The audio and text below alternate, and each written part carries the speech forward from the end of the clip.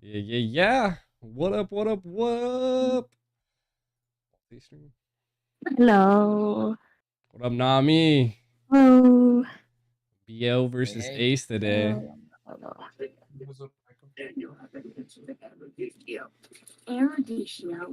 Well, isn't that perfect?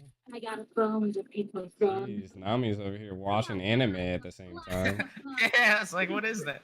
Yo, that's some skill right there. Some definite skill. See, I was wondering if this worked or not, cause like the chat system. What up, chat? Oh, on Stream Deck or Streamlabs. Yeah. That was the biggest problem I like verged from any other streaming platform was just because like of that stuff. Yeah. Do you have your camera again at the same link? Oh yeah. It's a new link. I'll send it to you. I'll send it to you. Sheesh. What up, Ender? Ender Games. We got an exciting day, a long day to be honest. Yeah, we're gonna be here for a minute, but it's gonna be fun. We're here. I'm trying to make sure everything's like working and loading. She skipped this match. This match. Come on now. We can definitely explain the prizes here. Faithful, I think you kind of went over the overview with me. Let me see if I can pull it up. He sent me a little overview here. Let's see. So, so top two teams from each group will start in the upper bracket for playoffs. We're already past all this. So first place will get 500 USD, 25,000 diamonds. Second place, 17,000 diamonds, 17,500. My bad. Third place is 7,500 diamonds. So first place is the real go here because it's you get 500 USD and 25,000 diamonds. So there's a lot going on here. Is there anything else other than that right now going on? Faith?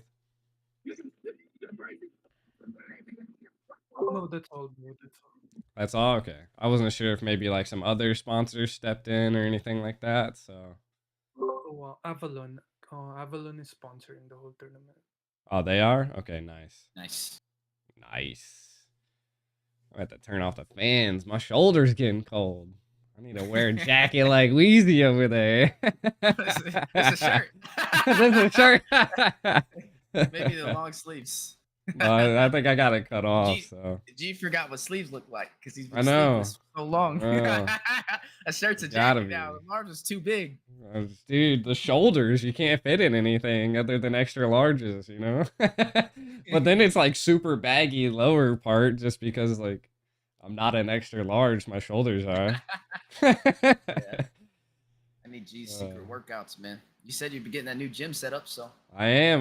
Maybe I'll make some content, you know? Maybe I'll make some content. Yeah, I mean, we're ready for it. Can you send the link, please? Oh yeah, sorry. Here is G's camera. We're kind of still warming up and getting ready, guys. If you guys are tuning in. What's the password? Is the same one? Oh no! Oh, well, you don't need that. That's his actual camera feed. You can just add that. All right. And then the next one I'm sending you is mine. Someone said invites aren't working. Oh really? I don't know. I mean, I got my invite. Yeah. Can everybody in the chat hear Wheezy okay? Hopefully. Mic check. Hopefully I didn't break your ears with that one. I think I might be a little bit louder, but. Well, isn't that perfect? Yeah, same for G too. If you guys can't hear him, just test. 1, 2, 3. How we sounding? Yeah, plenty of giveaways, Kadori, for sure in the future. Appreciate you stopping by. The MEC was crazy. You want Wheezy a little bit louder? All right, I'll do a mic check. Do I need to do like NACT? 1, 2, 3. 4, Uh, 5. No, you're good. You're good. I got you. All right, cool. I really don't like being used as bait, you know. Anyway, let's return that to Erudition. Okay, listen here, Nami. How you watch dubbed? Aren't you like how are you an anime fan? What is going on here? Well, I watched up too, but only on One Okay. Piece. No. Come on now. It's all about sub. Only on One Piece. One Piece, man. Gum, gum, gum. Oh my god. Oh my.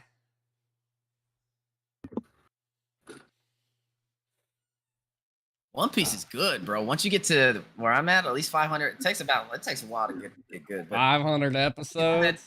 once you get to that time skip, oh man, Eesh. it's great. Ugh.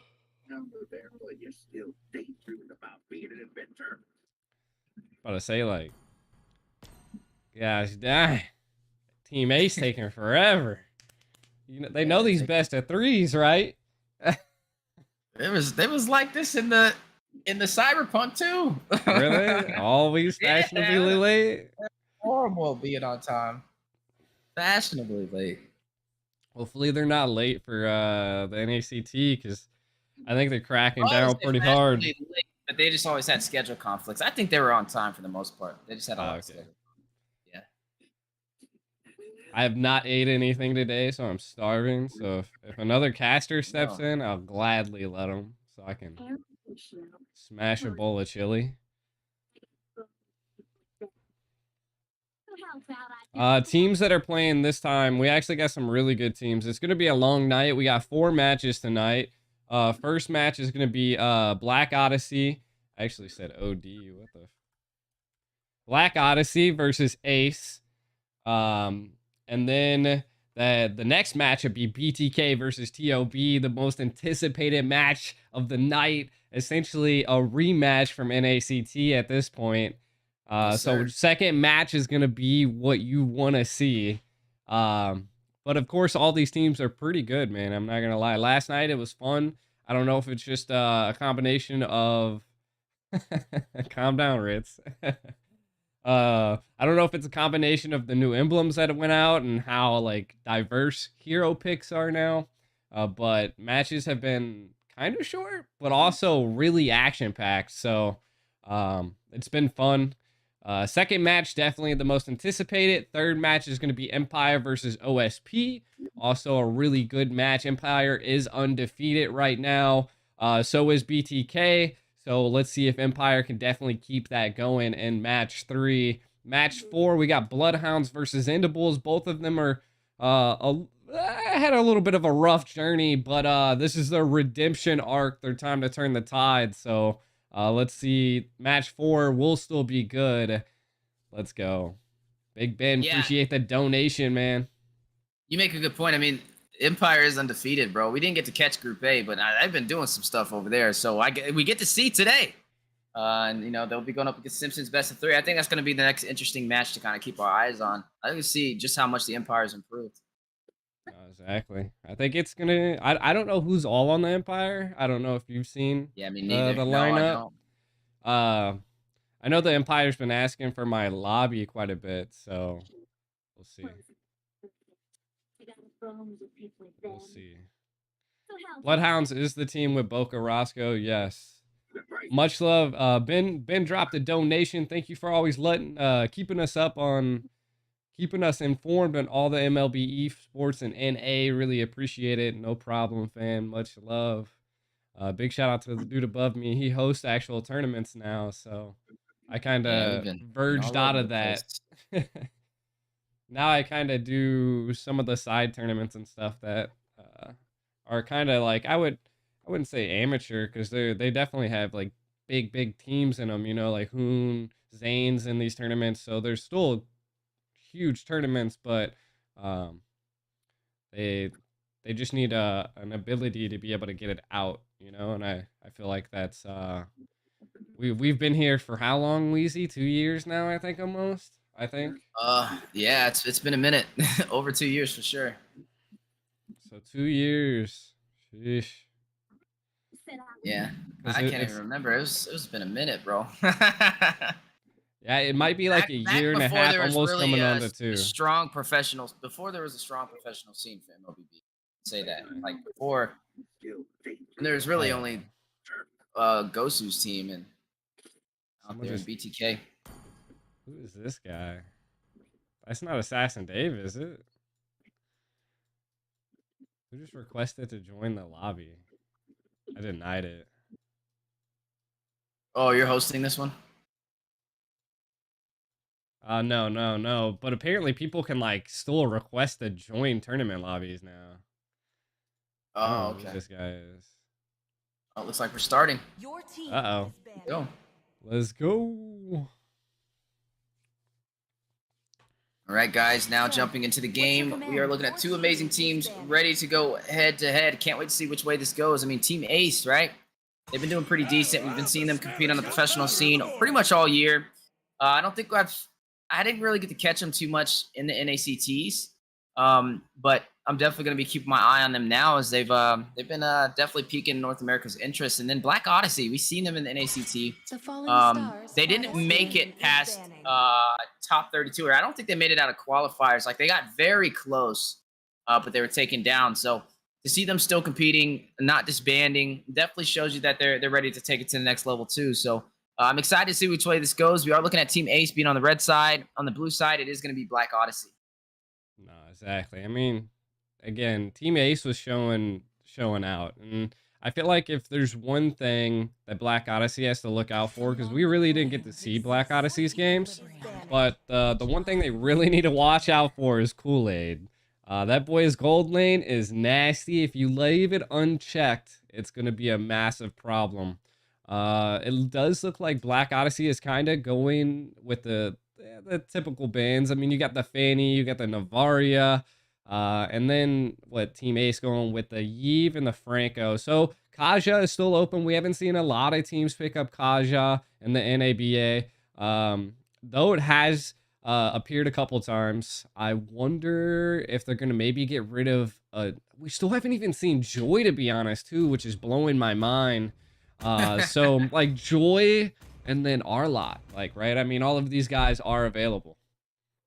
Yeah, the Joy, the Arlot, two heroes that we typically see get banned out pretty early in the draft, and if not, definitely slotted before the second phase. And you are going to see this Navarra be taken off the table, and that Beatrix, both snipers, have disappeared so far. So we're not going to be looking at those extended range 360 no scopes.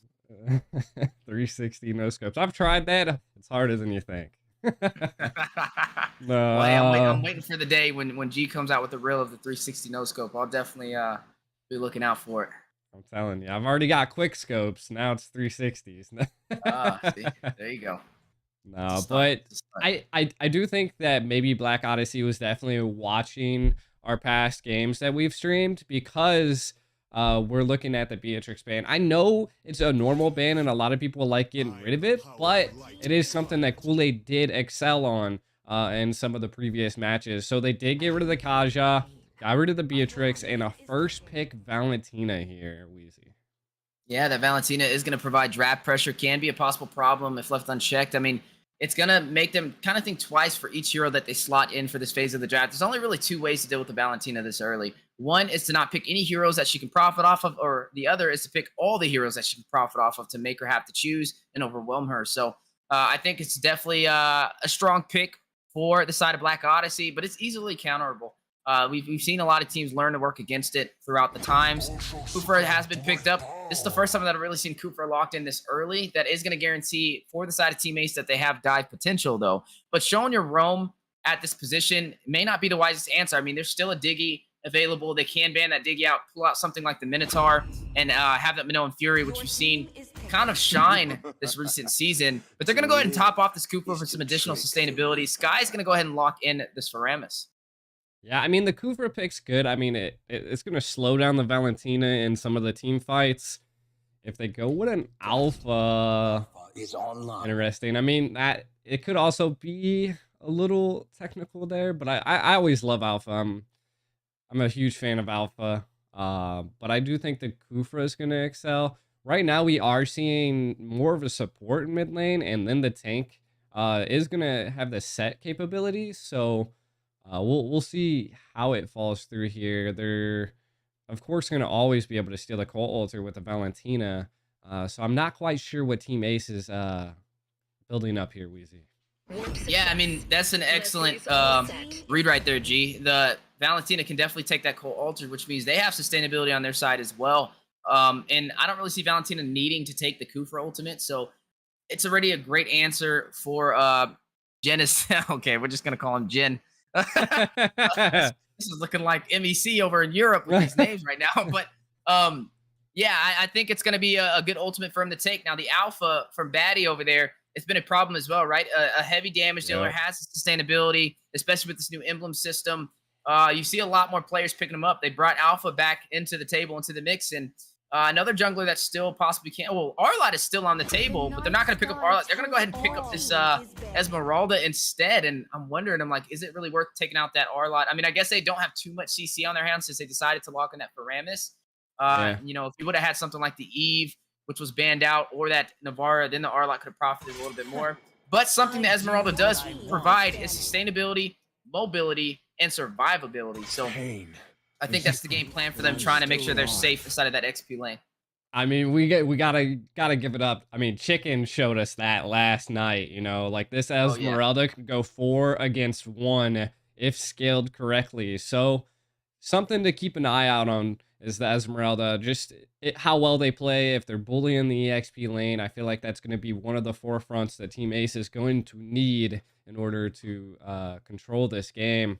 Now, the problem that Team Ace is going to have here with this current picks is that if the Leslie gets into the late game, like she's just going to be eating them alive. You know, I mean, they have the Faramus, so they have a little bit of that sustainability kind of counters the Leslie a little bit, but that is also another counter to Faramus is that burst potential. So those are just kind of things we got to watch out for. We can already see that Team Ace is getting rid of the Dyroth, getting rid of the Uranus. I mean, both annoying EXP laners to deal with. And then the response by Black Odyssey, they're kind of getting rid of every marksman that they can possibly think of at this point. Now, I mean, there is still an option on the table for the side of Black Odyssey. I mean, there's still another counter to that Esmeralda that we don't see too often, and that is going to be that Thomas that can still be slotted in, right? You run that corrosion scythe, you're pretty sustainable, and every time she hits you, you're pretty much able to regen yourself. So it's not the worst option to be able to slot in because they haven't shown who they're going to put in the XP lane. Yes, they can kind of rotate that Alpha there if needed. I mean, it wouldn't be the worst option. Esmeralda probably would still profit and benefit in that lane. But Alpha could definitely survive for a decent amount of time. We are looking at the marksman H or High picking up this Leslie. So Leslie single target burst damage can definitely scale through time, and if not left checked in the early phase, can be a heavy hitter. But they're gonna go ahead and pick up this Melissa from Kool-Aid. Now I haven't seen Melissa too often after the recent updates in the new emblem system. I mean, Melissa, she took a couple of hits recently with the new patches as well, right? She doesn't have as much damage. It kind of nerfed her, but I mean, we'll see how viable she still is on the pro scene. It is true. I mean, we gotta see what Black Odyssey just picked up here. That Yu Zong, that great dive potential. I'm not really sure what he's gonna dive into unless if they correctively bait out Kool-Aid's getaway ult. So I feel like that'd be something that Black Odyssey really has to keep their feet on the ground with. You know, communication's gonna be key here. And of course, Mobile Wolf picks up that X-Borg. They were kind of tentative on that pick there, kind of back and forth between Bane and that. I personally think that X-Borg is a great competition and counter to Alpha just because it's true damage versus true damage. And Alpha is always trying to burst through someone's HP, and then that split second that X-Borg has when his shield pops, that gives him survivability against an Alpha and against that true damage, versus when the X-Borg does his ult, it's a whole different story. Wheezy, we're now going into the game here. Take over, my buddy. Yeah, now jumping into the game, we're going to be looking at two amazing teams going head-to-head. Today's different than the last time you've seen us on the desk, right? This is a best of 3. This is the official first day of the playoffs for the Naba Invitational. We are looking at Team Ace going up against Black Odyssey. Team Ace is going to be on the red side. Black Odyssey will be on the blue. A battle of the X-Borg in the jungle led by Mobile Wolf on the red side. And then the blue side, we are going to be looking at Batty with a fatty running this alpha for the jungle. You did not just say that. Wild. It is a bar. It is a bar. You've been trying to speak bars, that's for sure. I gotta give you. Gotta give it bars, to you, bro. though. 3 bars, you know? Protein. Yeah, no, definitely. We already see quite an engage happening here in the mid lane. I feel like this is what Valentina always has to deal with here. So it's an interesting go. It's gonna be interesting to see what they kind of do here, Wheezy. What's your take? What do you think? I've kind of did a lot of talking and kind of spit my spiel. What do you think their take is here? How can BO or how can they win this? I say first, it's going to definitely lead toward the gold lane, right? You have the Leslie who's going to take a little bit of time to rev up, needs those core items, but the same thing for Melissa. Melissa was that mid to late game marksman. That's where she kind of shines at, but with the recent nerf, she's not as strong anymore. So we're going to have to see what pressure they put into that gold lane. I mean, look at Miles already revving up for a possible set, just waiting for High to overextend, but Bing Bong right over there. There's some interesting names on both of these teams, by the way. But Bing Bong, in effect, is going to try and chase down Sky, pull back over there as well. Nothing too aggressive, but you are seeing them slowly starting to clash it out. I mean, with the new emblem system, we're expecting some heavy engagement nice and early. I mean, Last Insanity going out for Mobile Wolf, not going to hit the mark. Does have some decent amount of time before this turtle spawns in, though, to get it back. But when it comes to the battle of the retribution, yeah, Kong is going to fall in the mid lane. Oh, I'm scared to say these names. I don't know what they are, but Batty's going to take down Sky. King Kong is going to fall over to Yuzong. Somebody tell me, what does that mean? Because I swear like that's something in a different language that means like something crazy. Who knows? Who knows? I do got to give it up to Black Odyssey right now. They're looking pretty good. Their roam and rotations are on par, but Riz in the top lane is definitely having quite the trouble with Kool-Aid. What was that? It looked like Ace, Team Ace. Did they get that? Yeah, he flickered in last second with the Last Insanity. He was able to steal it with like a split second. So they did take the first turtle, even though they're down in 2 kills. Yeah, and you got to give it up to both teams. They're really focused on objectives. They're only fighting at objectives. They happen to go into that. Look at that. That was such a good peel by Kool-Aid to get some vision using that little puppet that they have. So both teams kind of giving it their all. I'm liking where it's going. The turtle steal by Team Ace definitely kept them within breathing room. They're not in gold lead just yet, but they're still doing pretty good here. Yeah, still doing pretty good. I mean, you've seen Melissa picking up that crossbow nice and early.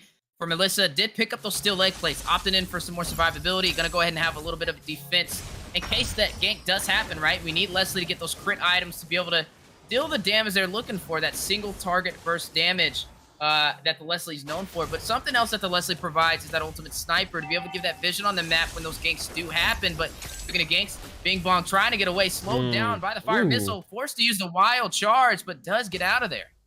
Yeah, I mean, that was a good... I mean, it forced them to use it, but petrifying a CC on the bottom lane, King Kong does fall. I don't even know. I'm going to just call him Ban. Some of these names here. Crazy. Hey, just sitting in the top side, though. High 2v1 situation. Dodges the Last Insanity. Able to survive on that gank with this Leslie. Use that little kickback. Be able to push them off of him. And is still able to hold his own in that lane up against Kool-Aid, who's been kind of bullying with this Muddles, right? The thing about Muddles is it's hard to really get into the lane to get your minions, but Leslie with the ultimate sniper going to do some chip damage, but a battle on the top side. King Kong needs to get away, is going to run out of there just in time. Van almost picking up that kill. It's definitely almost. And I mean, they still want more here, Weezy. Yeah, they definitely want more battle inside of the jungle. The flicker was forced out by Sky. Aggro from the turtle has been pulled for the side of Black Odyssey, just having a really great start. They were not able to claim this first turtle, though. Maybe they'll be able to get the second one. Miles is going to charge up for the knock-up. 360 no-scope. Betty is going to go ahead and claim this turtle for Black Odyssey. Does take the second neutral objective. Black Dragon hovering around from Van. Not going to have a target to be able to drop on, though, as King Kong is going to be able to clear his turret.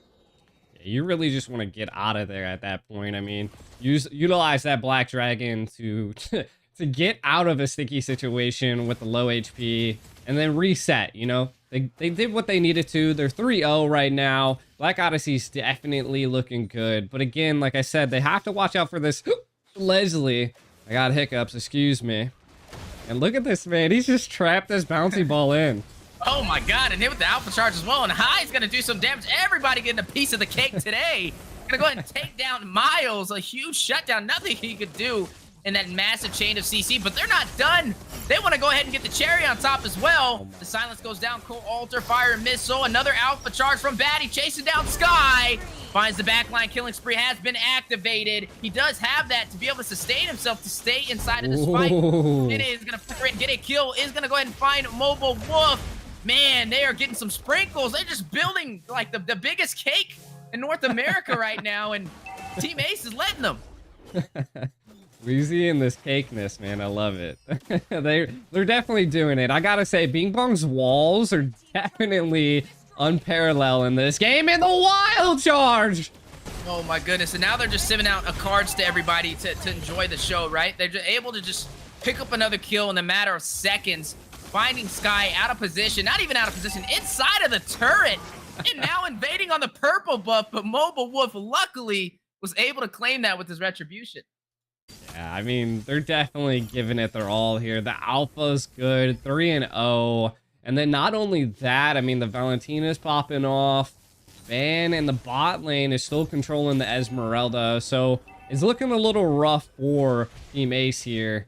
I mean, what they really have to do to turn this tide around is that, I mean, the mage needs to stop dying, you know? Like, he's trying to get in there, get that Cult Altar out, but is getting caught in these situations where Alpha is able to scale and deal a lot of damage. And like I said, the Cult Altar's not going to really make any key plays just yet because, like, they just don't have the sustainability yet to take some of that. And I feel like that's the problem in the mid lane, but we see something happening here in the bot, Weezy.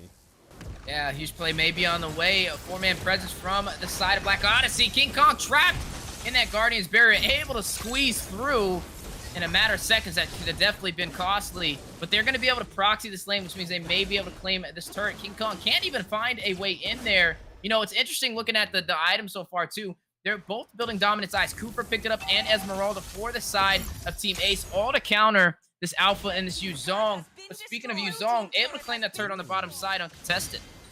Yeah, and not only that, like, they were able to, we can see that Kool-Aid was able to take that top turret as well. So it's Team Ace is definitely, they're taking blows and they're giving blows, but they're 7-0, so they need to get their team comp together. They stun Alpha.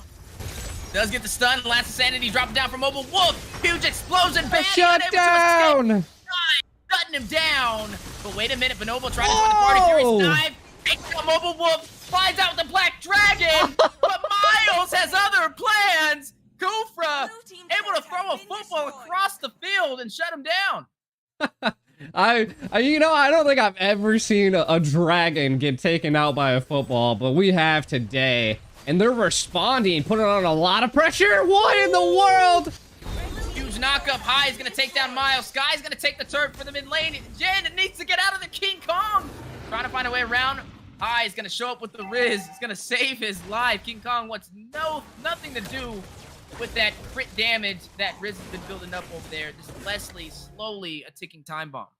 Ticking time bomb. Like I said, if Leslie can continue to scale, she's going to be a problem. But we do see Team Ace. I mean, the good responses. One good Kufra set, and we're going to be seeing Tide switch here. The gold lead is a little bit, but it's not enough that I'm like going to be like, you couldn't get out of this, Team Ace. Like, they just have to watch out. But this Lord is going to definitely make it or break it here. Mobile Wolf not really showing any presence just yet. The wall traps him in.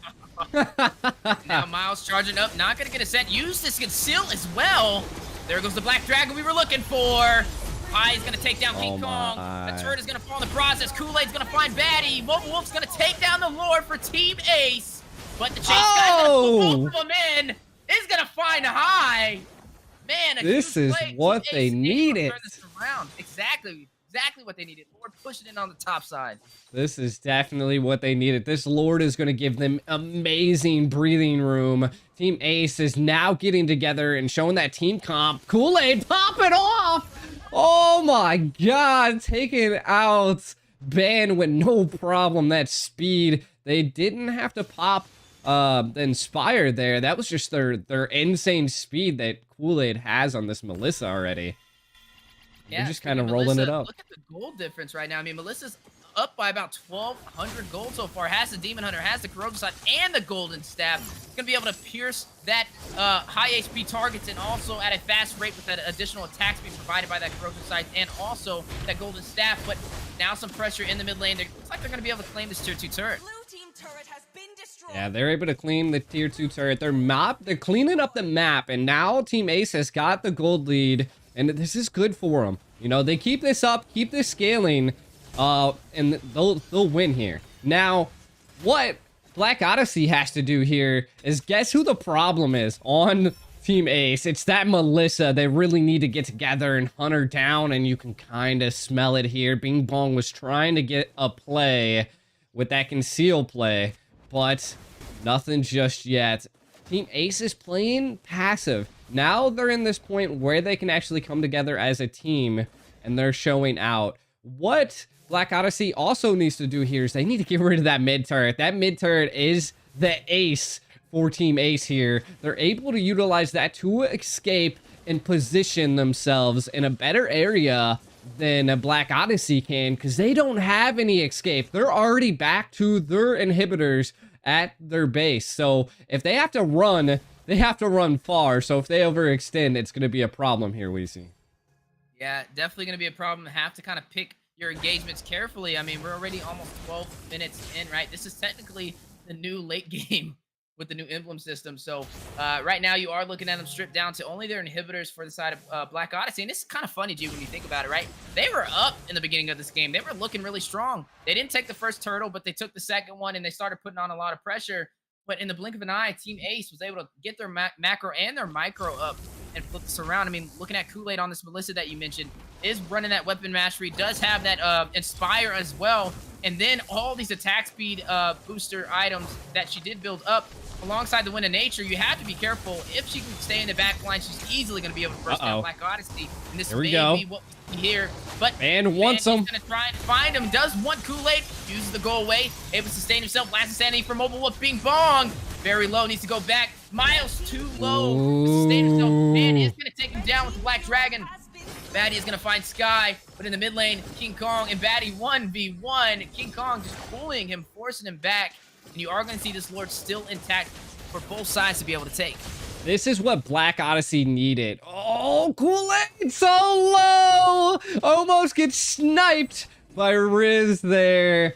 So this is this is breathing room for Black Odyssey, you know?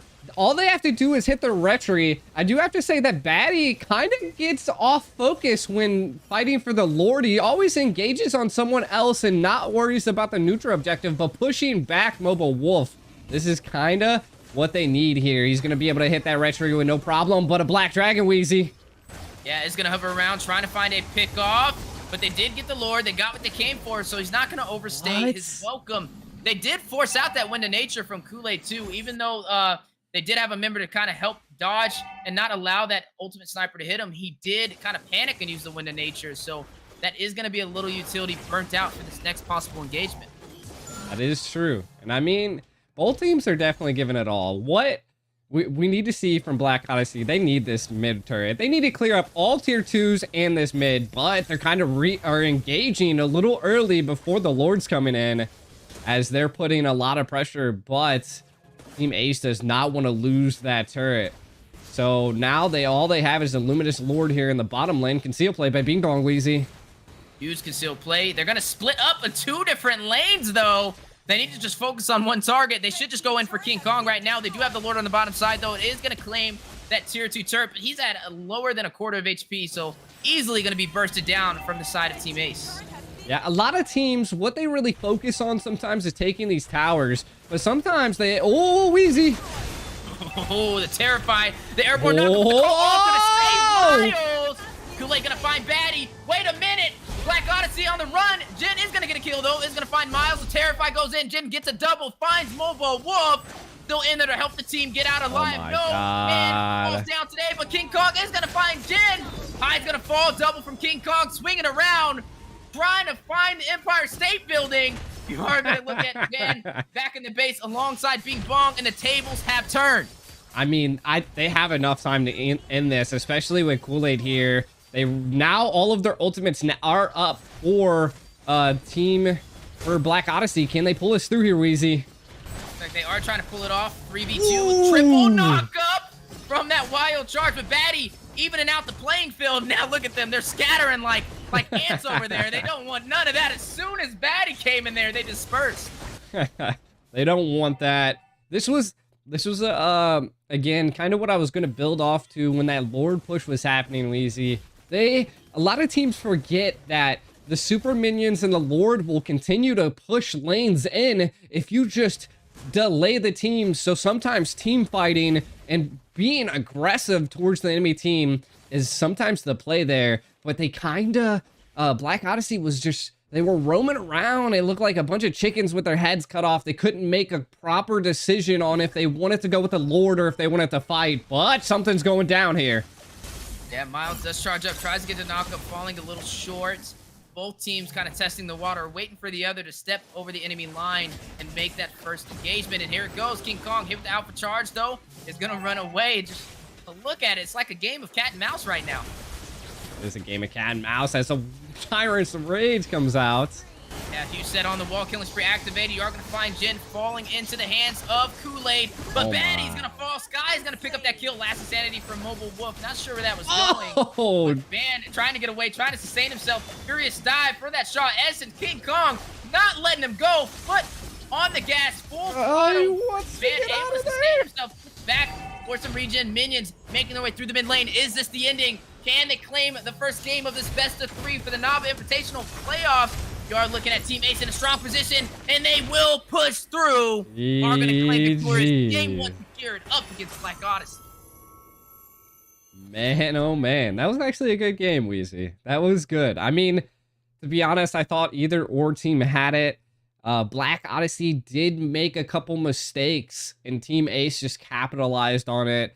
We can see that kind of Mlbb Wolf wasn't really the decision factor into the game here.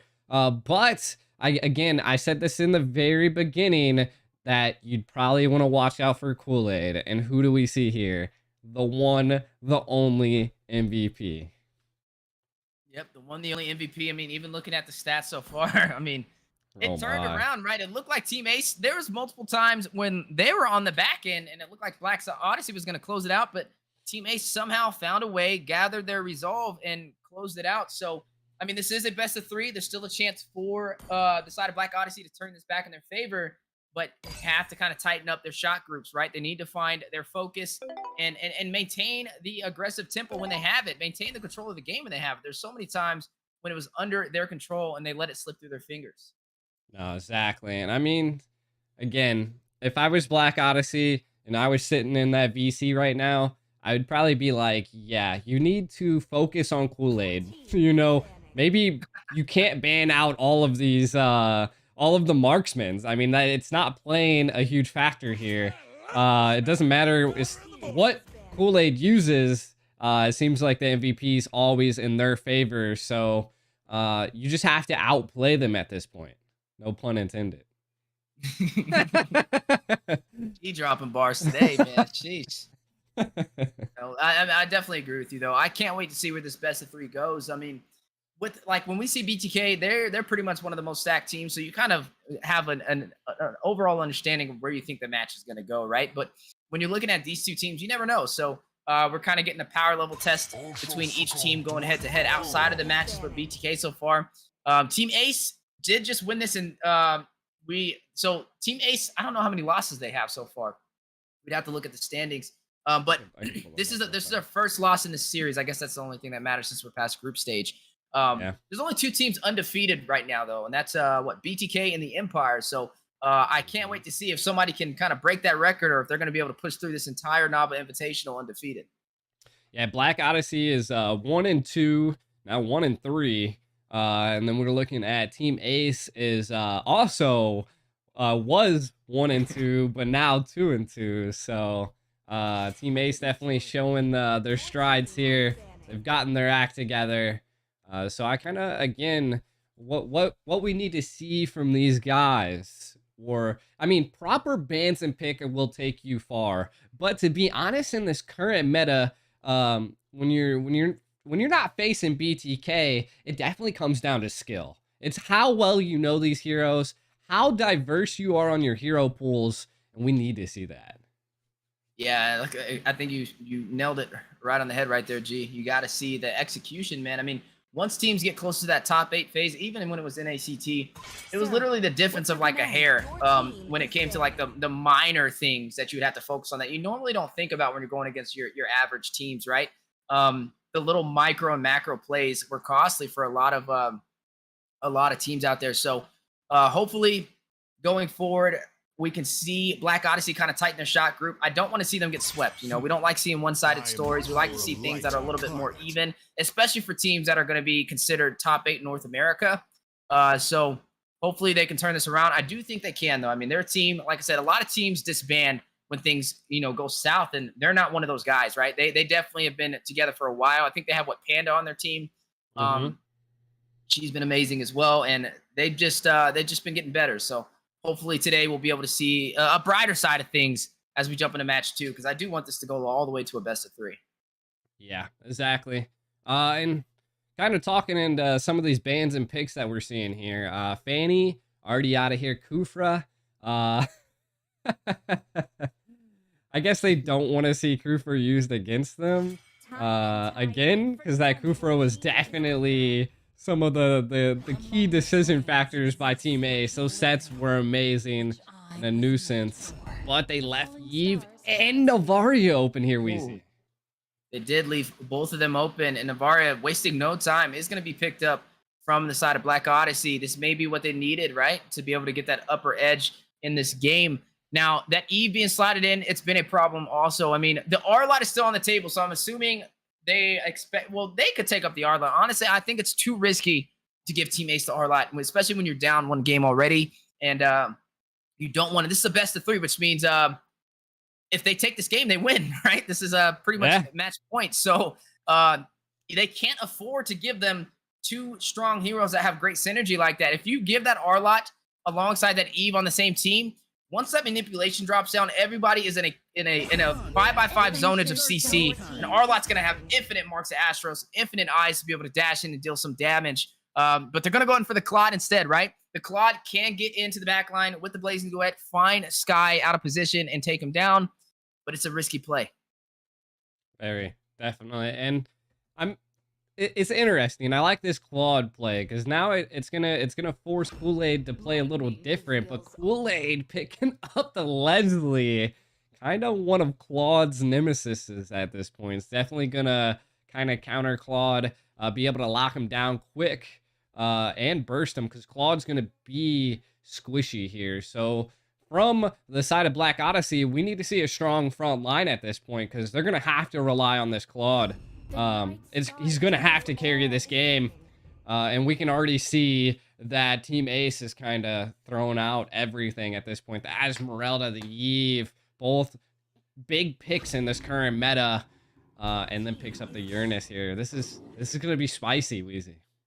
Yeah, I mean, their answers, right? I don't know if it's the wisest decision, but I mean, Esmeralda has been a very strong XP laner. The Uranus is a good counter against it. Uranus doesn't really beat Esmeralda in the XP lane. They don't really beat each other. They just kind of like exist by each other, right? They have the sustainability to stay in that lane. You can't really burst them down. They can pretty much have free will no matter where they're at on the map. Now, I'm surprised they let this R-Lot walk. I mean, that's definitely something interesting. We did see both marksmen slotted up, though. You mentioned the Leslie being a counter over there to the Claude, and I definitely agree with you. This is funny, too, because last game we saw High running the Leslie. This time we're going to see Kool-Aid pull out the Leslie, and we'll see who can kind of operate on that a little bit better. But as we are seeing the ban still going through, did they just ban a Florian? Hold on now. I got questions. Hopefully G has I love the answers. I love that. You know, I read a meme one time where it says, "Oh, you ban Estes? I'll just get the next best Estes, the Florian." That's not the case here. We don't know why that just happened. Maybe it was a panic ban. They just kind of waited to the last moment. I mean, maybe it's something that they possibly have seen OD pull Black Odyssey pull out before. So I don't know. I mean, that's I don't know. I don't know. I haven't seen it played this whole season. I'm speechless. Yeah, I mean, I'm right there with you, bro. I really don't know where the Leslie came into the team's discussion of like, this is a problem. Yeah, guys, we got to talk about this, right? Florian is still on the board. We can't let that walk. It'll definitely shred our whole team. I don't know. Maybe they have a global Florian out there that we don't know about on the side of Team Ace. But looking at the draft, one final ban left. They're going to go in for this Kadita. Now, that's something I can get behind. The Kadita can be a problem, right? You can use those rough waves, have the sustainability, you have that knock up. It's almost like an easy instant pick off for anybody that's caught with it. And typically not something we see too heavily in North America. That's more something we see in the overseas meta. But maybe they're giving respect to these teams. Usually teams of upper caliber, they do their homework over there, you know, overseas across the waters, and they try and implement it in North America. So I can definitely stand by them for that being the last ban.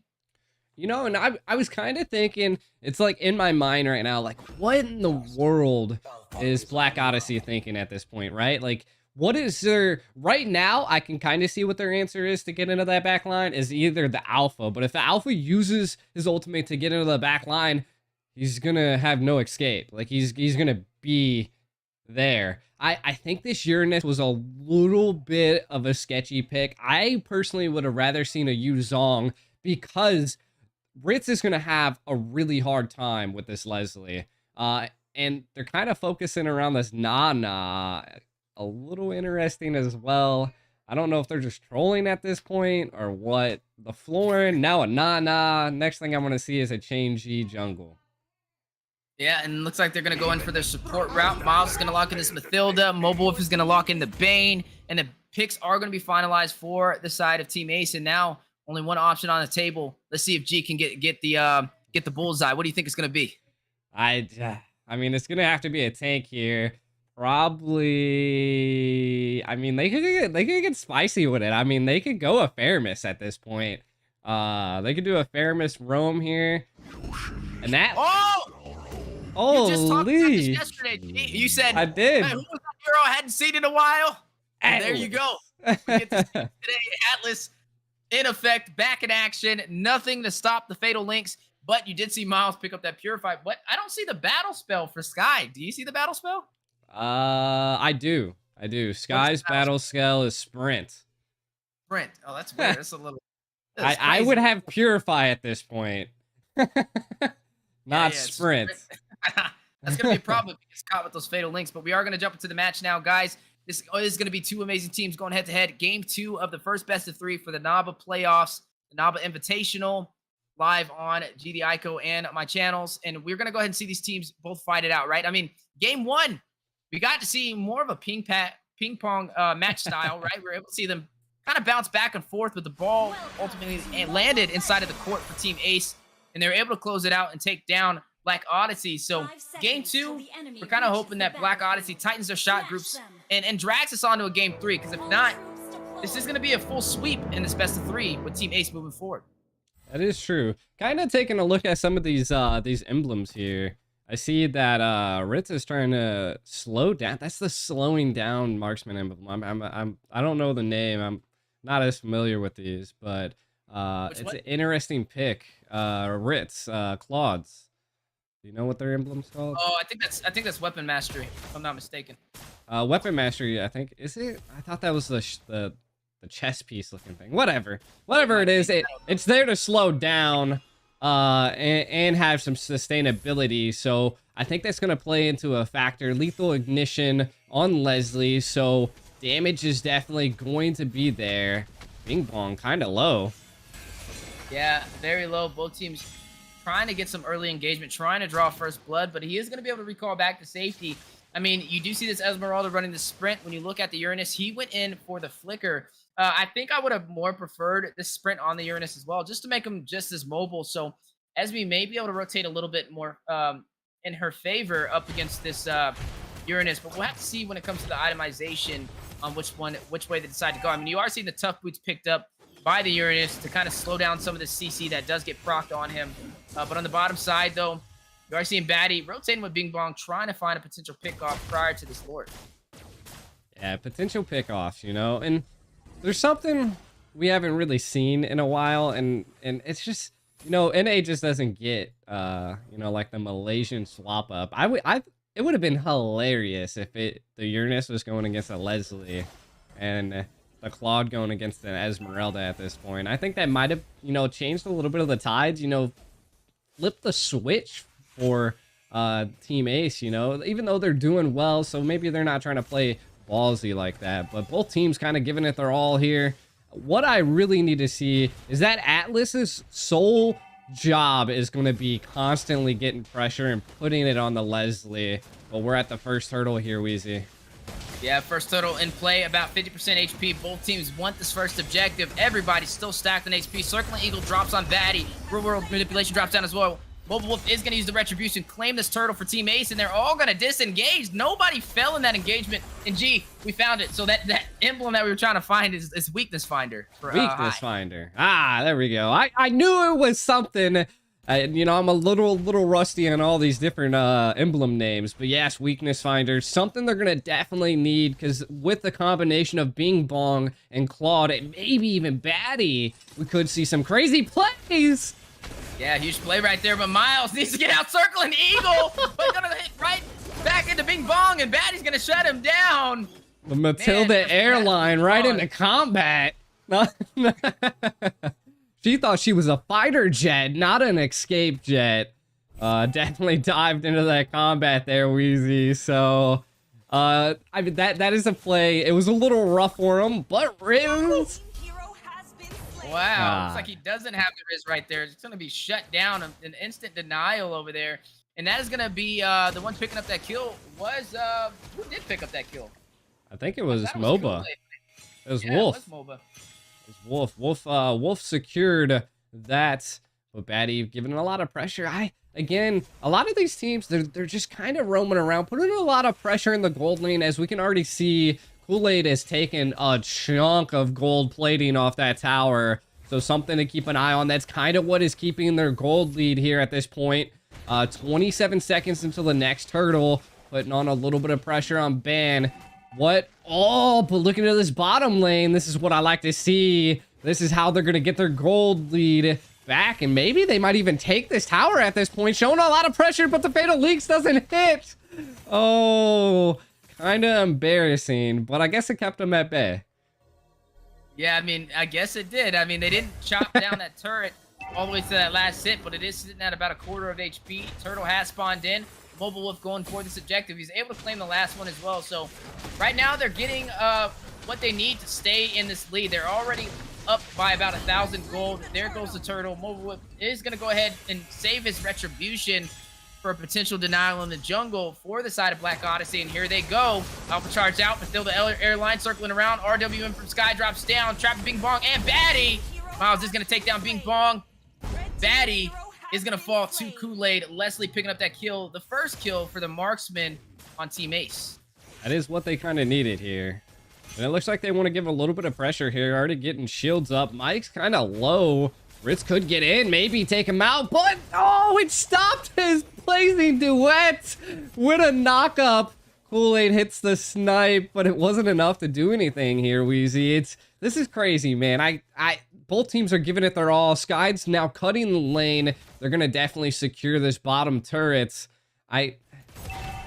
Both teams are giving blows, because you can see Ban at the top taking out that turret, but the gold lead is definitely in favor for Team Ace. Wait, Kool-Aid didn't take the turret. What is going on? Kool-Aid, let it go. I think he thought the minion was going to be able to clear it out, but the enemy minions came just in time for the denial, so they were not able to profit in that lane. Yeah, definitely not able to profit. A conceal play propped a little too early. Do they want to make something out of it? They do have a flicker. They could have made the call, but they didn't there, Weezy. Man, I think looks like they don't want to do something because Bando up top's kind of getting pressured put on them. Yeah, you are seeing the gank on the top side. Ban in a bad situation. Astro recall from a mile away. Mobile Wolf is going to claim the turret for the side of Team A. Still on the chase. Ban is going to find a kill. Takes down King Kong. Alpha charge out onto Mobile Wolf. There goes the boy Crystal from Sky, but it's going to circle around the push. Baddie's going to find Mobile Wolf. Take him down with this Alpha jungle. They're able to take 2 turrets and a couple of kills off that trade. It's still even on the board when it comes to kills, though. 3-3 as we are seeing this next turtle spawn in. We are seeing the next turtle, but they keep going. Sky is on the fall. The sky is falling. And the sky fall. You remember that song? It was like James Bond. Jeez. Yeah, you are seeing this turtle, though. Aggro being pulled in. It looks like Black Odyssey is in a good position to be able to take this. They have not claimed any turtle so far. Yeah, I think they're going to be able to secure this with no problem. They defend it really well. Got 2 kills with that defense. Did lose a couple turrets in the meantime. So now Black Odyssey's next goal, they took the neutral objective, clear up these towers. You're going to have to work together. That is the point of a MOBA like Mobile Legends, is that you have to put everything together, focus on a tower, choke them off to be able to take it. But we see a 2v2 here in the bottom lane. Might be a 4, might be a 5v4. But they were able to secure the tower.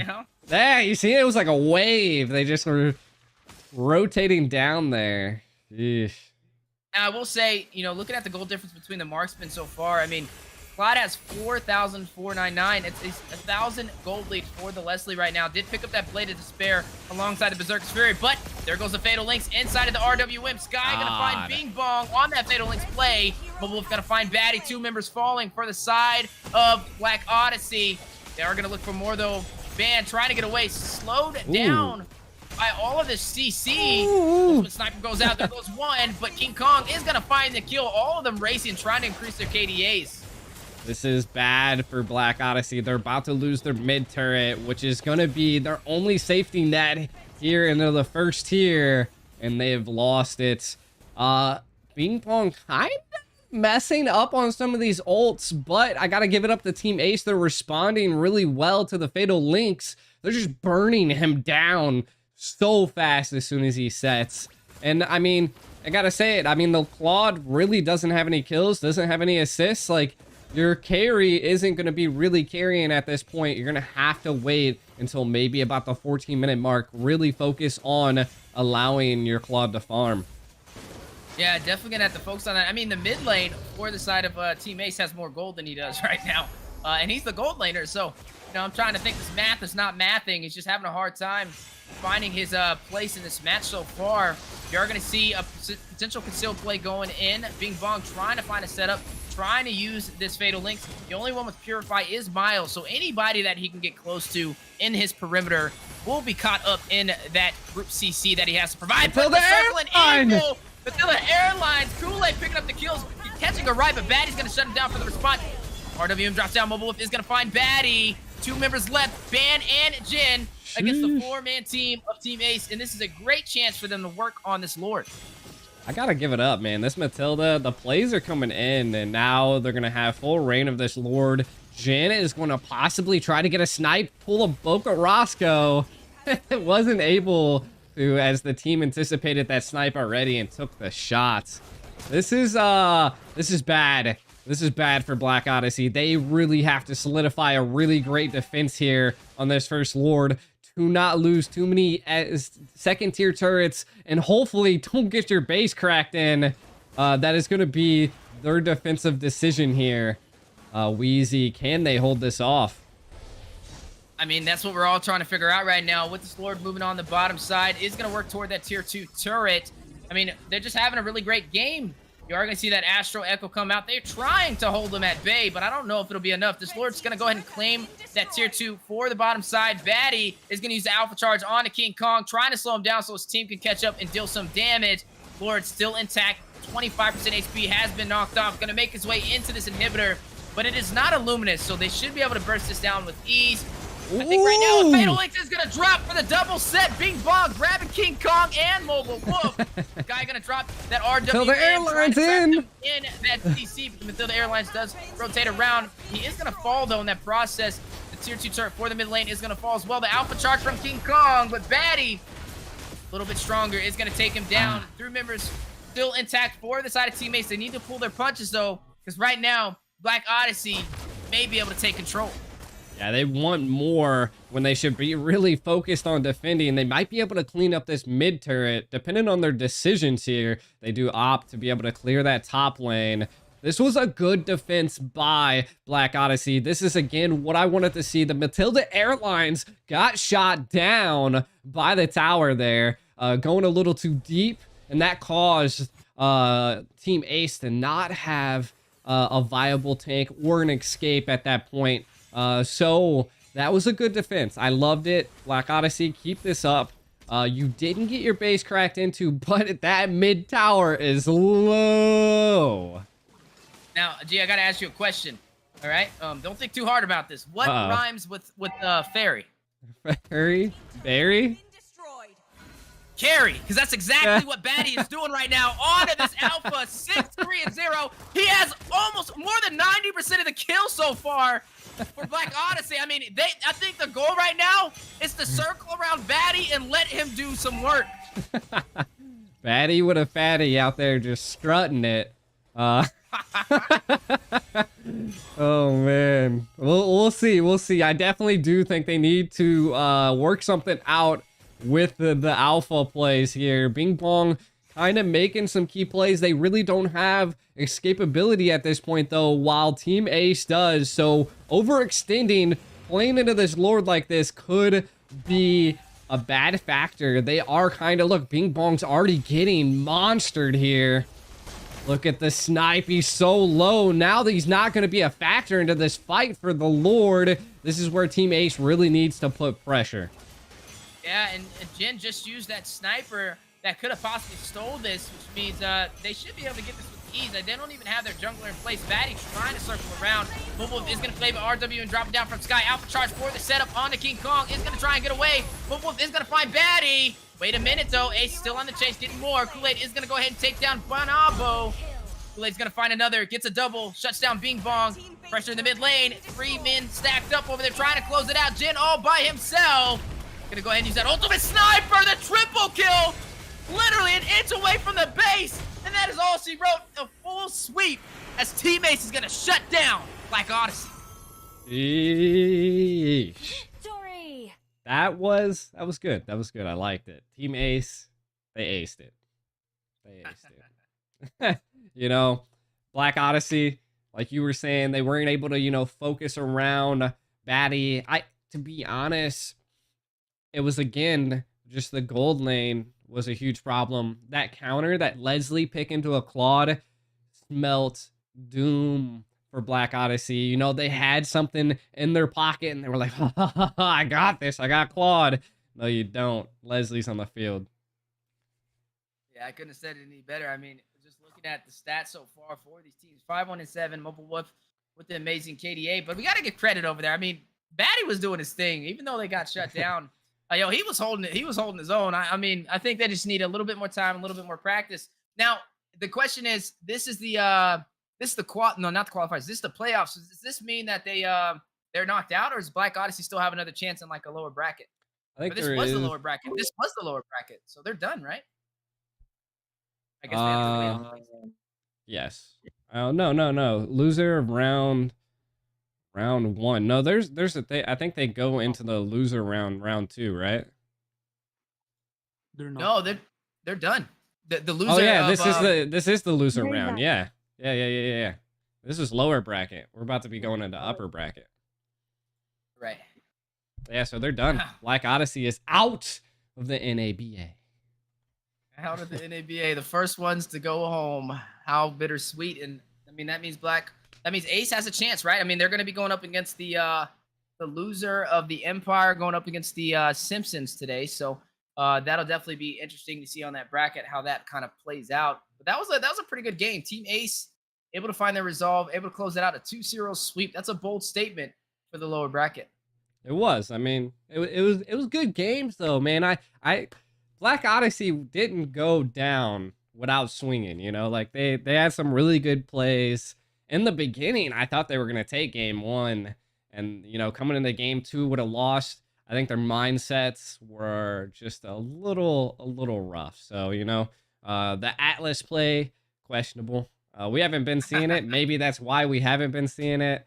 The Claude and the Leslie, like there's not much you can do about that at this point. So it was rough. It was rough. Team Ace definitely aced it there. Yeah, they definitely aced it. And I think the one that we're going to be seeing next is going to be BTK and the Ohio brothers, right? So I think Yes. that was a good warm up series, or but I think we're in for this grand show now. Everybody wants to see just exactly where the Ohio brothers are sitting. I mean, the Valley already disbanded, right? Those are all three superstar named teams, and everybody's been wondering what are the rosters, how are they looking, especially compared to the rest of these teams that have been really eager to step on that platform and knock them down. So the Ohio brothers, I mean, they're the only ones left outside of BTK for these more household names. I mean, we don't really see Gozu out there anymore, at least recently. So I can't wait to see where this goes. I know Hoon's been putting in a lot of work on the background, so we'll have to see exactly what this team is capable of. Yeah, exactly. Well, I think Faithful, are we gonna be able to get teams in early, or are we sticking on schedule? 15 minutes. 15 minutes? All right, guys. We're gonna have probably a 15-minute break, Wheezy. You going So, BRB? I mean, that'd probably be the best thing to do here. You have one? Uh, You have a I do, BRB? I do, I do have a BRB. All right, well, you do the countdown.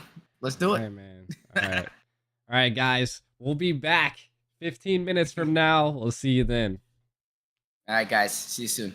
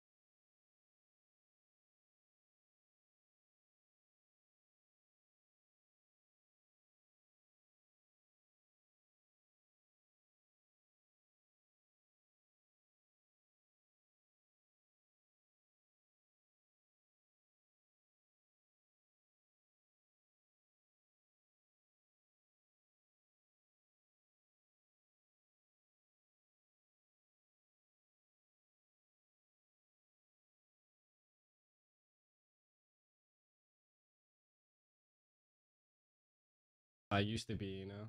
We're back, baby. Looks like everybody's kind of coming in right now. Not sure what's going on. Yeah, they're filtering in. But people are filtering in here.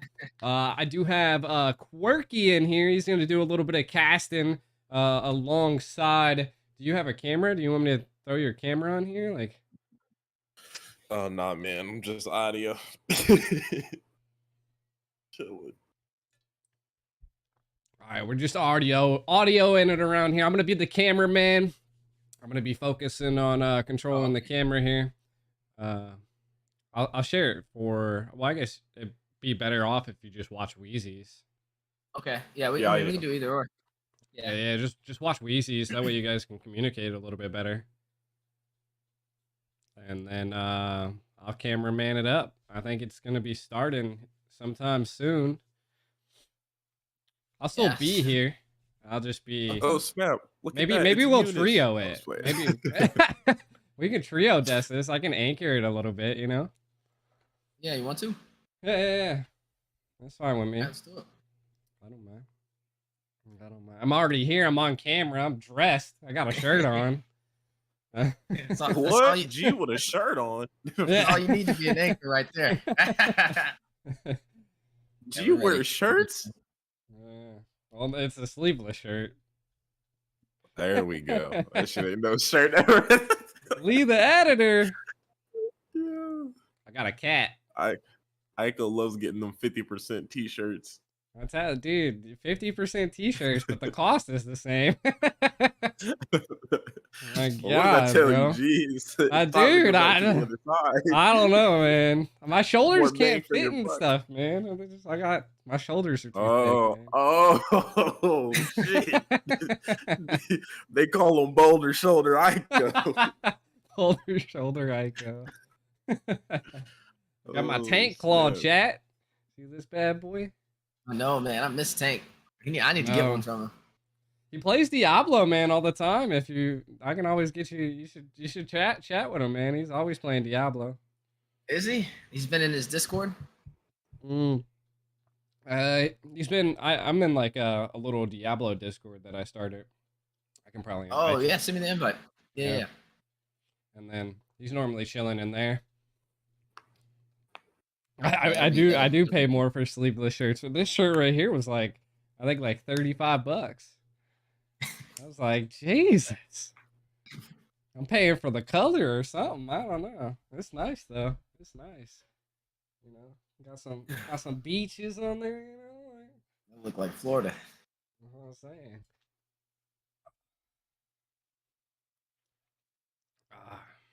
It looks like Basic is going to be playing again for the gold lane. He's in there, so it'll be interesting. Yeah, I do for see BTK. him. Yeah, he'll be playing for ISO. You got Yato back, Joy Bosch. Chicken's gonna play XP in place of T. Meow. So, got all my favorite people. Yeah, Occident. How you doing, Occident? Right, sneaking by. Appreciate you being here. Yeah, we got there goes best player. I haven't seen best players since NACT spring season, so Gosu Banana. Gosu Banana. Whom? Is that Hoon? I don't know. No, Hoon's is Salamanca. Salamanca? Yeah. Oh, I got like a dog just going crazy in the back. I think that's Quirky. It's Quirky. No, Quirky. Is that girl in the... Yes, it is. You got Jenna Cakes. I don't know who that is either. I didn't want to say the name because they kind of sounded sus. Oh man, it's too late now. We can't go back. Let's just move forward with it. All right. Go Soup Bananas General. No, it's not. No, it's not. Don't. We're not starting that. All right, looks like we're jumping in. Here we go. Rolling in, Your baby. team is banning. Oh my God, what is that? We're gonna three-man desk this. So it'll be myself alongside and Quirky and GD Aiko. So definitely be fun. We're looking at BTK going up against the Ohio brothers. It's gonna be the first time for us to be able to see the Ohio brothers in action in the professional scene. I mean, you see best player, he's over there. You're seeing some interesting names that I really wonder who they are. Promise is over there though, and they also got Hoon as well. So this is definitely gonna be a great match to see. Great match indeed. Man, if I had to say there's one thing to watch out for here is fried chicken. Fried chicken, however you say his name. I always bully his name. You say chicken. I don't know, man. I don't typically look out for chicken. I go get chicken. You know what I'm saying? Oh, I whoa. invite chicken. Okay. We love chicken. What's going on? Quad baked, grilled. Grilled. Yeah, that's right. We're cultured. But you got to definitely watch out for him. Definitely has been a menace in the EXP lane and bullies everybody in his lane. So definitely keep an eye out for that. They got rid of the Fanny. This is the typical BTK I like to see. The Alpha got taken out as well. I saw Zane play that a little bit yesterday. Definitely not something that you want to see him pick up. It's kind of like that new Fred for him. Ain't it? The Alpha's a little dangerous in Mobile Zane's hands. So definitely a nice respect man over there that way towards him. Yeah, and you're going to see this Navaria taken off the table as well. Something kind of normal nowadays for Mobile Legends Bang Bang. Taking out the Navaria, it's like having two junglers in one. I mean, we've seen really the most dominant Navaria so far, at least on the professional scene that I've seen, has been Boca Roscoe, and he's just been sniping everything left and right. So when you look at both of these teams, you definitely don't want to put that on the table in their hands because I can only imagine what they could pull off with it. I mean, we're looking at two powerhouses, right? I mean, we're looking at Hoon bringing back the Ohio brothers, and then we're also looking at BTK with one of the most stacked rosters I've ever seen them have. Definitely stacked. I mean, Basic coming in for the sub again. Quite interesting, you know, like they did the 1-3-1 combo yesterday. It clearly seems like they might not want that right now, but we'll see what comes down. A couple bans coming out, getting rid of that Kaja. You know, to be honest, I liked Keyboy's his Kufra. If we see another Kufra gameplay, it could smell disaster for TOB. Yeah, I mean, if we see another Kufra gameplay like the one from yesterday, kind of the forefront of the formation from BTK, yeah, I think anyone would be in trouble at that point up against that Kufra. It was a very hot pick for him. Maybe does he bring that into today for the day 2? Is he riding that same wave, G Weezy? You think he can kind of pull it out, replicate that performance, and kind of be that menace, that Swiss knife for BTK here? It's going to be interesting to say. I mean, this is a very stacked roster. I don't think I've seen, like, even BTK's backups are superstars at this point. Like, it's going to be hard. But, I mean, we saw the only one player able to really pull this off. That was Mova Zane, right, in the NACT Grand Finals for the spring season. He had 4 rookies, and he was able to penetrate the outplay and claim victorious in a game 7. So I'm not going to be that guy to say it's impossible anymore, because after seeing the impossible be possible, I mean, anything is out there for the taking. It just depends on how bad you want it. Now, I do think Hoon is definitely capable to be that player who can possibly shut him down, but he definitely has to come prepared, because we've been seeing BTK perform really well so far for the Naba Invitational, and they're currently undefeated. Currently undefeated, that is for sure. And TOB has taken 2 defeats so far. So it's interesting to see. This is where like synergy is going to take a factor here. A lot of the people on BTK have been playing with each other for a while now, versus TOB's lacking just a little bit in synergy, it might seem. The Yeve getting picked up first. We see a ban being missed. I don't know if that was a technical issue or they just said, we're not going to ban. I mean, hey, new strat unlocked in NA. It wouldn't be the first time something weird has happened over here, but they did lock in that E for the first pick. So they went straight for some backline security, some good zone control. Definitely going to be coming in handy when you're talking about taking over these neutrals, right? The 50-50s. Be able to step a little bit better with that RWM there on the Eve. But things are still on the board also to kind of go back into it. You know, Kadita is, oh, well, there it goes. There goes the Kadita that I was about to go ahead and say would be a great option in there. So I'm going to give myself a little high five on the air there, because that's a pretty good read. Yeah, the Kadita is definitely a good pickup here. It can counter Yato on this Eve. He can rush in when the manipulation drops down, possibly knock him up and take him out, or it's a means of escape to get out of that 5x5 when it does drop down. And then you have Promise, right? He did lock on this Fredrin. We don't know if it's going to go in the XP lane or the jungle, but it can go both ways, giving them a little bit of flexibility in this draft. Yeah, I mean, what I'm seeing here is that they're kind of like, they're gonna be like, yeah, you're not getting this MOBA, Fred.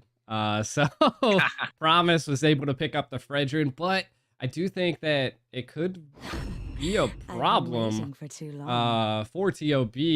Picked up pretty early. The Kadita is going to be pretty situational. Going to be able to dive in there, secure some damage on the Yeet, maybe even catch basic off guard, depending on how it's utilized.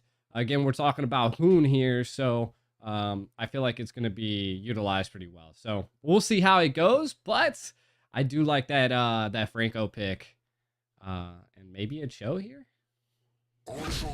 Yeah, I mean, speaking of the utilizing, right, taking the only other suppress option, and I definitely was going to look at potentially maybe this Kufra because they needed something to pair up with this Kadita. Kaja, they banned out themselves, so no room to be able to pair that up, whether it be a Kaja or Franco. So they have to go a little below. I think you go to the tier 2 for options with Kadita here. They're going in for the Kufra. It does seem, I would have to say, I think Baj is in a good spot here, for having, at least for the Rome matchup. Obviously, we know Cooper can be a menace. We saw him pull that off yesterday himself. But the suppression from Franco is such a strong tool, and they're able to lock that in for their carry for that single target that they're going to need. And I'd imagine maybe TOB wants that as well. They already have the Cooper, they have the Kadita. But the pairing with the suppression with Franco and Carry, I think you're always going to be able to win out when you're talking about that 1-2 combination for who can fulfill that pick off just a little bit smoother. The Bloody Hunt setup for your single marksman is all. I think it's always just going to be the upper hand there. Yeah, but they did nerf Franco a little bit, right? That Bloody Hunt has a little bit of a 12-second cooldown added to what it used to be. They tried to make it more to where people would use his hooks more than that Bloody Hunt flicker combination, but I still think it's a viable option. But I think it's also respect to a best player being on the opposite side of the playing field, right? We know he kind of favors those assassins. I mean, you saw them take out the Fanny. Best player, one of the best Fanny players, I think we can all agree that we've seen in North America. And to be able to respect that, pull out the Franco for that suppression, it's going to put him in an awkward situation. So I think he may actually slot this Fredrin for himself and possibly slot something else in the back line to be able to get to that Eve. I mean, Yuzong is still on the playing field, so you can take up that Yuzong, use that Black Dragon, one of the most favored fighters so far. And there's also an Esmeralda on the table, and they did ban out that Uranus. But I think there was one skip ban, at least on my screen. The third ban. Oh, it is on yours too. I said last time I didn't see a battle spell, so I wasn't sure. So they did skip a ban, which means Esmeralda and Yuzong, two great fighters that could be slotted here. You could still put the Fredrin inside of the jungle, just having a way to get to the back line. And the Claude as well. The Claude can get to the Eve and also shut him down. I think at this point, Zane might want to pick up a Karina. I mean, especially if they go Claude. I mean, being able to burst down Promise. Well, of course, that's going to be Hoon on the Kadita. And if they do fall in, get this Claude, I think that'd be decent. They are needing some bulk on BTK because the Franco's not too much of a front initiator. Can't really secure that front line. So we'll probably see something tanky from Chicken. Maybe something tanky from Zane. I don't know. We'll see. I mean, we were talking about the Claude, right, being a good option to find that back line on the Eve, but it's going to be hard to make that transition to that point because, again, there's still a carry in the gold lane. And she wins out that matchup on paper and lane at least. Later on, when you're talking about 5v5s, obviously Claude would have the upper hand. He is AoE. The Blazing Duet comes in handy while Carry's looking for the single targets. But you also have to realize not only is there a carry here, but Franco. We know where he's going to be the majority of this game. Looking to exert pressure on the side lanes, you can absolutely bet your bank account he's going to be hovering over Gen Cakes. He's going to be trying to help Basic out, put him in some 1v2 situations, and try to capitalize here. It's not going to be easy for Gen Cakes to reach that condition where he can be able to just enter the back line on the carry or on the Eve. And even when he can, it's still a bloody hunt.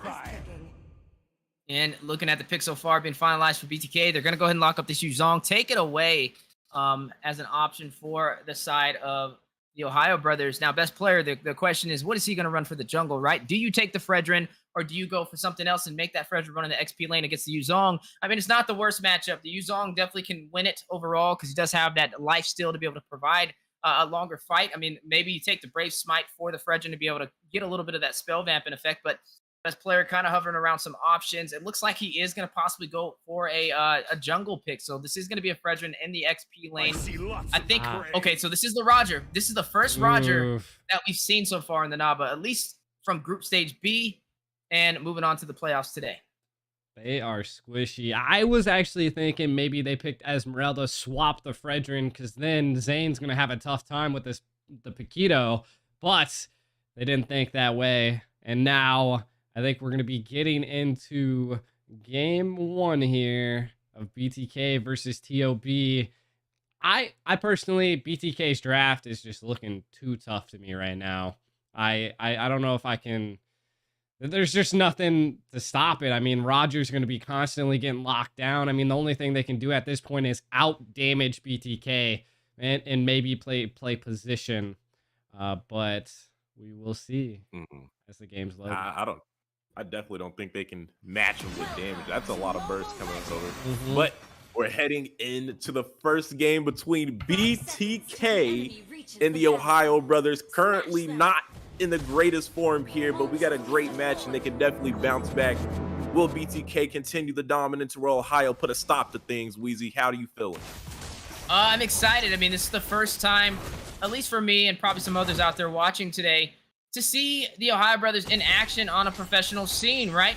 We've been seeing BTK perform in multiple tournaments, local events, kind of spreading their name, and they've been also in meetups across North America as well. So they've been all over the place. But we feel like best player, he's kind of been tucked away. We don't know where he went. Maybe a character development arc, but hoping that he did some growing out there, and I can't wait to see how they perform against BTK, who's currently undefeated so far, and you are going to see that Iron Hook connect. Connect, looking for a bit of a play there, but not going to be able to do too much. Just force the poke, pick up the litho, so a small victory for them, and all those little victories add up there to get a nice final score. Yeah, final score as we Gen Cakes and Basic are just, I seen him off screen just kind of duking it out down there, both of them dancing around. Kind of setting the field here though. There's some crazy things going on, right? You know, we got best player on this little guy, and then I mean MLBBNA now on Paquito. Who's gonna win this? Well, I mean, you're looking at the Paquito, right? He does have the sustainability, but he did run for the killing spree since he's running in the jungle, so he doesn't have that Brave Smite that we've been seeing most Paquitos run so far. This may be the first Paquito that we've seen in the jungle for the Naba tournament as well. So it's definitely going to be something that could work in his advantage, but he has to get that kill in order to regain that HP instead of like regaining off of that Brave Smite with that spell vamp. I mean, it's clear, right? He doesn't want to sustain. He wants to dish out pain, so the killing spree is optimal for him from MLBBNA. And honestly, if you've seen MLBBNA's Paquito, it's not really a bad call. He's definitely proficient on it. It could absolutely make that killing spree work out for him without the Brave Smite. But look at that. The turtle's been worked on from Ohio, but you can see the potential for the trade here coming from the side of BTK. Oh, they're definitely thinking about it. I mean, I was a little confused at what was going down. I thought maybe a play was going to happen, but maybe Zane knows a little bit more about Paquito than the average player, right? Maybe he knows that he has to get secure a specific item before he can really start popping off and you know, get in there. Especially when you're dealing against a Roger, you're dealing with a Kadita. They're all playing pretty passive. You know, all of these decisions are going to be key into this mid game. Yeah, I think you hit it right on the mark, right? Zane is playing passive, doesn't want to make the first mistake. Given some respect over to the Ohio brothers, knows that they have the IQ, especially with Hoon on the team, to be able to make those big moves, and he doesn't want to be the one to make the mistake. I actually admire the patience right now. I mean, they're not too far down, so even losing that turtle, they're only down by about 100 gold. So, and we've seen it, right? We've been watching BTK for a decent amount of time now in the Naba, and even when Zane doesn't find the first neutral objective, his team makes up for it in the gold across the map. Yeah, they sure do. And speaking of the map right now, best player in Ohio trying to put a little bit of pressure over there to MLBBNA. They know he's alone. They have decent vision here over the river, and right now, look at this forcing into the jungle, but an RWM drops down. Best player needs to be careful. Bosch flickers past the Tyrant Rage, goes for the Bloody Hunt, but it's going to be taken down by Salamanca with the rough waves. Basics low, and so is best player. But the worst case scenario for him, he's going to go down 1-1 in between both these teams. Fire reaction. Hey, I gotta say, a tank for your jungle, I'll take that any day. I mean, that was a great play by BTK. It looked a little sketchy at first, but definitely leaning in the favor of BTK. But we got to keep a little bit of the eye on the gold lead here. It is leaning towards TOB, so that first turtle was a great play. Zane getting picked, though. He's going to get knocked up on that trampoline. Oh, go ahead, Duck. You got it. All alone, caught by the CC, but again, MLBBNA on the Paquito has the mechanics to get away. Fly Chicken with the Black Dragon. He has entered into the fray of things. It's not going to be too much impact. They're going to be down a huge ultimate for this turtle, though.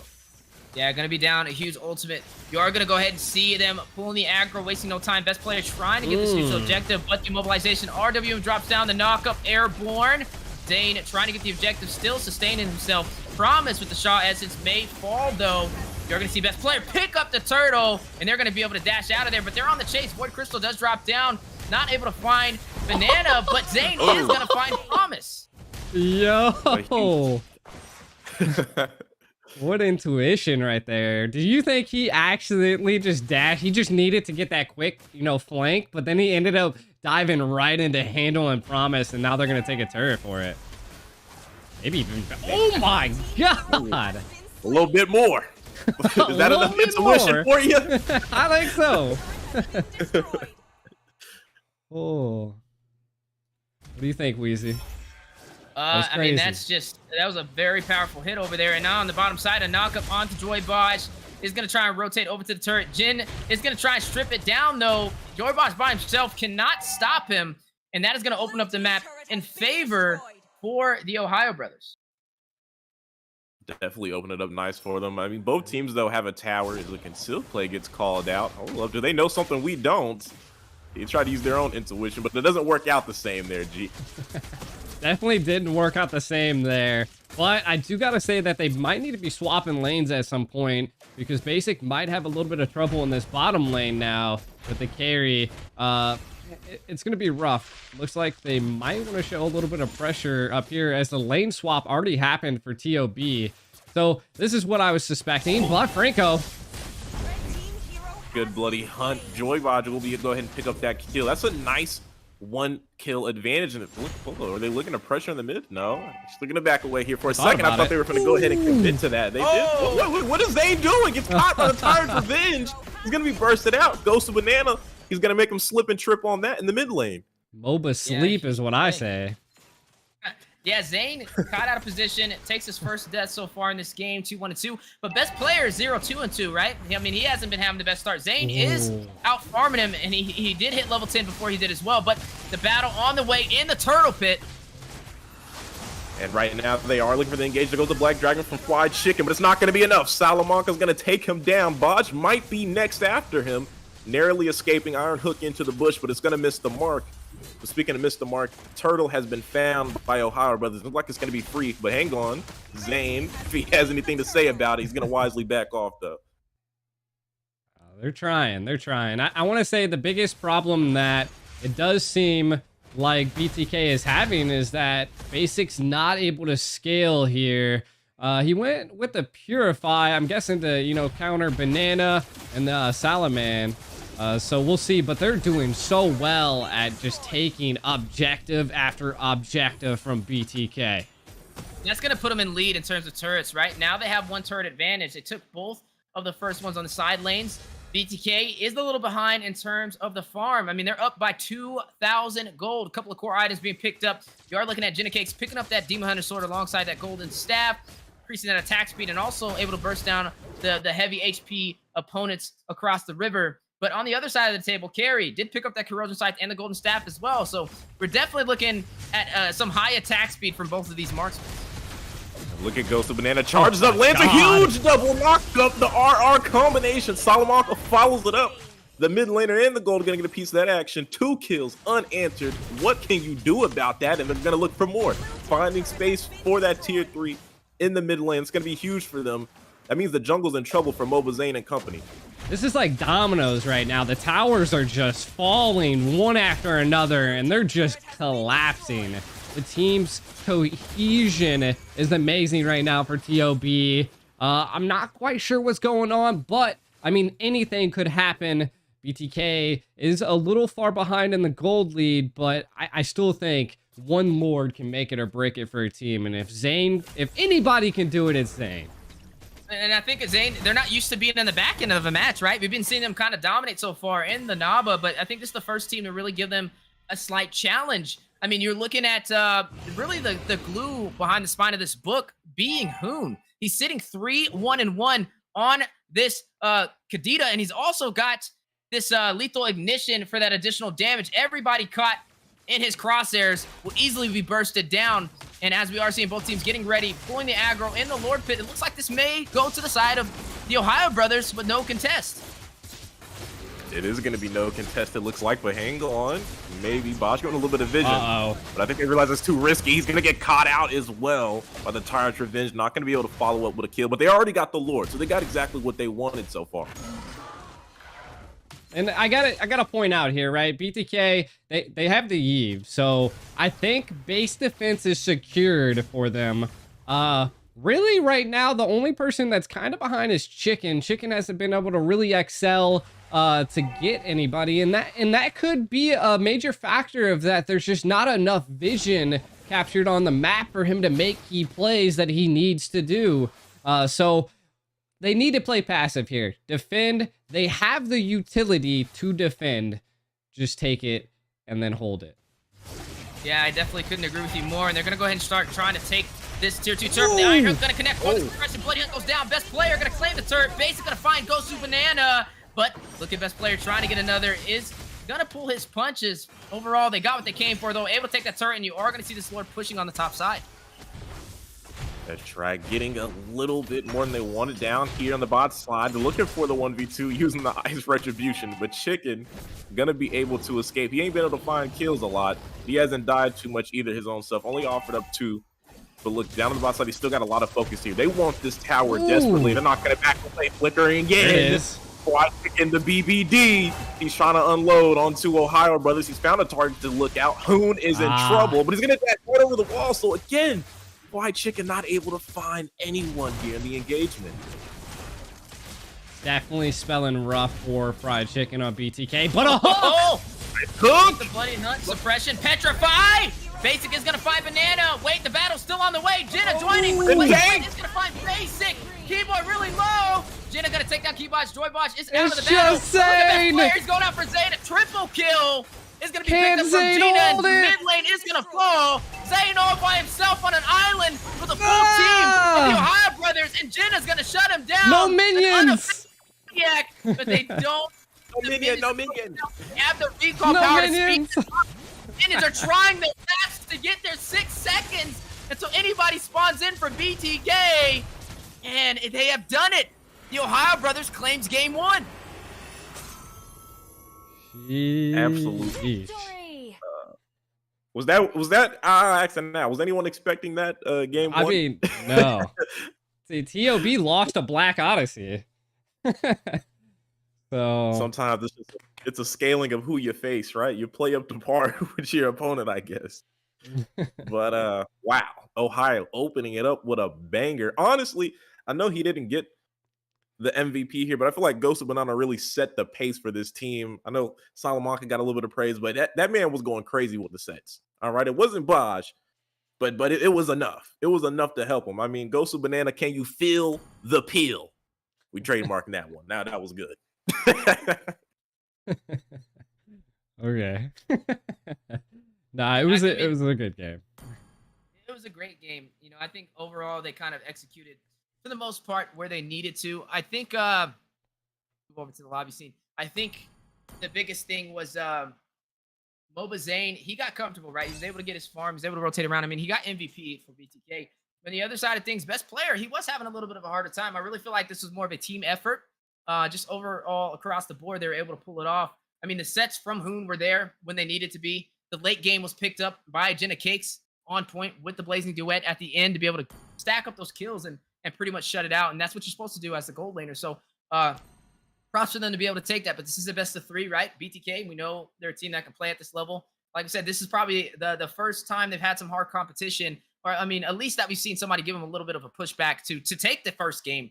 They've been undefeated so far, but it looks like the Ohio brothers is able to strike down that record. Yeah, it does look like that we might have something going on in the chat here. It looks like Ohio brothers are not in the VC. So not sure if maybe some of these players are not who they seem. So right now, that'd be crazy. I mean, so the host is forcing them to get into VCs on the NABA server. So we might have a little second of a delay while we get this situation sorted out. well, I don't know. mean, Is that like disrespectful or a compliment to be playing so good? Someone's like, now wait a minute. That ain't you, boy. Get in VC. Let me hear you. You're overperforming right now. Well, you sound like a redneck that's like hosting a house party. You know, I don't know I why. think it's been a long time since you've been around a redneck. I don't know. It just sounded like it to me. I don't know. You want me to sound like a redneck, brother? Ring the I can bell. give it to you. Ring the bell. Let's get it on. that sound like Franco. Not the Franco. Come here, cub. One shot, one kill. Yeah.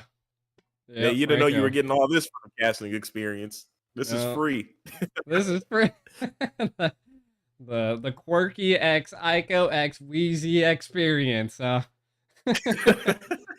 that's a lot of X's, longer than my list. Sheesh.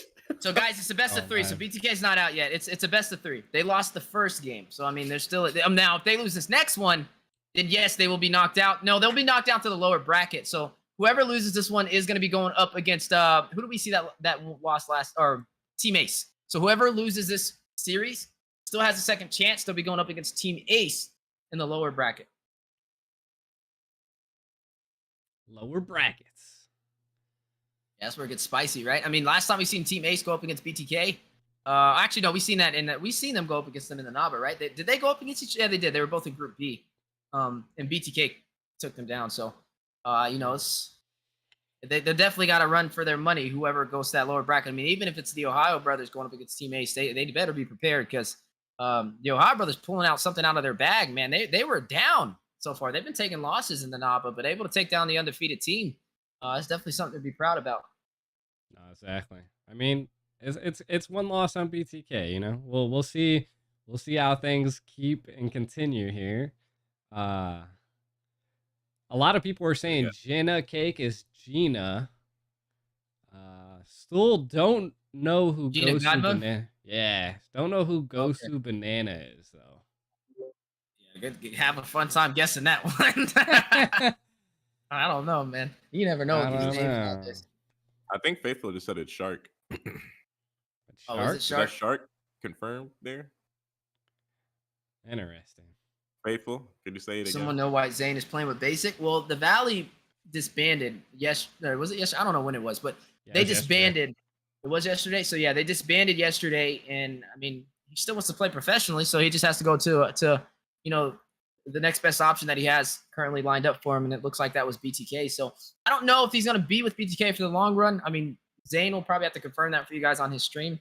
I know he was trying to find his roster for the NACT fall season, but nothing is established for who's the official rosters for, I want to say, any of these teams yet for the NACT fall. So, but this is a good chance for them to kind of test the waters and see who they want and who they don't, right? So maybe you guys can voice that opinion and kind of pick who you guys like out of all these different roster changes. I mean, we've seen Chicken and T playing together on the same roster on BTK. So, like, it's a powerhouse Might over need to there, see man. T now.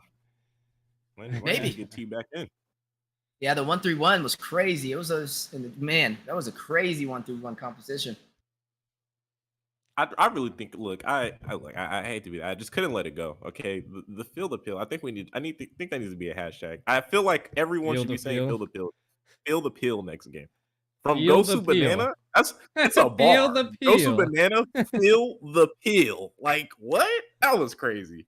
That was crazy. I mean, he even made Mlbb slip and trip on that pill. He hit right in the middle and caught him on the wall. He said, he threw a banana on the floor, had him looking like a Mario Kart I little was race. about to Made him say slip. when this Right to turned the into wall. a Damn. Nintendo game.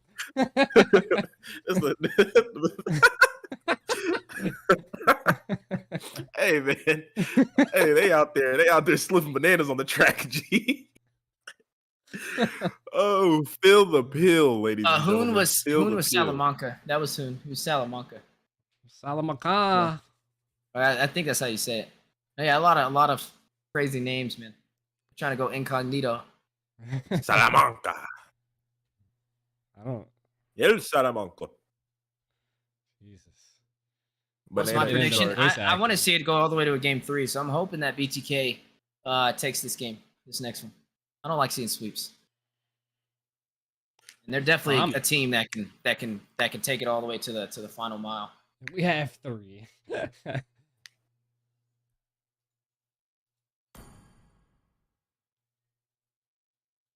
And now a lot of people kind of giving a little bit of steam Okay, to chicken so- on the YZ. Right. So it's Shark and Zia, not Gina. So TOB has a stacked team right now.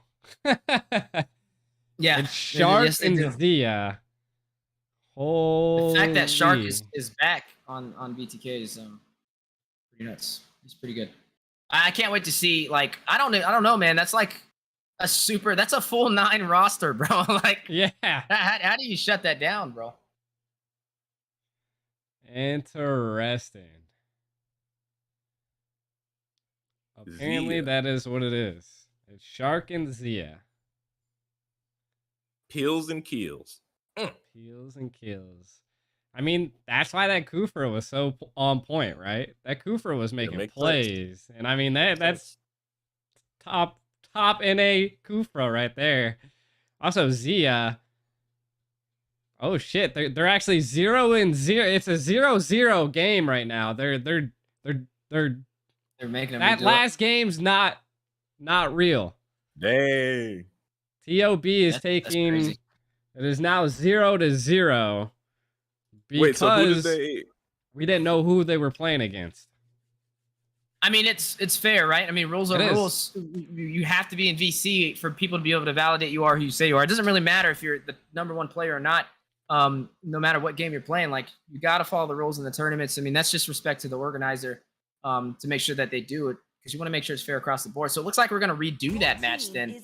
And we're not going to waste any more time, guys. We're going to go ahead and jump straight into it. But this is going to be, again, game 1, BTK going up against the Ohio brothers. This is gonna be awkward. You thought you had the advantage on BTK, and now you got to reset. I mean, this is a dangerous position. Mlbb is over there like, Nani? You lied to me. Looking to spin the block. What's your command? I mean, when you're playing against a team, I mean, in pro players like this, that's something that like you should know, right? Like if you're going against Shark or Zia, you should know you're actually going against Shark and Zia. And you know, and that can be the difference maker on what they decide to play, because now they kind of like they know what they're going against. They at first they were thinking they were just going against some people they didn't even know, you know. And I mean, if anybody in the tournament scene knows who they're playing, it's definitely Zane. Zane really can tell who he's playing by people's play styles. He's played with many of these people. Yeah, I mean, we can't confirm or deny who was who, but what we can say is they weren't in VC, so that's they obviously have to forfeit that match. It's just unfortunate they weren't able to catch that like the first like 5 minutes of that game. But anyway, circling back around, guys, this is going to be interesting to see nonetheless. I mean, that means we get to see more BTK and more of the Ohio brothers. So I mean, I'm not complaining, right? I've got my notes out. I'm taking, I'm checking these teams, seeing how they play, and now we know one thing for certain: they are who they say they are, since they're all still inside of this game, ready to fight it out again. Well, let's see if revealing their identity is going to change things. I mean, do they go from Superman and back to Clark Kent, or Batman to Bruce Wayne? Like, does this change things? Like, now they're like, I know who you are. I can see you clearly. You can't pull off this superhero shenanigan stuff anymore. Because again, they were up 1-0. So this is rough because in the best of 3, all they had to do was get one more game, but now they got to win 2 all over. That's going to be rough, and I don't know if BTK is going to let that happen. True. I mean, we'll definitely see how it plays through here. I mean, bans are kind of looking typical like they were last time, so I don't know if maybe they're gonna do same pick, same draft, just remake because they know who they're facing. I don't know. We'll see here. It'll play out. It'll be interesting to see. But I do think knowing the identity is going to gonna make a play. It's gonna make a play. But they're not doing the same draft. It's not doing the same draft because they banned you. I mean, they don't want that. We'll see what happens. It's we'll definitely be able to tell with this next match. But as we are looking at the ban so far, first half has been finished for the side of BTK. They're going to go ahead and take out this Fanny, respect best player, take out the Navaria as well alongside that Eve. They know they're going against Hoon, one of the best mid lanes in Mobile Legends Bang Bang North America. But they do have Yato, right? Yato is also a fierce problem if you don't leave him checked. But we saw Hoon kind of dominate with that Kadita. He was really what started it off in the early game for the side of the Ohio brothers. So I wonder if BTK will go ahead and take that out or pick it up so that he can't slot that in and create that early game presence that we've seen in the first match. Wondering indeed. I mean, the Eve getting banned out now. I actually am curious to what they go for. Wow. Kibosh. Kufra. First pick. Write it down. Respect it. Kibosh said, listen, Shark, you think you're #1 Kufra? I'm #1 from the NACT. What are you going to do about it? Ooh, bang, bang, bang. Shots fired. Gee, the It's funny. It's funny because he slotted in. Didn't he slot in the Kufra first last time too? I thought he did. But I mean, we'll see. We'll see how this goes with the Kufra. It's dive potential, especially with Joy Bosch over there. I mean, he's been on point lately with these sets. But they're going to go ahead and lock in this R-Lot for the side of the Ohio brothers, and there it goes again. Hey, if you leave it, might as well take it again. It was a problem for y'all before. It'll be a problem for you again. I think. Oh, I thought they would go for the Kadita minute. again. Yeah, I'm not sure about that. I think I would have. I think I would have let that through and just went for the Kadita there. I'm not sure. I don't really agree with that pick, but Zane's gonna get his Fredrin. So we're back to old habits. We couldn't escape it for too long. The Walking Petrify will come back out. Basic currently being hovered. They need a gold laner. Do you think they rush one? Do you think they go for a Beatrix? Go for a Claude here, or maybe even the carry again?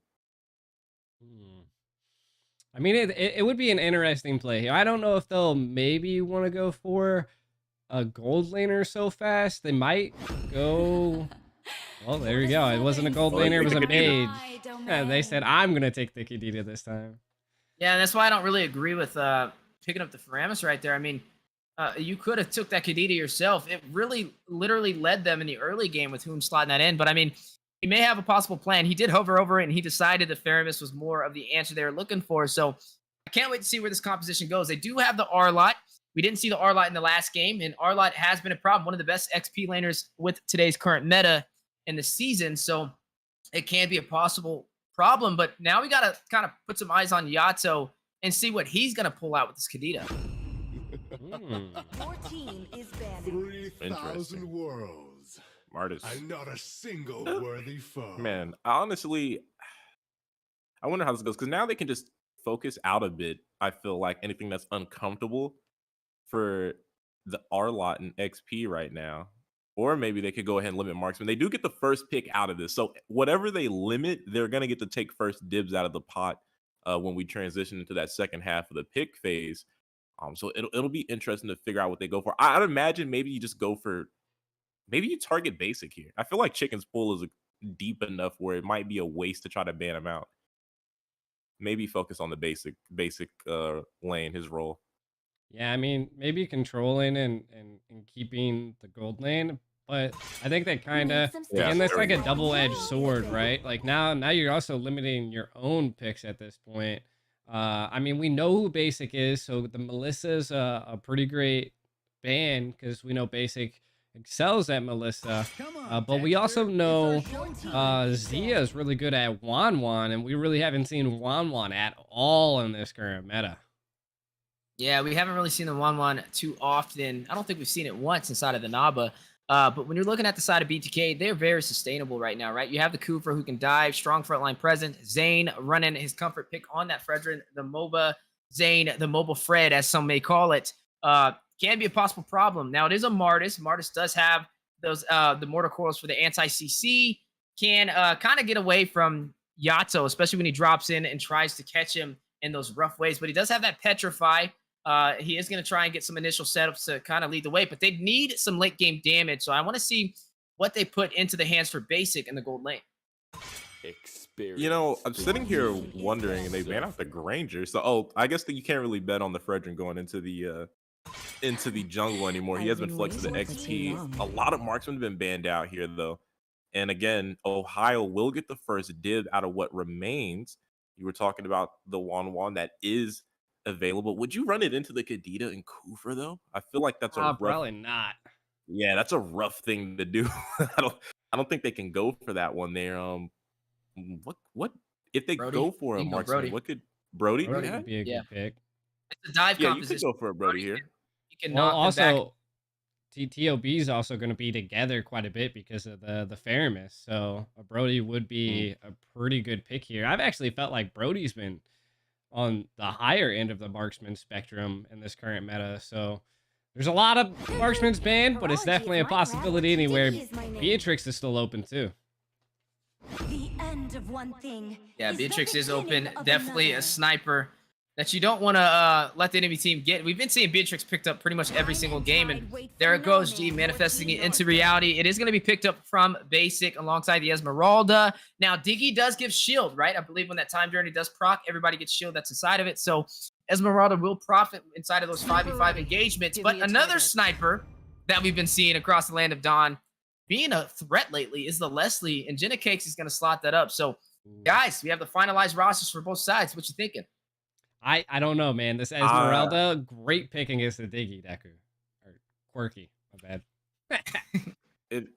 Yeah, it'll take a little time to transition. I definitely agree with that. But the Dig, and I was gonna point this out that I felt like Diggy would be strong, but I know the last time I saw Shark play this Diggy, it didn't go too well. He's a very aggressive roam, so picks like these, he doesn't always shine the best because he's not the aggressor, right? He's more defensive at this point, more reactive, where we normally see Shark take the fight to opposing teams. So while I do feel like it's a great pick, is it a great pick for Shark? That's going to be the question I'm going to leave in the air there for this composition. Welcome to Mobile Yeah, it's definitely the question in the air. Is now we are jumping into game one, the re-game one between BTK and the Ohio brothers. Who will be able to claim victorious? We are looking at best player running on the Martis, MOBA Zane, rocking the MOBA Fred with his hands in his pocket, a flashy entrance. Who can claim this first game? This amazing best of 3 in the Naba Invitational playoffs. Trying right now.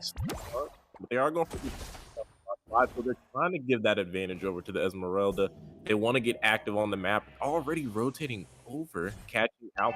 Oh no! I think we're having a little bit of mic issues. But moving forward, Deku's stuck in the dryer. he went in the tunnel for a little bit. But he was talking about the rotation. I heard a little bit of it with the Esmeralda. They're definitely grouping together, waiting for an initial pickoff. It is interesting to see the Esme cut that lane and now rotating to the mid as well. That is Fried Chicken, though. We do know he definitely has something up his sleeve. I mean, last time you seen Chicken on this Esmeralda, G, I mean, you can definitely tell them. We literally watched him 1v4. Yeah, I mean, it was definitely a bully in the EXP lane.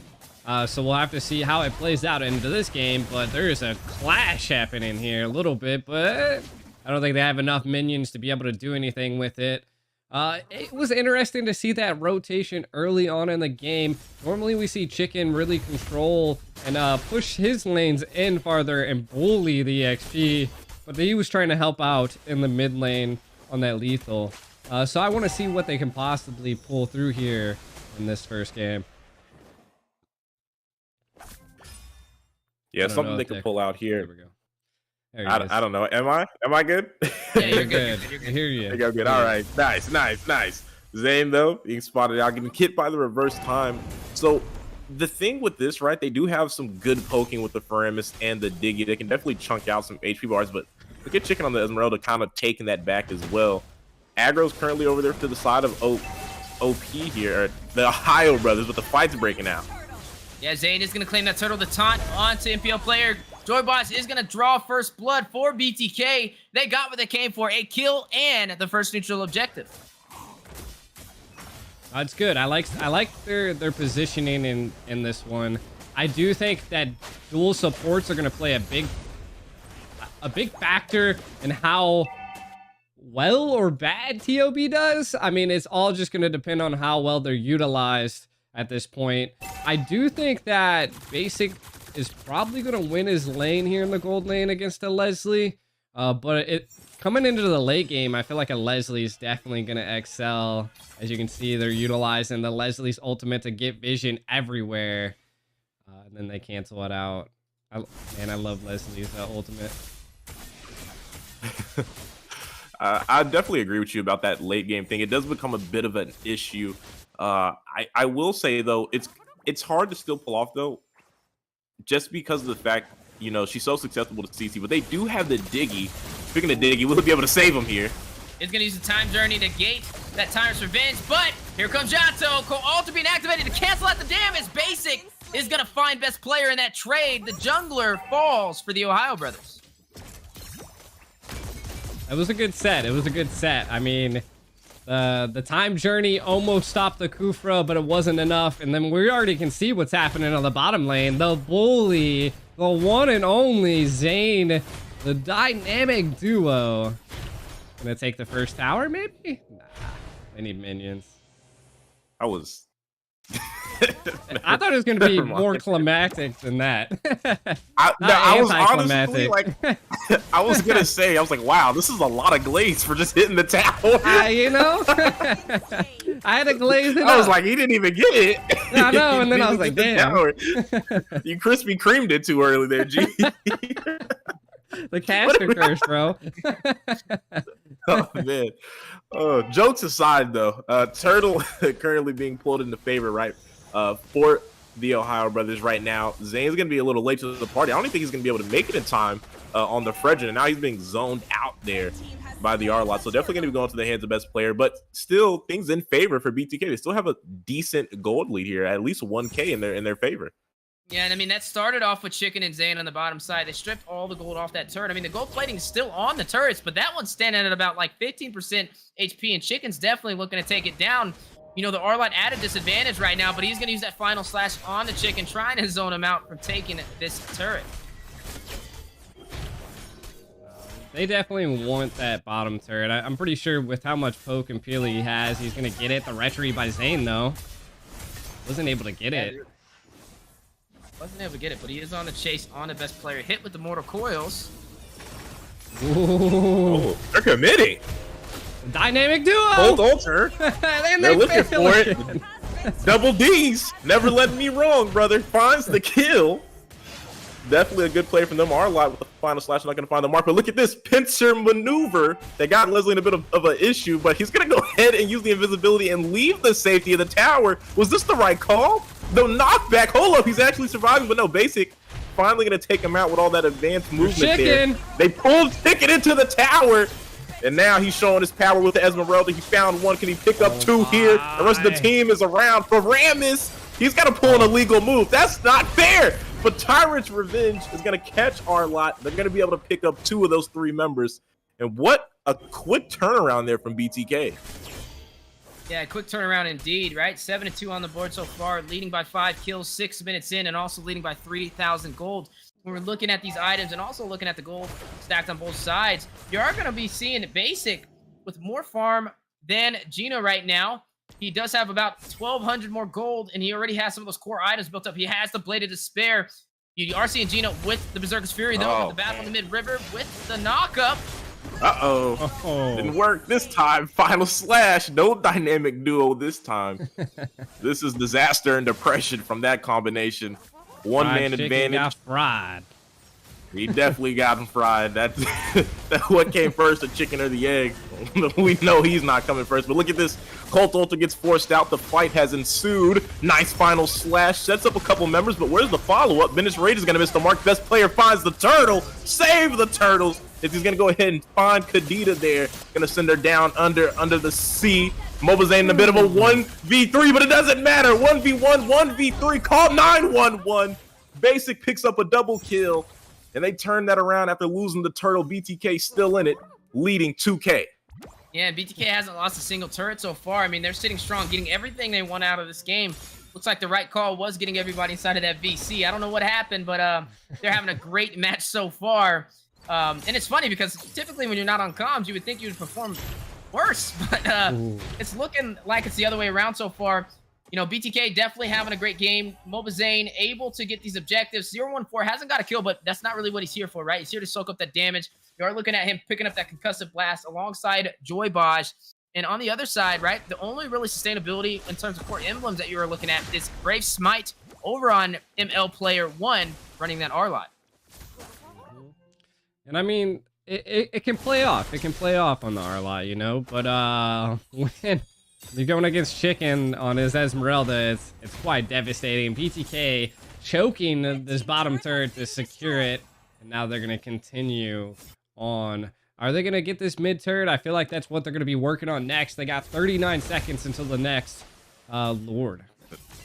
And they got a full wave and a lot of members here. Look at the charge up from Baj. He can find this. He's not going to jump in, though. Yeah, the retry does help them. They clear out the waves. Not going to be able to crack open that mid tower yet. But I'll tell you what, G, when it does fall, it's going to cause a lot of issues. We saw it happen to BTK last game. If they can put that pressure onto the Ohio brothers, we're going to see the same effect happen. Look, they're going for the pincer movement again, potentially. But they're going to let go of the falling star move. They didn't want to force this engage. Yeah, didn't want to force the engage. Playing a little bit more passive. They realize they have the objective so far and they're leading in this game. They don't want to make a mistake and let it turn back against them, especially with this new emblem system. Everything can change in the blink of an eye, right? We're only 9 minutes in, leading 9-5, 4 kills ahead for BTK, and they're going to focus on this objective. They're going to now make work of this first Lord. It's funny, they opt to give the Lord up just for MLBBNA's red buff. Interesting neutral trade. I don't know if that's a trade. I feel like that's like a one-handed tactic. Oh, no, they're committing here on the Carlos. So picking up that orange buff may not have been worth it. The Mortal Coils comes out. Oh, there comes no way. Zane. MLBBNA, the roadblock. Where are you going? Kibosh picks up the kill. Still my and red again, buff G, again, like you, boy. You don't steal that. He beat him like he stole something for real.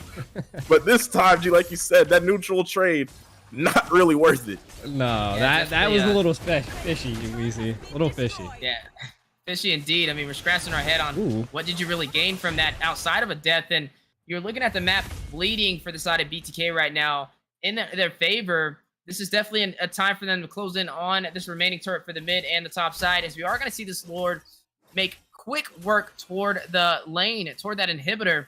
And right now, you're not really seeing the Ohio brothers having any answers.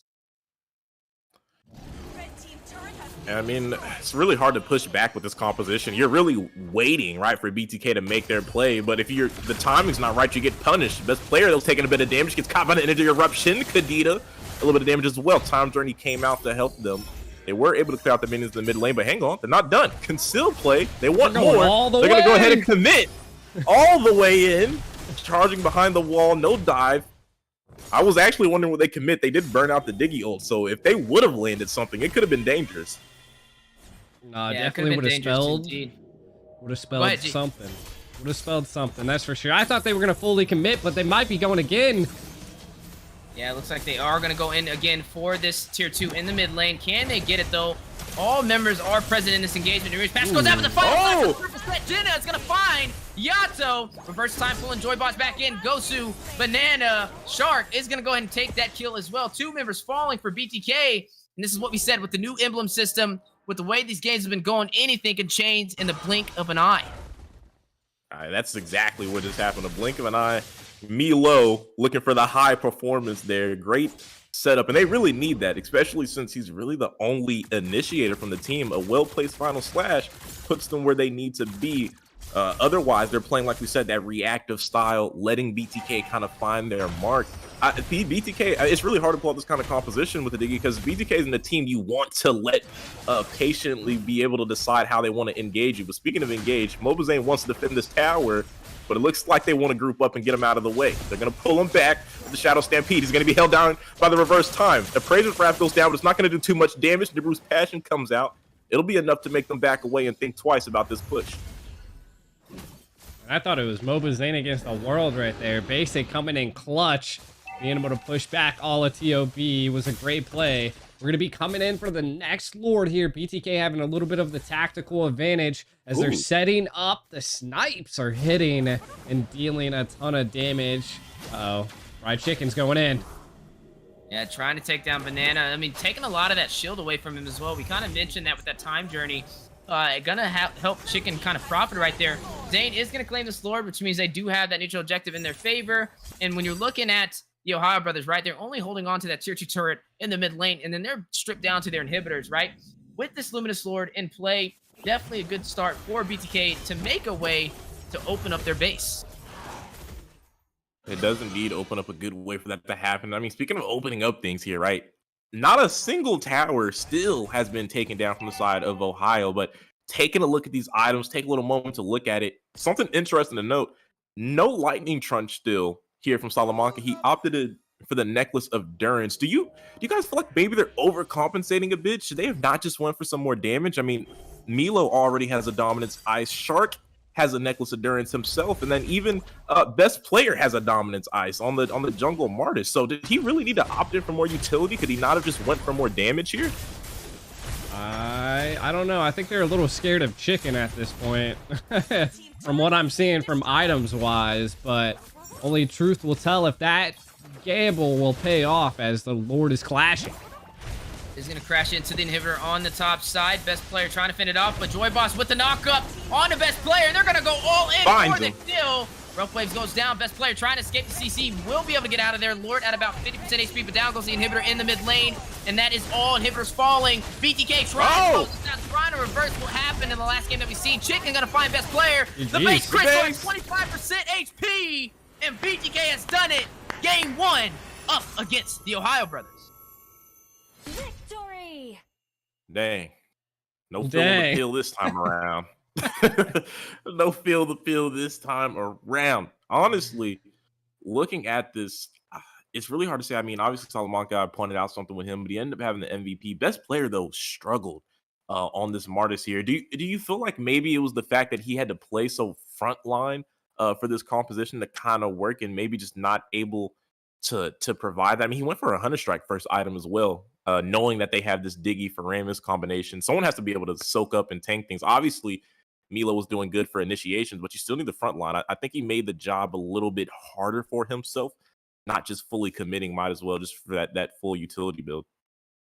Yeah, I personally think that they did the 2 supports. So the Fairness, like you were saying, like he didn't go damage. He ended up going support, picking up that necklace. So between the Diggy and the Fairness, they were lacking a lot of damage. I mean, you could see the Leslie was 1-1-1, didn't have enough items by this time. Should have already been fully loaded, but they weren't. So I feel like that was kind of the downfall.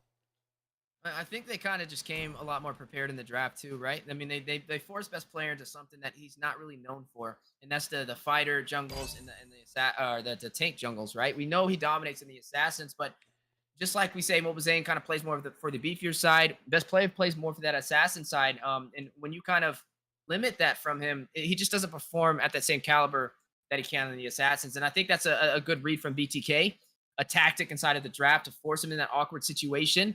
And yeah, you do see a little bit of that underperformance because it forces him to frontline, right? He's trying to just go in and get a pick off and catch somebody off guard. But it's kind of hard to do with the Martis, right? You got to kind of soak up that damage. And overall, Mlbb was comfortable. I mean, he ran with his Fredrin, which he really needed. They took HOUNDS Cadito away, which was really the only thing that kind of led the way for the Ohio brothers to take that first game that we watched. So with those 2 things being stacked against them, I think that's what led to that phenomenal finish. Phenomenal finish, and honestly, a phenomenal second restart there between Ohio and BTK. So hopefully keeping that fiery spirit moving forward. Can we see Ohio correct things? I know we made comments right about the draft kind of being a thing of the issue. Maybe find something here for best player for Carlos to be comfortable in, or at least a little more comfortable in. Maybe not go in for this double utility right in the position 4, position 5. Like me and G were saying, very limited on the damage, especially with the way they itemized the position 4 for Rammus. I really feel like they not only they got to tidy up the draft, you got to tidy up kind of how you use these champions and are interacting with these builds, because they honestly made their own selves lack a bit. If I had to say, like, the draft may not have been the best, but there was other limiting factors once we hit the land of dawn there that was imposed by themselves, some self-harm, if you will. Definitely. And I do think that maybe TOB can pull something around. One big thing that they did change out is I think they changed out Milo for Promise. So we do see an EXP laner change, if I'm not mistaken. So maybe Chicken was just bullying too hard this time around, and maybe Promise might be able to even that field out a little bit for TOB. I feel like that is something to kind of to keep an eye on right now. Yeah, definitely something to keep an eye on. I mean, they took that Kufra out, right? I mean, Joyboz was very comfortable. He slotted that in first in the draft, and man, he did definitely perform. Chicken also had a little bit of that presence. We mentioned that time journey going out. Chicken able to soak up a lot of that shield, even though we didn't really talk about him too much in that game. That's not always a bad thing, right? That definitely means he wasn't feeding or anything of that nature, but he's creating opportunity for the team to kind of progress without any issues. So maybe trying to find a way to shut him down in that lane. I mean, we've seen him kind of move with ease so far in the Naba, right? Nobody's been able to kind of delay him from doing anything that he wants to. He's been having like free will everywhere on the map, and maybe finding a hero with high mobility can do it. I mean, the last time we seen Chicken in a professional scene, when was the last time we seen him in the professional scene? I think it was the M series, right? Spring for sure. Yeah, it was before spring. It's been a while. Yeah, because he didn't play in the spring season. So the last time we really seen him was M4, right? And then I know we all remember they went up against RQ Akira back in the day, and they had Takashi. And Takashi, he ran the Benedetta up against the Chicken. And I kind of noticed the thing with Chicken. It's the high mobility heroes that you need somebody to keep up with him, because he does not stay still. He will not sit in that lane for nothing. So if you plan on running a hero that has low mobility, you pretty much can expect Chicken to win that lane against you. I mean, optimally, that's kind of what you want. High mobility or low, you want that EXP being very active on the map. And that's something that kind of makes Chicken shine, is that he plays the XP role, or he fulfills what's needed from it so well. It doesn't matter if it was a Benedetta or if it was a Terizla. Chicken's going to be somewhere on that map where you don't want him to be. That's just the way he plays that lane and how he likes to contribute to the team. He likes to help him out nice and early in the game, and it benefits and it works out for them. But look at this. First pick on the Franco, and I was actually going to say, guys, we've had a lot of priority picks, a lot of reoccurring picks of the Franco, things like the Kadita that's been very contested. Do you feel like these teams are kind of just battling out for a few of these picks? The falling stars. Yeah, I mean, they really love the sustainability, not sustainability, the suppression. My bad. I looked at our lot and I was like, yeah, that's some solid sustainability over there. It is. You're not wrong. And then I said it, you know. But yeah, I mean, picking up the Navaria, interesting. You know, to be honest, I think every Navaria game we've seen hasn't panned out for that team. Yeah, I mean, I can agree with you. Navarre has definitely been heavily focused when not banned out inside of the first phase of the draft. I mean, you can almost guarantee somebody's going to pick that up in the first half of the draft if it's not banned out. But this time, it is going to go to the side of BTK. Yato is going to pick that up. I mean, you have Zane. He's been pretty on point with the retributions. Majority of the time, he's able to get it off unless he's contested in the jungle. So with that Navaria, that's like having two junglers, right? That Astro recall, that sniper that we see get pulled out, easily helped Zane a little bit of a boost in the jungle. But speaking of boost in the jungle, looks like best player is going to get a little bit more comfortable now. He's going to let loose a little bit and pick up an assassin. He's going to go ahead and slide in that link. Does MLBB Zane go Karina and show who? And then we have an assassin off. I say Fredrin. I think he still could go Fredrin. But he could go the Karina too for the assassin. I mean, they're both answers, Jay. I think they're great. I mean, right now we're seeing more of a damage composition. So, I mean, it could really work both ways. Does Zane solo the jungle right now? Do they try and slot in something else like a marksman before they start kind of prioritizing that and taking them down? All of them viable options. And I just can't wait to see which way it goes. But it looks like they're going to go for the roam. They're going to get Joyboz in position. Going to go ahead and lock in this Grok. You know, I actually I can vibe with that Karina pick. I think it I'm would thinking go it. super well, and you know, not only because it's like that safety, like you kind of pointed out yesterday, it's kind of like that safety pick that Zane will fall back on sometimes. Like you know, when in doubt, just Karina it out, right? But it actually plays so well into the Ling, and the fun part about it is just because of the interaction between those. So like Ling, basically everything is basic attacks for him. When he lands the Tempest Blade and he's dashing around picking up the swords, it's all basic attacks. And what we know Yep. about Karina is that she has that dance of blades in the skill 1, and when she's in that phase after you activate the skill, she's immune to all the basic attacks. So it's very hard for the Ling to capitalize on the Karina, and that creates this weird dynamic in the team fights where it's like, okay, well, we know for sure one of our main damage dealers can't do anything to Moba Zane here. He's literally immune to us, and then against the carry as well. Both of the damage dealers right now that have been picked up from Ohio Brothers would be pretty much ineffective, null and void, if you will, if Zane goes for that Karina pick. Come on, Dexter. It's our show. You think, Wheezy? I mean, those are all good answers. I don't know. I mean, I feel like it could go either way. I think the Karina is definitely a great option, but if he wants to be a little bit more sustainable, I mean, he could be a bully, right? He can run this Fredrin. You're going up against an assassin. You're going up against a single target CC tank. This is a time for you to invade the jungle. Stop best player from getting his purple buff. I think that'd be a little bit better with the Fredrin, and then not to mention it has better synergy with the Arlot, with the CC that Fredrin can provide. It's more marks for the Arlot to be able to deal damage. But I mean, when we're talking about Moba Zane, we're talking about his comfortability. Yes, you can't deny the Karina. When in doubt, Karina it out. I mean, we've been seeing it even yesterday. He pulled it out, and he did a great job. So I think it's just whatever way he goes is just going to determine the type of match we see. If you go the Fredrin, go for the invade. If you go the Karina, go for the pickoffs on the sides and catch somebody off guard in the bush. Yeah, I mean, all great outcomes that we can possibly anticipate here. And from the side of BTK, they're banning out mages left and right and just targeting Hoon. Kinda. I mean, it's a little back and forth on TOB side. So I think this next pick is gonna be pretty crucial. Zane's probably not gonna pick until last because I feel like that's what they really want to solidify. Fighter wise, going up against an Arlot, do they go Uranus? Do they need more tankiness on this line because they're gonna have to really front or Ling and carry here. So and basic picking up that Beatrix. And it's a good slotting, right? It's a great defender, holds well in the lane, goes good into the carry. It really goes good into anything. That's really the main point of the selling point for Beatrix, is that she doesn't have bad matchups on paper per se. She's either going even or she's dominating. So I think it goes really well. And paired up with the Navaria there, you get the combo in. And me and Wheezy was getting to cast some matches from EU earlier, looking at that combination with the Renner shots and the Astral Echo and Recall. Man, it's hard to deal with. But they lock in the Harith here and Hoon's hand. And that's just something I was going to wonder. They limited the pull so much in the mid lane. We were bound to see something crazy, and there it is. And that's I agree with you. That's something crazy. We don't really see the Harith picked up in the mid lane. Typically, we see it more in the gold position. But Promise is going to lock in that Esmeralda, and there it goes. He is going to go in for that Karina. So Zane back in the assassin route.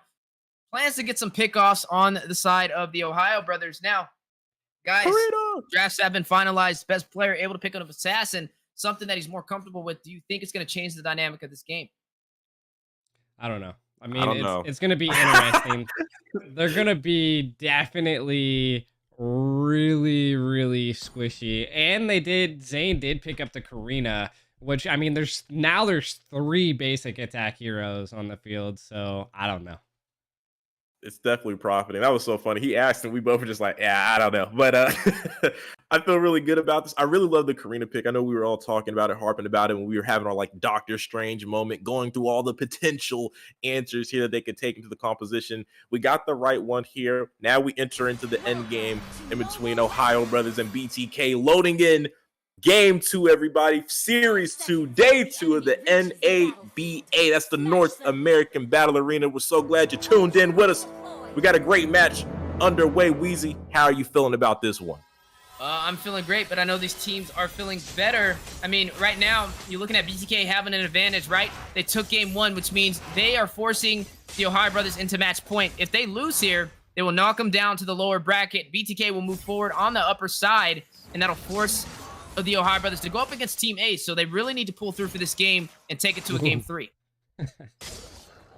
Definitely have to take it to game 3 because that's what I want to see. You know, bars, as Weezy likes to say. Weezy F baby. No, I want to see what happens here. I know it's going to be an interesting playoff here in the gold lane. They're just down here admiring each other's looks while first blood goes to Chicken. He peeled him. He peeled the banana. He peeled him alive there. They find the first blood. That's huge, though. First blood into your gold economy is very nice there for the side of BTK. And honestly, not something you want to do, especially with the composition that Ohio has. There, you can't really offer up this kind of free picks here. Yeah, you gotta be careful what you let walk through the draft, right? I mean, you're already seeing Chicken profit on this R-Light. He did go in for the concussive blast. Definitely going to be a little bit tankier and also able to hit a little harder. And Promise needs to be careful on that matchup since he did draw first blood. Hey, I love to see this, right? You know, like Chicken plays Esmeralda against an R-Lot now. The roles are flopped, you know, but Chicken is still bullying. It doesn't matter what EXP lane he gets. He's just going to bully you. So you just got to watch out for that. And I feel like teams really need to respond to that because the gold lane is just, they're equal, right? But Chicken is on a whole different level than most EXPs and no one really does anything about it. You know, if he's bullying, or, you know, we're on Mobile Legends Bang Bang. Does that count as cyberbullying? Like, does that classify as cyberbullying? But speaking of bullying, Tempest of Blaze getting forced out here. One charge, and the Astral Recall connects. Wombo combo, if I ever saw one, and Salamanca will find a trade, but the fight's not done. Forcing the flicker from Baj, and there goes that backyard bully as Hoon will pick up a double, and Salam Promise will find another. Baj will go down. A lot of action just ensued out of nowhere right there. I don't know if you guys caught it, but the banana peeled Zane right there. Peeled his cat back blue. Look, he did. I mean, he hooked him and pulled him right into a tower, and it was GG's. Yeah, good play over there from the Ohio brothers, right? 3 kills unanswered, but Chicken's going to change the narrative. Is going to find best player, but now needs to go back before he finds himself in the same predicament, right? Chicken, he's definitely been having a great game. 2-1-1 so far. I don't know. I mean, he hasn't taken down Promise, but with the mistakes that have been made from the Ohio brothers, that's where he's starting to kind of profit from. But look at Jin, very low. Gina needs to get out of there. Possibly wants to recall because you can definitely smell them hunting in the air right there from the side of BTK, trying to get that pick off with that low HP. They absolutely are. I mean, putting that pressure up there. G, how are you feeling so far about the performance between both the teams? Because it's even right now, basically. Kills and gold. It's pretty even, but something's going down here as Banana is about to get the peel. Yeah, he's going to get down Zane, and a little entrance. Tempest of Blade gets forced out, not able to find anything right now. Mobile Zane with the immunity, though, he gets caught out. He's on the wrong side of the tower. Cakes is going to bake him nice and slow and pick up the kill. All these puns are getting me going. All I know, if I don't see a double MSC snipe by Basic and Yato here, I'm going to be disappointed. The mission failed. Yeah, that'd definitely be something interesting to see. I mean, when you have all these snipers on the field, and especially when you pair up the Beatrix with the Navari, I mean, that's one of the deadliest combinations, right? If they catch you between both of their crosshairs, it's going to burst you down, and there's not really much you can do about it. Not to mention they can easily line up onto the neutral objective and take that as well. Speaking of the objective, falling into the favor of BTK, no one really able to contest that. He's going to pick up that turtle nice and for free. And they do still have a little bit of number of entries. They're going to go ahead. They're going to break away from the gold lane. I was wondering if maybe they're going to look for the +1. I felt like I was in that gold lane for 7 years, man. I was just like, okay, am I ever going to change the camera angle? Like, it's making my job easy, but it's okay. We're going right back down there. I see. Round 7. There goes Wild Charge from Joy Boss, not going to hit the mark, and now the punish. Numerous patch from Basic, trying to keep him alive, but the Bloody Hunt having other plans, and Banana, again, he's gonna peel that banana over there and take down Joy Boss. It was definitely a spill down there in the lane, and honestly, did it feel like the Nibiru's passion did any damage? Were those bullets or a stream of confetti coming out of Basic's weapon? That was kind of troll there. And Basic was looking a little rough, definitely in that bottom lane. And now TOB is looking to respond, but they actively back off. So looking for the snipe. He hit him. He hit him. He hit him. The HP bar fell. He connected with Gen Cakes right in his face. What man. What we need to see though here is best players really underperforming, and I need to see kind of what items he's building so far. He has that Wind Talker, so he has the attack speed, but he needs to get that crit. Once he gets the Berserker's Fury, I think best player might be able to do something. But again, we need Banana needs to get a little bit more vision, as that is the first turret to go down in almost, what, 6.5 minutes. Yeah, first turret to fall in 6.5 minutes, and I think you're right on the dot, right? We've been having, oh my goodness, gonna snatch Joyboss's soul with that iron hook, but it's not really gonna phase him. But I think you're right with best player. We haven't really been seeing him kind of lead the way so far. He has been having a little bit of a harder time getting online for his team. I mean, he did get the assassin, something he's more comfortable with, but here we go. Concealed play has been called in. Chicken isn't that quick. They're gonna go in for the Bloody Hunt stun onto Yato, but he's gonna offer out Chicken with the but it doesn't matter. Tips of Blades from best player is gonna find the kill.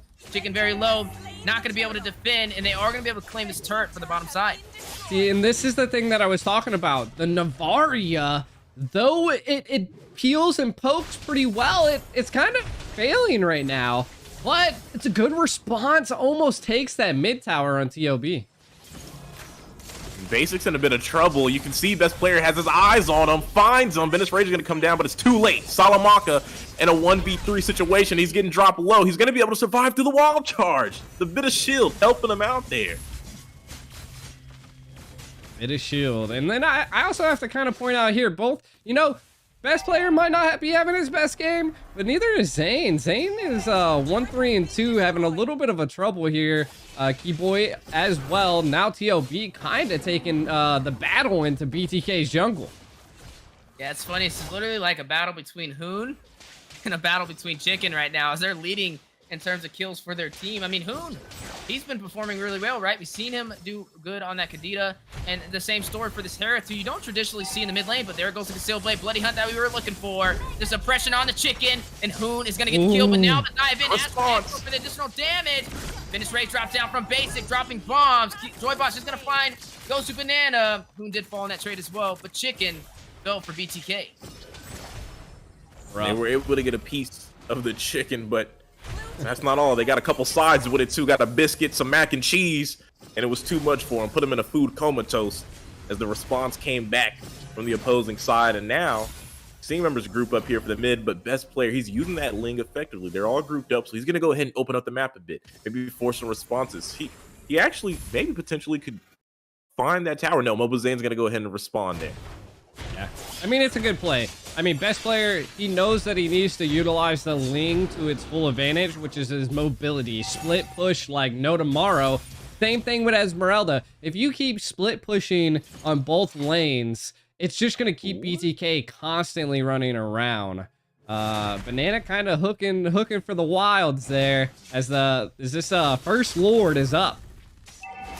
First Lord is up, and I think something interesting is Banana picked up the immortality super early, so he's gonna be able to come back to life. But I guess maybe he wants another bloody hunt. Zane is gonna find Promise though in the battle inside of the Lord Pit is on the way. Finds a double, finds Banana. Even the immortality can't save him. Zane's still going for more. Basic is gonna find Gina. Super Blade drops down, best player trying to get a kill. You're gonna see Basic find Hoon, but Zane is gonna fall to best player. Chicken gonna take them best player as a response, and Joyboss is gonna recall on top of his body. We are gonna see the Lord still intact and a full wipeout for the Ohio brothers.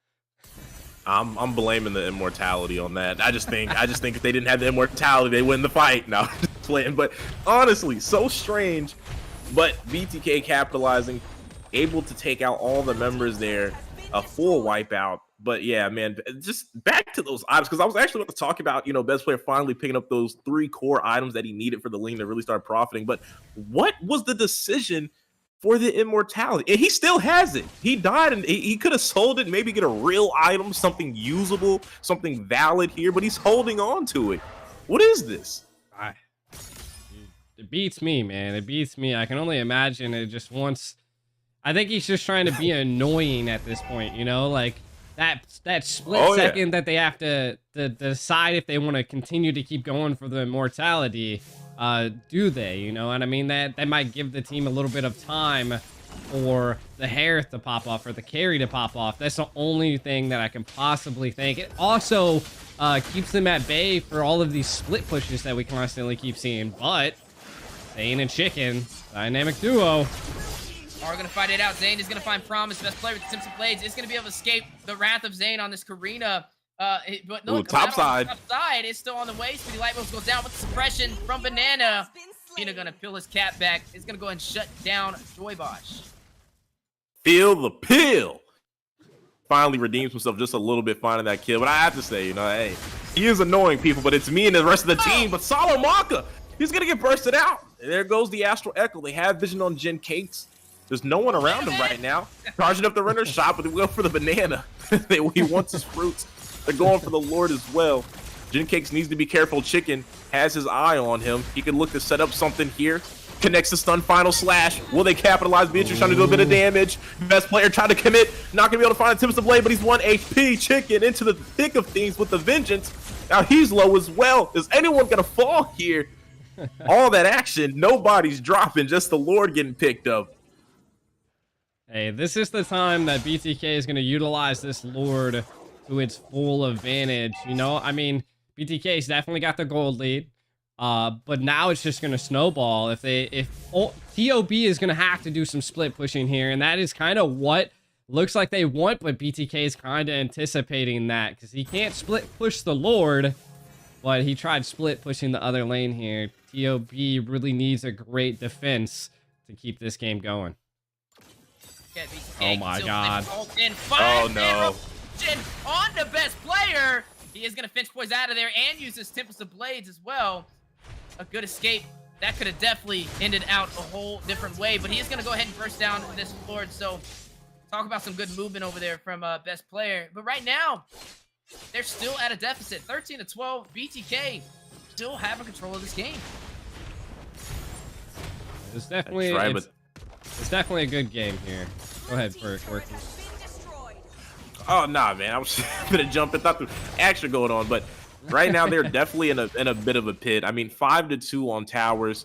The map is clearly in favor of BTK, and they've been making it known. I mean, if you're able to make the Ling uncomfortable, you're definitely doing a lot of things right. They're hitting him with the Astral Recall, which I think is insane to be able to accurately hit him. If he wasn't playing Ling, if he was on any other pick, best player would absolutely be a little higher in the KDA. And look at that, the snipes for Navaria. It's so annoying, so annoying. Yeah, she's definitely doing damage now. Yato using the full ability, but everybody concealed here. Keyboy going in. That's Reco does go down. Wild Crash from Joybot gonna knock them up, but not able to find the kill. A very close call, though. You can just tell. Just look at the execution. In the blink of an eye, BTK, one sudden movement together in a beehive mentality, almost able to wipe out the full team of the Ohio brothers. One band, one sound, they say, and they're definitely moving to the beat of their own drums. Down on the bot side, best player. He's gonna be revealed here. He's gonna have the final slash. I knew it. You gotta be careful. Check those quarters, brother. Man down! Man down! Man down. Another pick, but it's onto the other side. Low HP. They need to be careful. They know the snipes can come at any moment. Mobazane, Shadow Assault over the wall. He's trying to find the kill. He's still on the chase here. He came to look for the Shadow Blade. He's going to pick it up. Killing spree from Mobazane on the Karina. He is performing right now. Definitely performing, and now they're going to have full range of this Lord for only 5 seconds as best player's coming up. Let's see if he has the fast fingers to maybe get in there and make a decision. But it could also smell bad for TOB if he does decide to dive in. So we'll see what they decide. Yeah, they couldn't even find a way in there right now, and you got to admire their patience, right? They know not to be overly aggressive. Right now, BTK in a great position to possibly close this out, as you are going to be seeing this Lord make his way in the mid lane, and they're stacking up for an engagement, possibly even earlier onto this purple buff, but it looks like best player was able to get that, used as retribution for it. I don't know. We'll see. Lord is going to be crashing here. is should be a luminous lord too, so it's gonna be doing a lot of damage as full BTK is coming in. Conceal play, kind of just And they got zoning them out. everyone. Everybody's revealed, but look, Iron Hook not gonna be able to connect. Nice wild charge in the final slash. And they're looking to take things down. Salamanca trying to find a kill. Best player has his eyes on someone. He's gonna dive into the full team. Tips the blades. He's looking for basic, but you've been outplayed, sir. Taking him down. He's gonna join us on the casters. That's number advantage for BTK and 2 waves to play with. They're gonna look to find the high ground tower down on the bot side of the map. No choice but to give it up from the side of Ohio. And if BTK has anything else to say, they might make him give up a little bit more. They haven't stopped just yet, but the hook! Be careful, Immortality will be pop chicken. Still gonna be the tower basic. Takes down Salamanca. 2 members are missing. Gin Cakes, though, will find the trade. Another wild charge will lead to a pick off. Akani, BTK, can they get it done? With the hook over the wall, he's isolated. The base is low, but the bloody hunt is strong. They're not able. Give it a finish. It's 1 HP. They're able to take it down. What a whirlwind of activity. BTK in spectacular fashion will close this nail biter out. Wow. That was nail biting. That was nail biting. Did you? Joy Bosch was just back there beating the with the grok, beating the back of the inhibitor, hoping for the best. Oh man. Let's see. Holy wee. What are you thinking? Well, I think BTK, they did a great job. They almost lost that. I mean, there was a split second. If they would have been able to burst them down, like they could have turned that back around. But nonetheless, the execution was flawless, right? I think being able to take down, Harith over there, finding Hoon last second and bursting him down in the midst of all that chaos for that inhibitor or that base crystal definitely was the game changer and the decider to close that out. So that is going to be BTK sending the Ohio brothers down to the lower bracket. We will be seeing them go up against Team Ace. So they're not knocked out yet, right? That just means they're going to the lower bracket. BTK is going to be moving forward in the upper bracket. The next game I think that we're going to be seeing them go against is whoever wins between the Empire and the Simpsons. I think today, though, we'll end up seeing next is Empire and OSP, and then Bloodhounds versus Endables. So yeah, it's still gonna be a good night. Still gonna be a good night. Empire also undefeated. Yep, that's true. And I need to see their roster. I haven't seen their roster yet, so this will definitely be a great time. And I think we're pretty much like right on time. So I think like players are gonna be getting in here as we speak. Yeah. It's always nice when things go as scheduled, when the boat's rowing at the right pace. You don't want to move too fast. You might hit a random iceberg, and well, you know the rest. So we're doing all right now. OSP. What is it, too soon? I feel like it's been a long time since that happened. I feel like that's a valid joke to put on the air now. Like it's it's been years.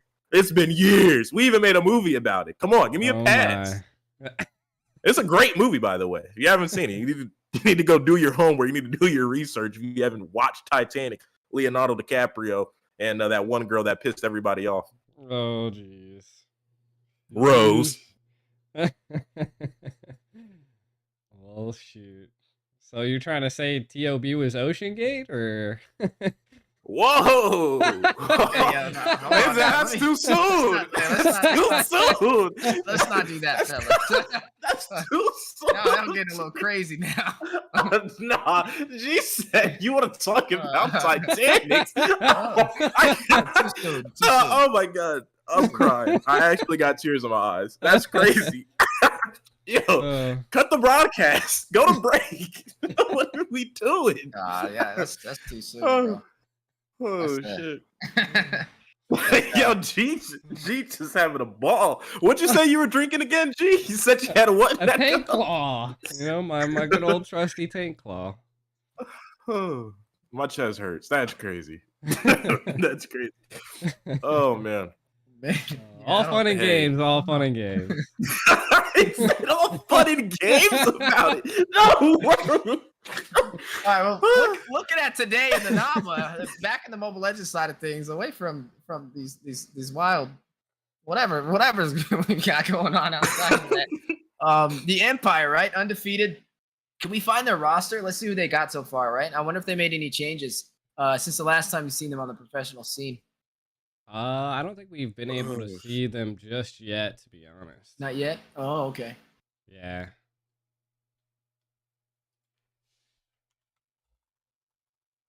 Oh, bro, my stomach's hurting. That was fucking crazy. You got to give me a warning or something next time, bro. It's all right. It's all Upset right. my tummy. I Upset do my tummy think with the Jordan's still on the Empire. It should be though. Alex too. I'm hoping Alex is still there. Of course, Alex I'm pretty is sure there. Jordan. Cool. What's Pretty that? sure Jordan is the team captain or whatever. Yeah. Jordan the Nightmare. What happened to TOB the first game? They weren't being faithful. They're Ooh, hard. Dude, I'm uncapped right now. being unfaithful and got taken to divorce court by BTK. Left him, took Divorce the court. kids, took the child support, the house, the car, Oh, the game. jeez.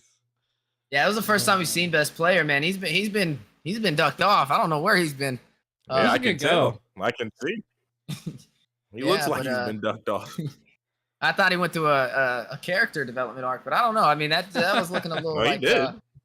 You know, they never said that you're going to develop into who you'll be. Someone's got to take the bite. You got to have some that kind of regress, so the ones that progress look a lot better, right, on the screen. It's a canon event. It had to happen. Yeah, I mean, it happens, right? I mean, MLBBNA's been practicing every day. He's been live like crazy. I mean, he's even been live streaming the tournament, bro. Like, He's been practicing every day for the last 7 years.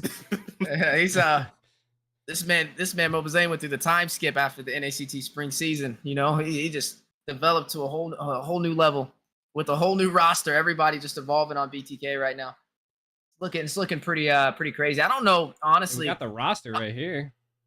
Yeah. Oh, we do got the roster. I was gonna say I want to see who the Empire has. So Gina. So wait. So who is Gina Salty then? Okay. So I thought the last Gina we saw was That was Zia. Gina Godmother. That That was Zia. Yeah, that was Zia. Oh, that wasn't Gina. Oh, so this Yeah, that was so Zia. this may be. Is this Gina then? Gina maybe. Yeah. Yes, it's Gina. Empire picked up Gina a couple weeks ago. They went through a couple players. Like Empire they kept 3 unless K is Alex. Is K Alex? No, I'm talking about like before the tournament started, because they were. I mean, they competed in other, like they were in Cyberpunk or whatever. But they had for a little bit they had Nicolette and Bossy on this roster, and then they left not too long ago. So they've went through a couple players, like a couple things. I think right now they're at a stable spot. I don't think they've made too many changes since. And I don't think they should. They're undefeated right now. So I feel like whatever they got going on right now is exactly where it needs to be. They got the right pieces. The main thing everyone talked about, last time they competed in NACT spring was, not having a marksman available. They were kind of spamming the Alice gold lane, playing 1-3-1 before it was the thing. Now at this point, they could actually pull that out.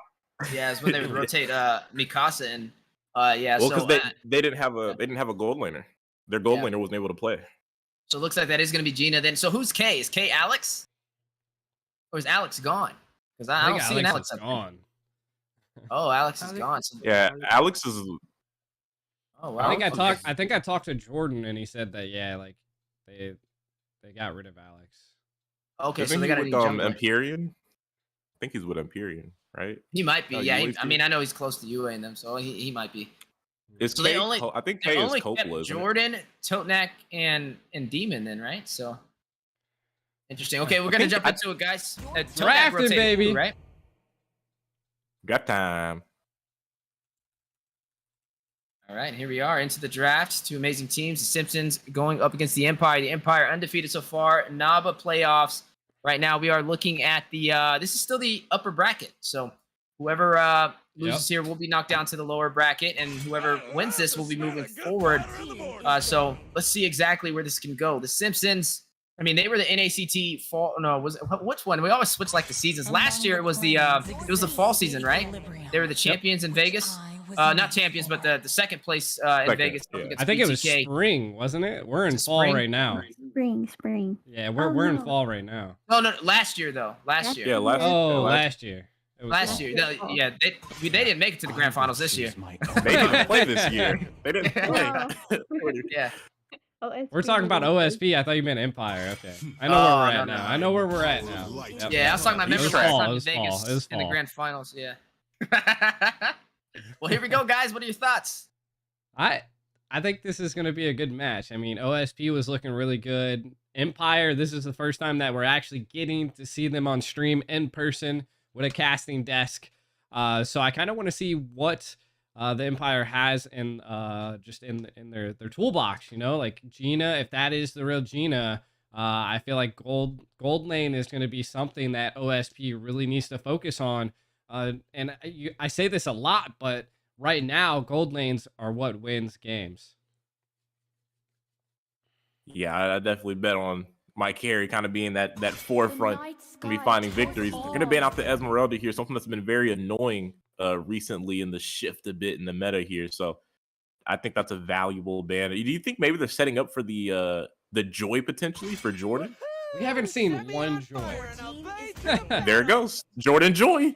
Come on now, lock it in. There Lock we it go. in. Jordan's, that's what the J and Jordan's for, right? The Joy. So he's gonna Lace 'em lock up. it in. Yeah, I mean, there's High no five, suppression on the Porky. table, but there can also be an assassin out here now because there is no suppression. So I wonder if they're gonna go that route or not. I mean, the Joy can be a problem. We haven't really seen too many Joys lately, though. I want to see if they can actually pull it off. I feel like it just hasn't been in the professional scene enough in North America, at least with the last few tournaments that we've been kind of casting over. But something that we have been seeing profit a lot more and slotted a lot more is this Kadita. So I wonder if Core World will take this up. I mean, the Simpsons, they definitely want this victory. They want to stay in the upper bracket, and Kadita is a hero that can provide that, especially with that Petrify. And another early pick, we keep seeing the Kufra.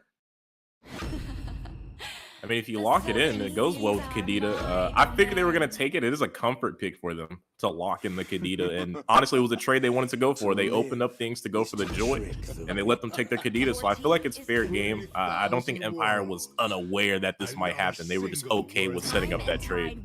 Dang, these teams are picking through fast. Yeah, They got game plans right now. What the hell? Jesus. Boy, they got the book out and they're like, yep, click, yep, click, Click. yep, click. This is, yep. Checks and balances. already This is the one right here. got the counter right here. Yep. Got him. Got him. But the banning phase, this is where everything stops. Got to slow it down a bit. You know, speaking of the plans, a very interesting thing to note. Not sure how many people are aware right now, but Empires, this really is not the same Empire from NACT Spring, and I think they're showcasing that now in NABA. I mean, they've got some nice pieces that they add in the roster. They got a great gold laner now in the hands of Gina to be able to pick up that slack they kind of struggled through in their top 4 finish. But not even just that, they picked up a coach, Coach Jeremiah John, I believe. He's overseas talent, I believe, from MENA, if I'm not mistaken, or he's worked primarily with a lot of teams over from MENA. So they have some professional help here behind them. I think we're seeing that right now in their, not only in their gameplay, but their drafting, because like I said, they set up things here for themselves. So you can see there's some work into this. There's definitely some work behind this. Which team picked up the coach? Empire. Okay, interesting. Yeah. I'll definitely we'll have to see how they kind of perform at this. But something that's more Empire is picking up this Martis. They always go for this Martis in the jungle. Like, it's just more of an Empire thing. And they were one of the few teams in the NACT spring season recently that started implementing the 1-3-1, right? But it's a different dynamic now. They don't have Alex over there. They have a true gold laner. They have Gina over there, which is definitely a secret weapon. Totenak is not going to waste any time, though. A very fast drafting so far is going to lock in this Atlas. There is a Diggy banned out, so they have nothing to really stop him on the Fatal Links. Jeez, people, they knew what they wanted, man.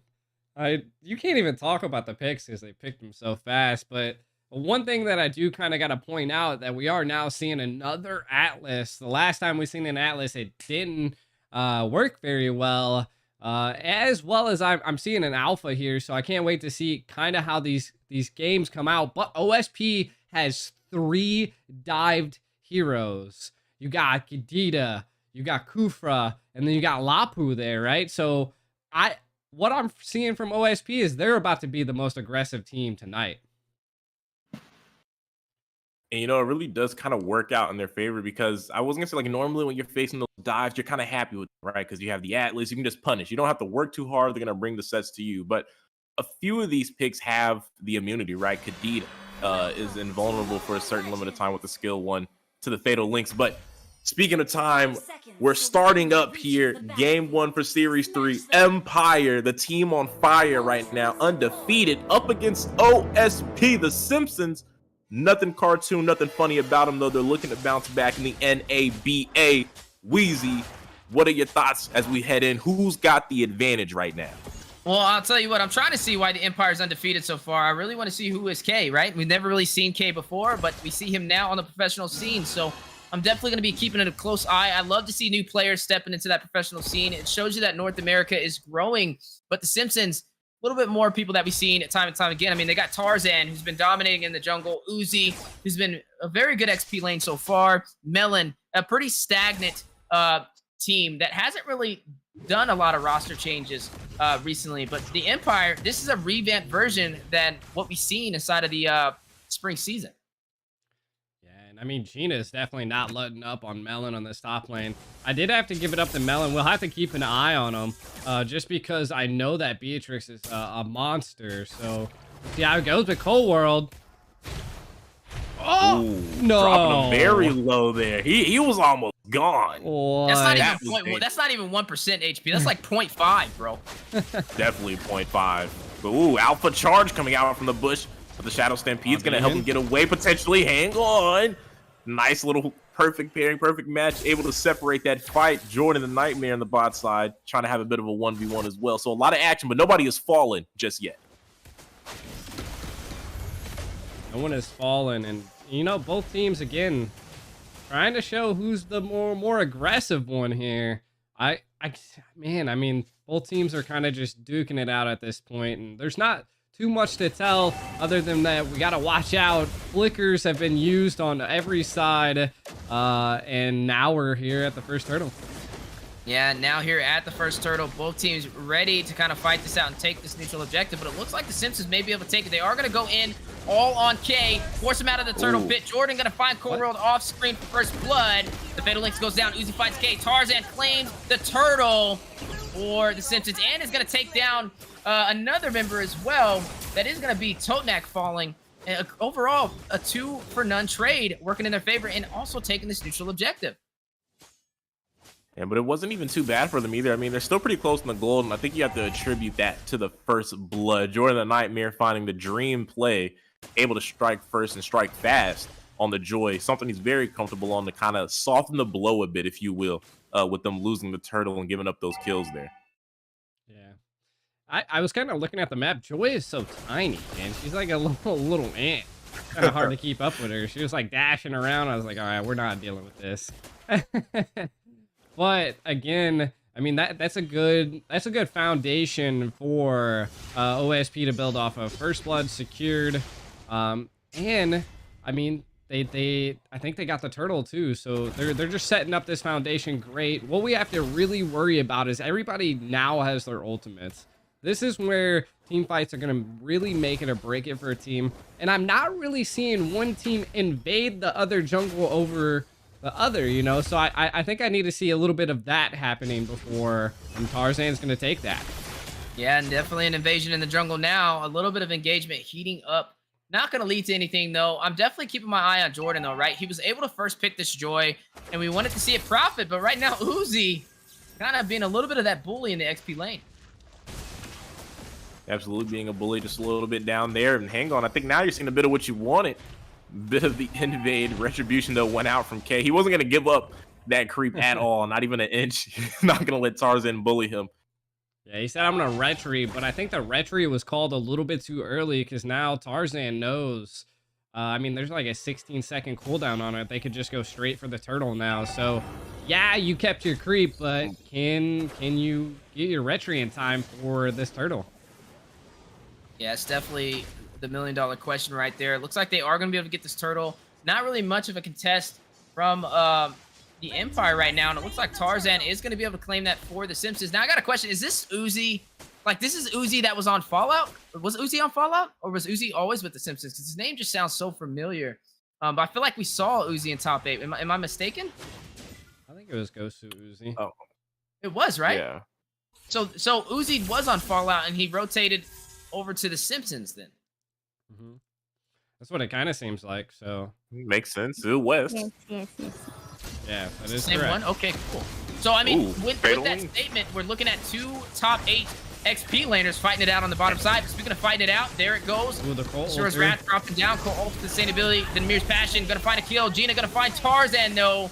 But you are gonna find another. Melon finds Gina. Did take Oh, down no. Faye. A triple is gonna also find Totenak. Wah! The Melon Lord. Please tell me someone got that reference. No, I was No? actually super Avatar- confused. Avatar: The Last Airbender. Toph. I The thought someone Melon like Lord? raided our casting desk. I was like, who the hell is this? Oh nah, I can't stand you, G. Put the cap back on. Y'all need to do your homework and do your research. You gotta get cultured out Sorry. here. Man, I'm just not It's a, all you know, I'm not a cartoonist. Oh man, hurt my feelings. All right, back to the game. Does look like that OSP is definitely showing the Empire up. Gina on the run. Ooh, is gonna be bursted down though. He did sidestep that Bittich raid though. That was kind of clean. I'm not gonna lie, but unfortunately Matrix. he wasn't able to get out of there. Yeah, it looked like it was a glitch in the Matrix, but they were able to find the proper coding and sourced it out. Oh, that boy cooking. I threw the alley-oop. Weezy gonna slam dunk with the code and the. Oh man, guys, if you didn't know, Weezy, I think the reason he was able to do that, he has the experience. Man's working in IT, so I think it was just a natural response for him. I don't even know if he really tried. He was just talking nerd. He was talking shop with me. But that was a great pickup there. But speaking of pickup, down there, Uzi pulled a little bit by the Shadow Stampede, but the Brave Fighter stance and the Raging Slash will help him disengage there a bit with that CC immunity, and they're looking maybe poised. A little bit of effort for the mid tower.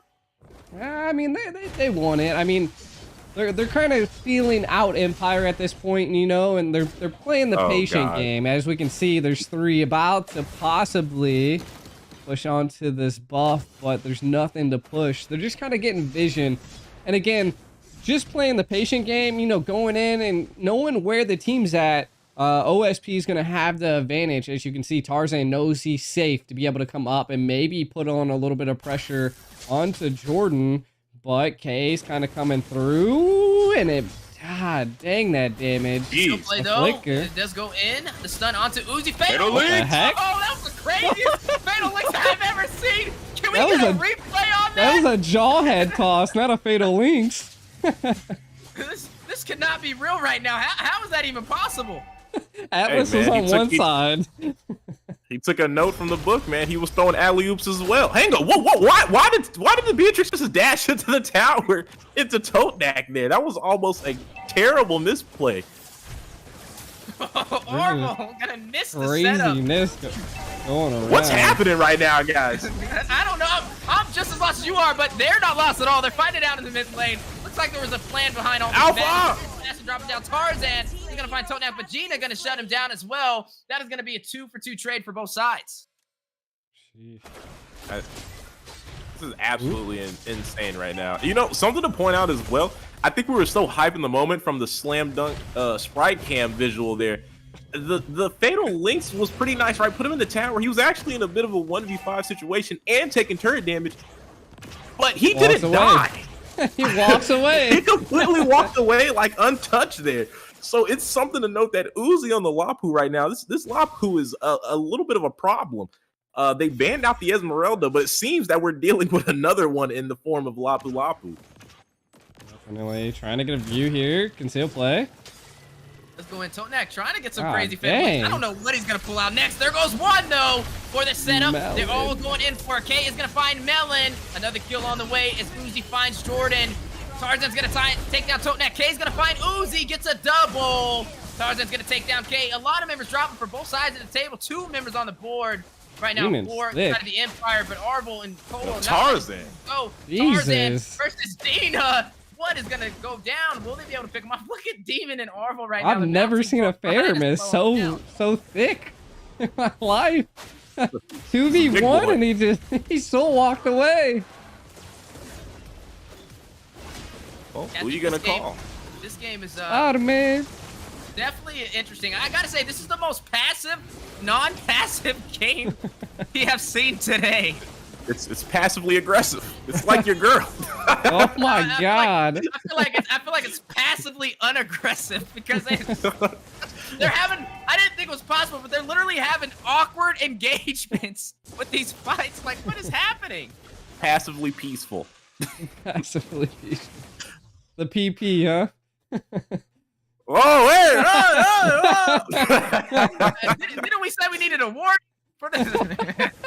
Oh, A warning, a disclaimer. Someone take that tiger claw away from that Blue guy. team's turret has been destroyed. Oh. Oh man. Welcome to the NABA, guys. The Ico, the Inquirky, the Wheezy experience. You can't find this type of commentary anywhere else, and you can't find this kind of gameplay anywhere else because we got Sprite Slam Dunk Camps, Lapu Lapus and 1v5s, jaw heads in the form of Atlas. Like, what more could you ask for here? I don't know. That's OSP actually is spanking him though.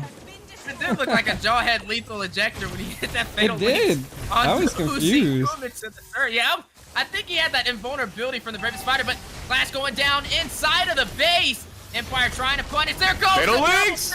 Fatal Lynx with the cold altar for the sustainability. Last minute, Demon gonna find Uzi. The silence though. Demon needs to get out of there. Still full HP, and they're able to hold off the Simpsons from pushing into their base. I mean, that was a Shout good out defense. That was a good defense. Yeah, Demon definitely holding his own. That Cult Altar just, again, solidified the deal of that defense.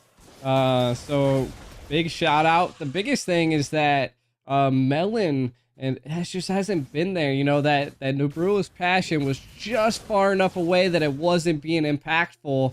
And we really need to get that Cult Altar baited out for OSP to win this. Empire, though, they just need to continue to do what they're doing. They need gold. Keep getting your items. I just seen a Divine Clave picked up by Cold World, so maybe some bursty damage is going to be coming in. They need, again, to bait out that Fatal Lynx, bait out that Cult Altar, and then OSP can approach.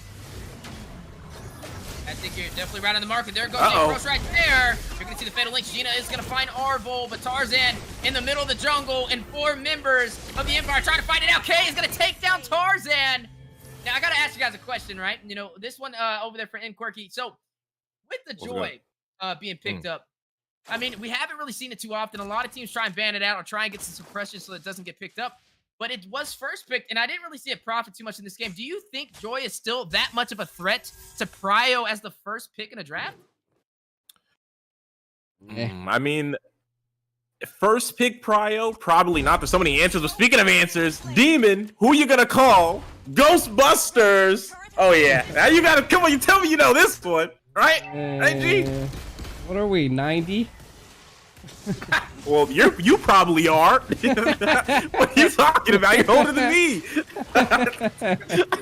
Anyways, you guys don't appreciate good comedy, but Uzi looking to take out Gina Salty. He's trying to make him salty himself with a Fatal Lynx. Again, good setup, good disengage, good spacing. Salty will stay alive a little bit longer. Nibru's passion coming out from the Melon Lord, but they're trying to spill him out here. Jordan trying to pick up the kill. Colt Alter gets popped out. Martis will find one. Tarzan, though, looking for the trade. He's going to take out Totenak. Mortal Coils, a little bit of sustain, a little bit of CC, and Demon will help him out. What a blessing in disguise.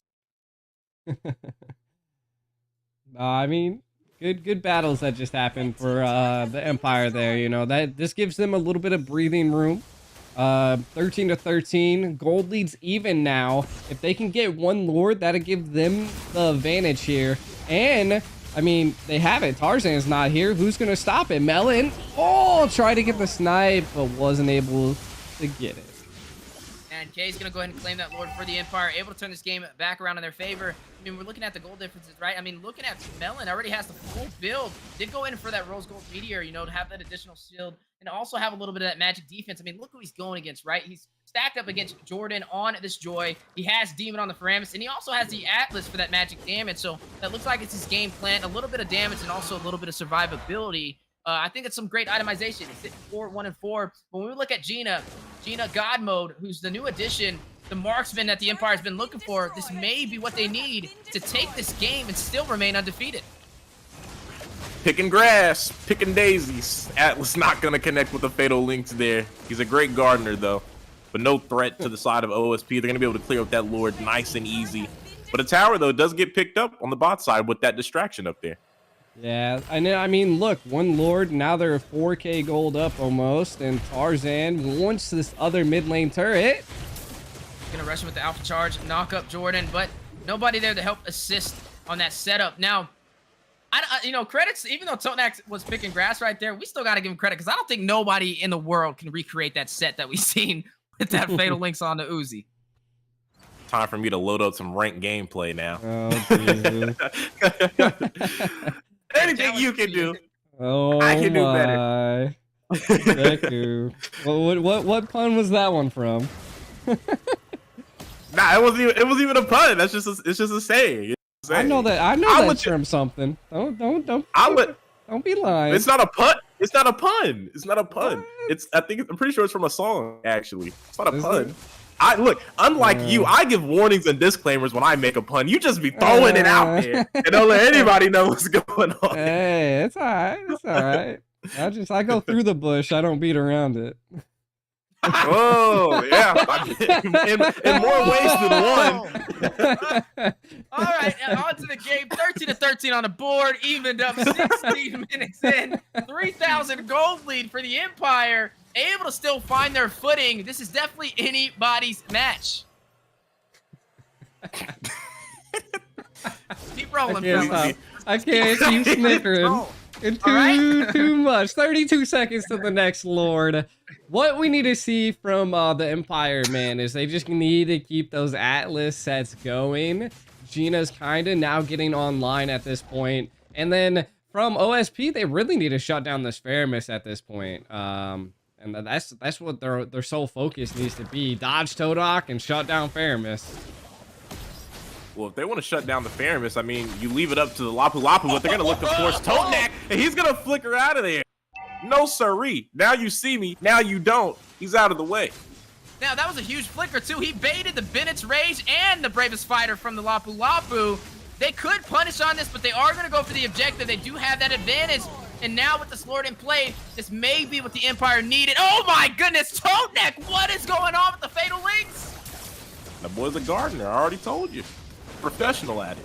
Real good. But Uzi picking up a kill on Jordan, creating his own little version of a nightmare for him. Yeah, no, I mean, we've seen the joy's kind of fallen off at this point. And, you know, I kind of want to give it up to, like, maybe the Vengeance at this point.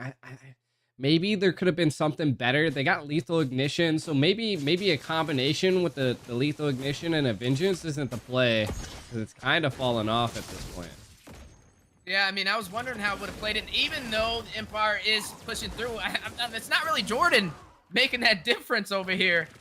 Maybe, you know, he can find his way into the backline and change that. But so far, this has been more on Gina and Kay and Demon. I can't really say Totenak because there's been some questionable Fatal Links within this last 3 minutes. It's been a little questionable, but he did his part early on in the match. He and pick off for the team. So not a complete for anything. Yeah, I mean, he's grasping for straws, picking grass. He's doing everything but finding the members right now, but it looks like he's gearing up for something. You might want to go for the siege. He just picked up fleeting time, so he's looking to keep throwing out the ultimate, whether he grabs somebody or not. Oh, I thought he was going to use the Fatal Links after he died. I was about to say, Totenak, come on now. You had that one in the bag. No need to waste that utility, but that is going to be Uzi falling in that engagement. Ours ain't getting out of there. Still a good defense by OSP here. You know, staying back, avoiding the Atlas. None of them have Purify, so they really have to watch out for that. Not only that, they don't have vision on the map now. So, like, this is the time that Empire can make OSP make mistakes. Here it is. He has the flicker. He wants it. He does have it. He can away. I was wondering if he'd go for it. It was deep. But they do have the Faramis, though. I feel like there's no such thing as too deep, and I feel like you can agree with me, G. You know, with the Cult Altar, there's no such thing as too deep. And right now they're gearing up for a siege here. There goes Totenak sending it in. They tried to find the kill, but the rough waves comes out. But keep an eye on Arvel. He's playing from the backside. So does go out. Nice Tyrant's Rage. Uzi trying to find the kill. He does take down Jordan the Nightmare. Again, the joy has not been online for them. Tarzan getting isolated as K will take down Melon, spilling red blood in the garden. Immortality gets popped. K finds the double. Can he find the triple? He won't, but Gina Salty playing oh so sweet is on a killing spree right now. Oh, maybe it, but the charge up from Arvel. They're not finished. The Mortal Coils and the Fatal Links. He actually connects. No more roses. We want bodies. They find the kill, but they don't have a minion wave. No minions. No minions. Wow. Someone cue the little violin, but they're not going to stop. They got another minion wave to go. The Kadena trying to do all she can, but look at the speed. Light Wheels going to take down that crystal base, and Empire will secure game 1 in series 3. Wow, I felt like that was really OSB's game. Hold on, fellas. That was only game 1? God, wait! Wait a minute. That felt like 3 games. Man, the most passive, unaggressive game of today so far. MVP, both sides. Demon is going to go ahead and claim that for the Empire. Just having a great time with those cool altars. Tonek, we got to talk about these Fatal Links. Making the impossible possible. Able to get that John Cena invisibility 360, no, whatever you want to call it. That was an RKO, not a John Cena. That was an RKO. That was an RKO over a wall. He let go midair too. He just flew you over the shoulder, and it was GG's. Bro took him off the top ropes right to the canvas. Yeah. But you know, honestly, I really feel like, and Demon did pick up the MVP, but that Faramus was such a great answer for the Kadena. And you know, we saw this, the different approach, right? The different response when Ohio played earlier, right? They took the Diggy, right? They took the route to immune the CC, but on this side of things, Empire went for the Faramus and decided to immune the kill potential. So you can land the CC all you want, but you're never going to find that kill. And Cobra actually had 0 kills in that game and ended up underperforming the most on the team. He picked up the bronze. So I really feel like that Faramus was the glue that held that composition together, that made it shine so strong. And like I was talking about, they did set up, obviously the Joy didn't profit, but they made the trade for the Kadena. They knew what they were going to follow up with afterwards. And even though it didn't went out in the XP lane and the mid lane, what they went for in response played perfectly into what OSP wanted to use, their comfort pick. I mean, that's definitely an excellent read at the comfort pick. And that's the thing. Sometimes comfort's just as good as meta.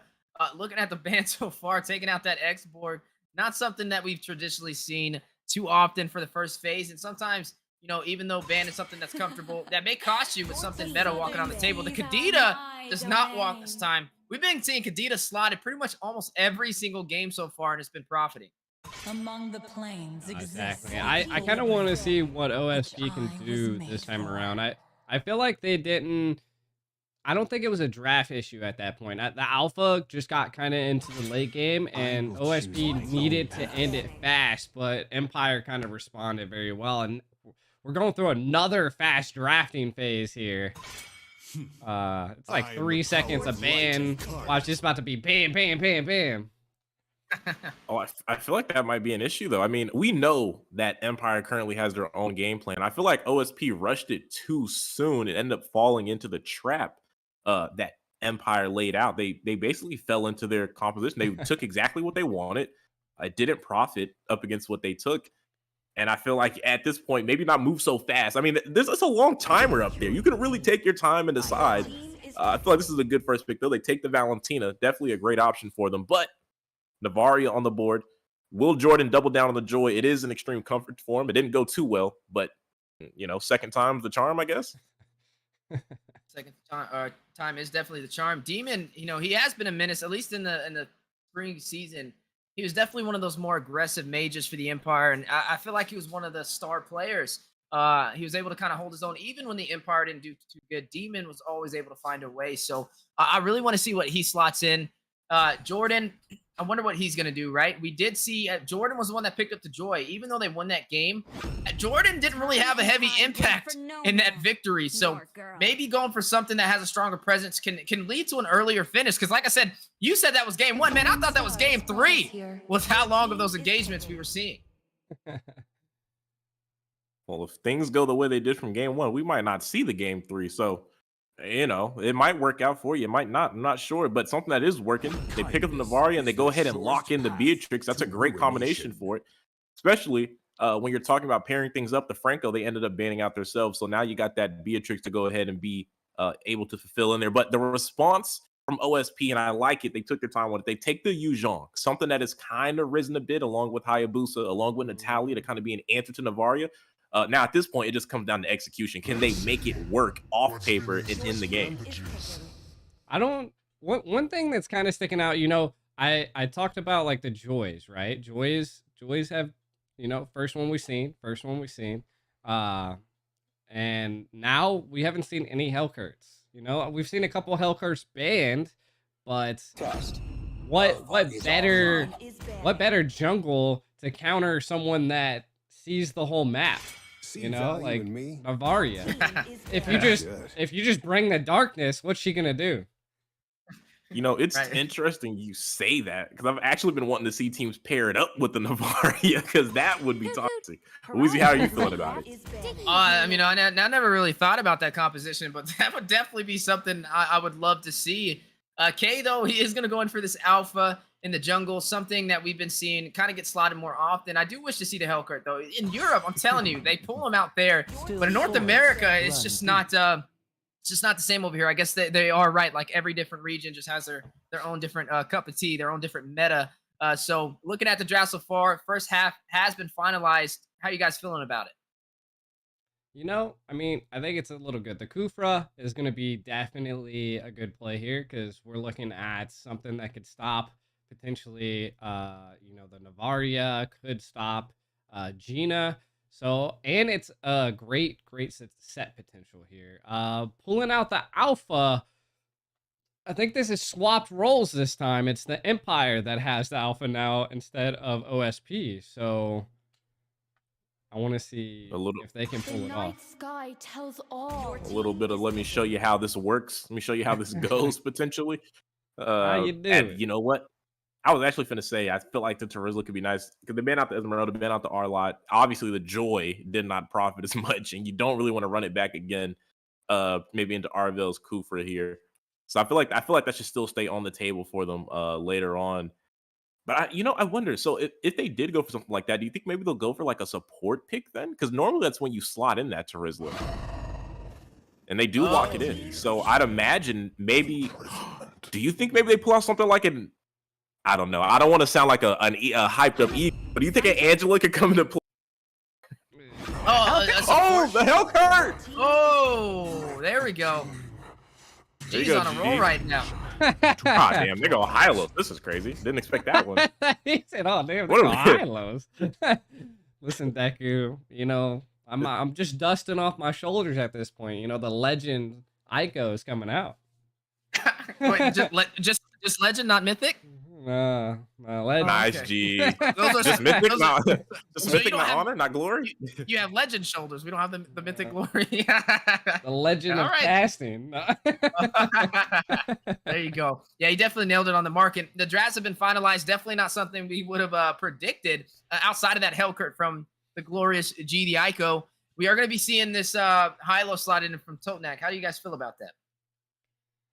Honestly, I'm kind of a fan. I've been wanting to see Hylos just because he got a pretty nice buff, and I feel like the emblem changes also pairs up really nice for Hylos. But this will be the first time I'm getting to see him get used competitively, so maybe I'll get the feel see if some of my claims can be validated here. Empire made the last competition they had work out pretty nice, so I'd imagine they know how to make the Hylos work. But more so on that, G, which you get in your response, also elaborate. Do you feel like it's a great pairing with the Navaria?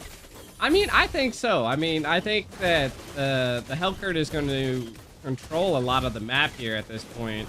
And it's good because you got the squishy heroes, right? You got the Navaria, you got the Bia that you can hunt down. So there's a lot that you could possibly do here. And you might even be able to catch the Alpha off guard, because that's what really is good about Alpha. He's all about controlling the map and controlling the flow. But what happens when you bring darkness? You stop that flow. That's right, and that's the game plan, right? Seeing Tarzan running this Hellcurt. Was that a steal? Oh, I thought he stole it. I thought he did.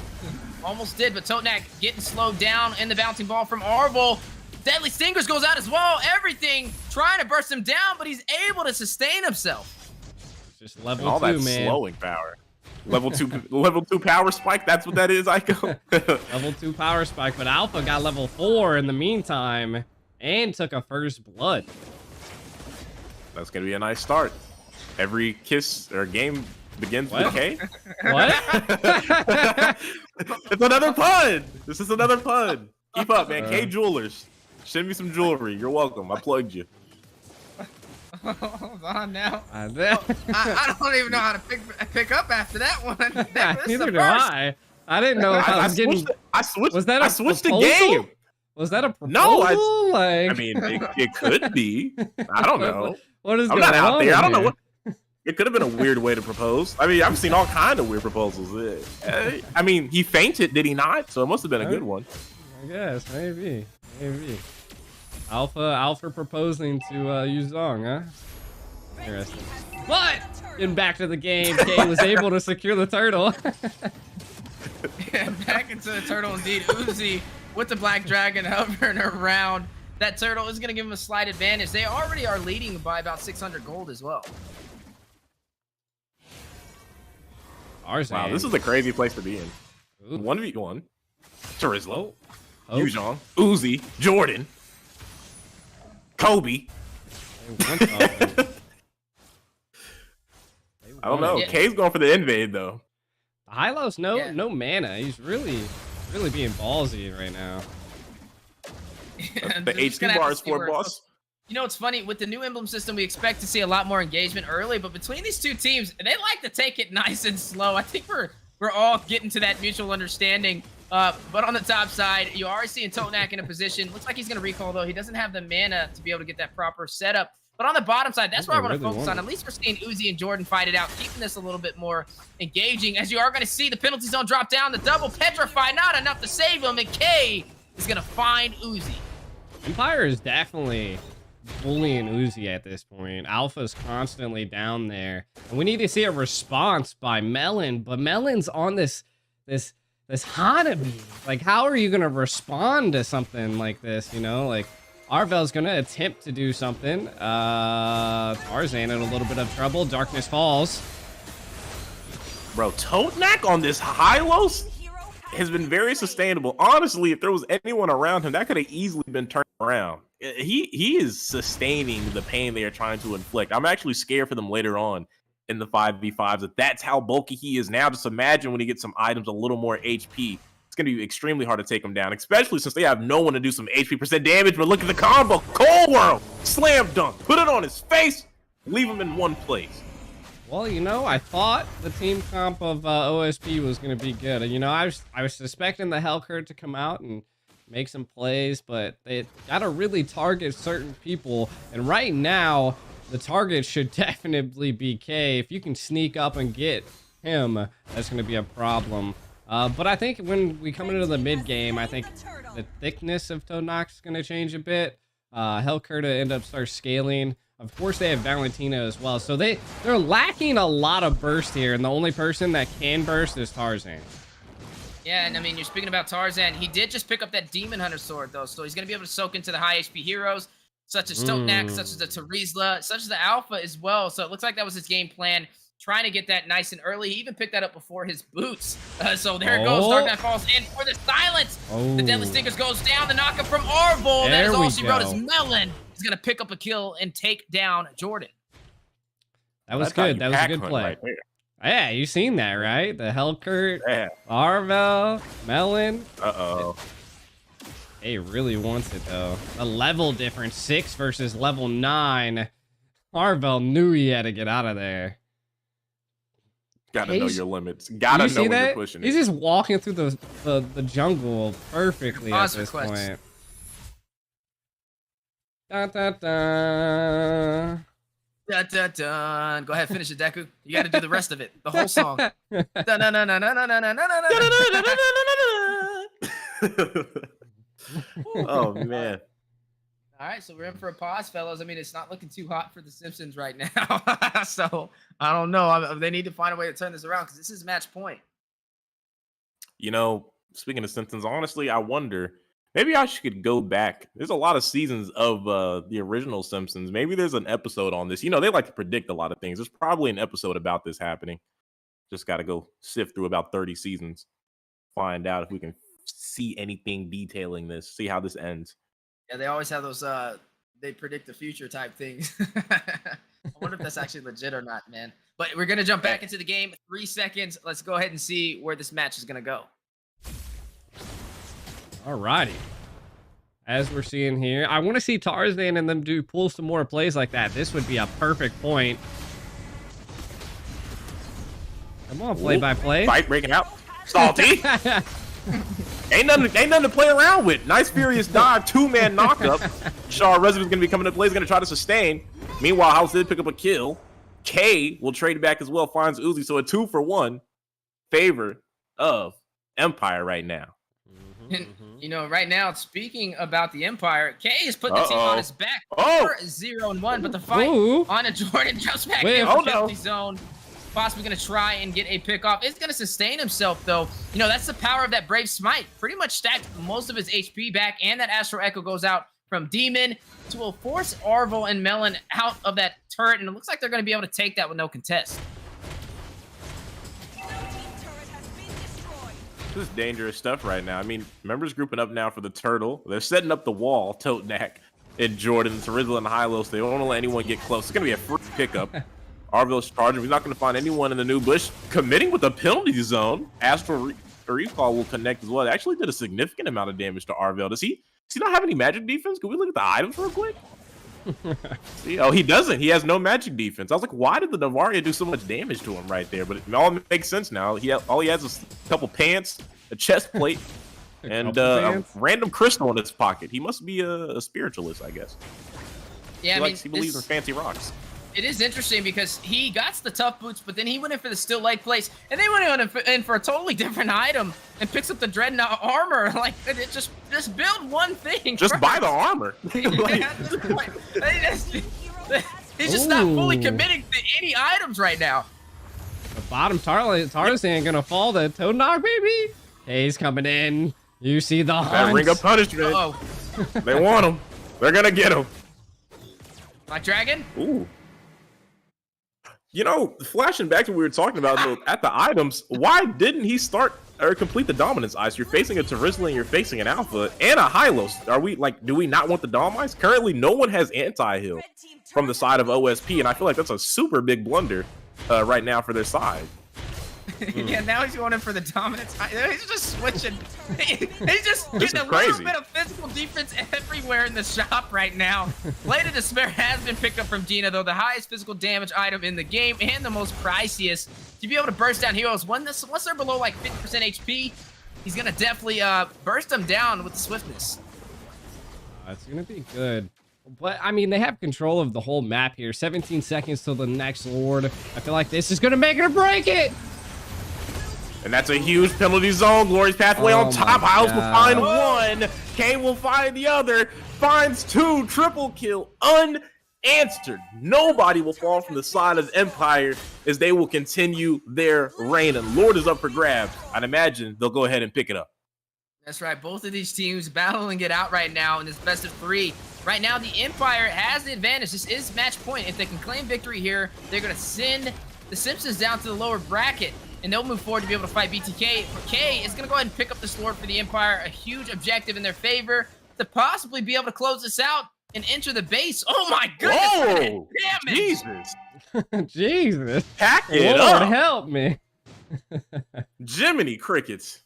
This is ridiculous. That's You know it's Lamar. bad when Navaria is just two-piecing your team.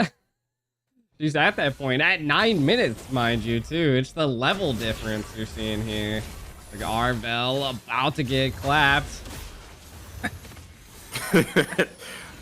You know, honestly, I feel so bad watching this back as a player. I would never want to hear tell me I'm just getting clapped out here. But you know what? You're not really lying. They kind of are. And now, right now, they're gearing up for the siege. Astral Echo connects to 3 members. Glorious Pathway comes out. They're going to try to slow them down. We do know if they move in the direction or the opposite direction of it, they will be slowed. Darkness falls, and they'll be able to clear out the Lord safe and sound. So that's a pretty good defense, honestly. Those picks go pretty well for defending that type of siege. Yeah, but I think they're still going to try going for a little bit more, fighting for an inhibitor in the mid lane. Penalty zone drops down for the double set. Uzi going to fall. Gina picking up the kill. Still not over, though. Jordan unable to get away.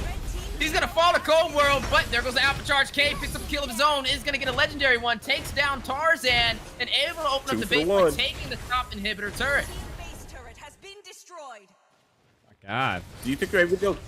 Okay, I was going to wonder if maybe they go for a little bit more, but no one else there to push. I feel like you don't have to be greedy at this point, but okay, well, they got the Astral Recall out in Astral Echo. They have the vision. Yeah. They're gonna. I guess they're gonna back off. Renner shot loading up. Will they connect? Melon seen that red dot and he backed up. Bang! Another one. Double snipes. One takes Cole and the other takes our synchronized synergy. I want to make another pun, but I just know. Another reference, but I don't want to have my heart broken again. As long as it doesn't start with kiss. It just ends with it this time. But no, I was gonna say the 2 snipers. You know, from Call of Duty, you got Price and Soap. Oh, you ever played the COD? No, I've played. You're Call kidding of me. Duty. I've played. Okay, so don't play with me, bro. You know Soap. Come on now. Jeez, I was about to say, ain't no way. Ain't no way. You may not be 90, but I know you're not pushing 30 just yet. Okay, I don't know about that one, because you know, you're pushing 30, we see. But the fight, pushing up the pace. Don't tell me about age. Tell me about these plays. Glorious Pathway going out. Tarzan is going to be taken out in the jungle. Who would have guessed it? Still looking for a little bit more. Uzi all alone. Gina Salty will pick up the double. The gold laner for Empire completely online right now. And they're looking for the push, and this could be the final one. Renner shot's loading up. Potentially. Nice Astral Recall. Almost wiped him from existence. Arville finds a knockup. Will not find the set. They haven't backed up just yet. It looks like maybe they'll go for the end if things go their way. And clear the minions. They don't have any minions right now, so they're going to go for the Lord instead. Ooh. One more shot. Melon said, uh-oh. Time to go back and heal. 2 steps out the base, snipe. Yeah, I mean, even though Demon hasn't picked up any kills, his damage is not something to mess around with. And I mean, when we're looking at Magic defense, the only Magic defense picked up is Tough Boots. What is going on right now? You're not respecting the snipe from Demon? Who cares? It's just an Amaria. It's just an Amaria. Right. Oh my God, there it goes. I mean, That's Uzi picked up a little bit of magical defense as the cloak. But yeah. At least he picked up the armor. Jesus. That took him a while, but the Magic defense wins. HP Lord. Is Tarzan not gonna come back to base? They're going for the siege. Glorious Pathway comes out, penalty finally makes his way to the fight. Can he get on top? Oh my God. Look at the bags. They're gonna find it. Tina just ate him alive. Yum, yum, yum. Yo, you see, look, it looked like a deer in the headlights. When Tarzan ran up to Gina, he froze. I don't even think he tried to attack. Normally, the Darkness Falls silences those around, but like he got basic attacks. Yeah, not I thought he was gonna get it. Like he went for the recall and I called it. I was like, oh, Tarzan. He didn't. I don't know. I'm confused. I'm confused as you. Weezy, we're all up here confused. We all saw it. The viewers saw it. He had a 1v1 he could have went for. I don't know. I don't know. I don't know. One shot. You not miss your chance. Oh my God. 1, 6, and 3 on the Hellcurt too. Man, was that the Hellcurt you were looking to see, G? No, not at all. But also, I mean, look at Uzi, 1-7-1, having the hardest time against a Terizla. And I mean, to be honest, it wasn't like anybody on Empire was actually like doing a lot of damage. They just never got killed by anybody by OSP. Yeah, Oh, man. that is. I mean, that is the fact. I mean, it's pretty easy to not die when no one wants to pick up dominance eyes, right? It took them quite a while to be like, Terizla, Hylos, Alpha. I wonder what could maybe I'll put on these steel leg plates and okay, maybe a chest plate here, and yeah, that'll do enough. But no one's gonna buy anti-heal. Like, Frankenstein build, huh? He was trying to build a full outfit. He had the boots, the steel leg plates. bro was shopping. He was all he needed was a helmet, and he would have been good. Bro thinks he's a medieval knight out here. Oh my god. Knight in shining All armor. right, stop flaming him. Hey, G, I don't think This I ain't the don't think NABA flamer. I don't think you're in any position to tell people what not to say on G. Maybe the viewers forgot, but I didn't. Well, you need to. We'll pull out. He says you need to. Got a Men in Black 'em. Yeah, that's right. Oh, you get that reference. Oh, okay. Oh, wrong scene. Oh, man. Wrong scene. Oh shoot. Are we going into the next games, or do we take a break here, Faithful? 5 minutes. 5 minutes? Quick. 5 minutes then. 5 minutes break. 5 minutes left. 5-minute break, Nami. She's like, I need my Nami, boba. are you streaming too, Nami? Yeah. Yes. Nice. Content creator Nami. The boy said, hi, chat. Who said hi? Chat? Boca. Oh. Boca saying, Wait, hi, where is he chat. at? In what chat? Oh, never mind. I see what you. I was like, nah, looked up on the screen. Yo, I is need he- the I've break. seen- I got some chili waiting on me, some grilled cheeses. I'm about to. Yeah, I thought you had the chili Jeez. already. I had only like a said tiny bowl. Wow. I Grilled only had its cheese own- and yeah. Hold Grilled up. chili Let me go get in my cheesy. car real quick. Cheese and Fritos, man. He was we're throwing down. whining and dining, He's throwing man. down. Let me get in the car. Hold up 1 second. I'll catch y'all in game 2 of this series. I'll be right back. He said, I'll be right back. 5 minutes. I can get over there in 4. Sheesh. It's been a long Bloodhounds day, and the Weezy. Bulls. That's been a long day. Been a good day, though. Good day. Definitely been a long day. The day started very early. Yeah. Yeah. Woo!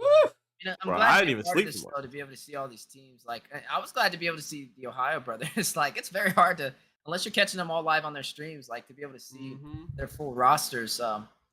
But you know, I can't wait to see what they pull out. Maybe need to see best player. He needs to warm up a little bit. You know, that's not the same best player I've seen in the spring season, but I know if he can warm up a little bit, he'll be back in action in no time.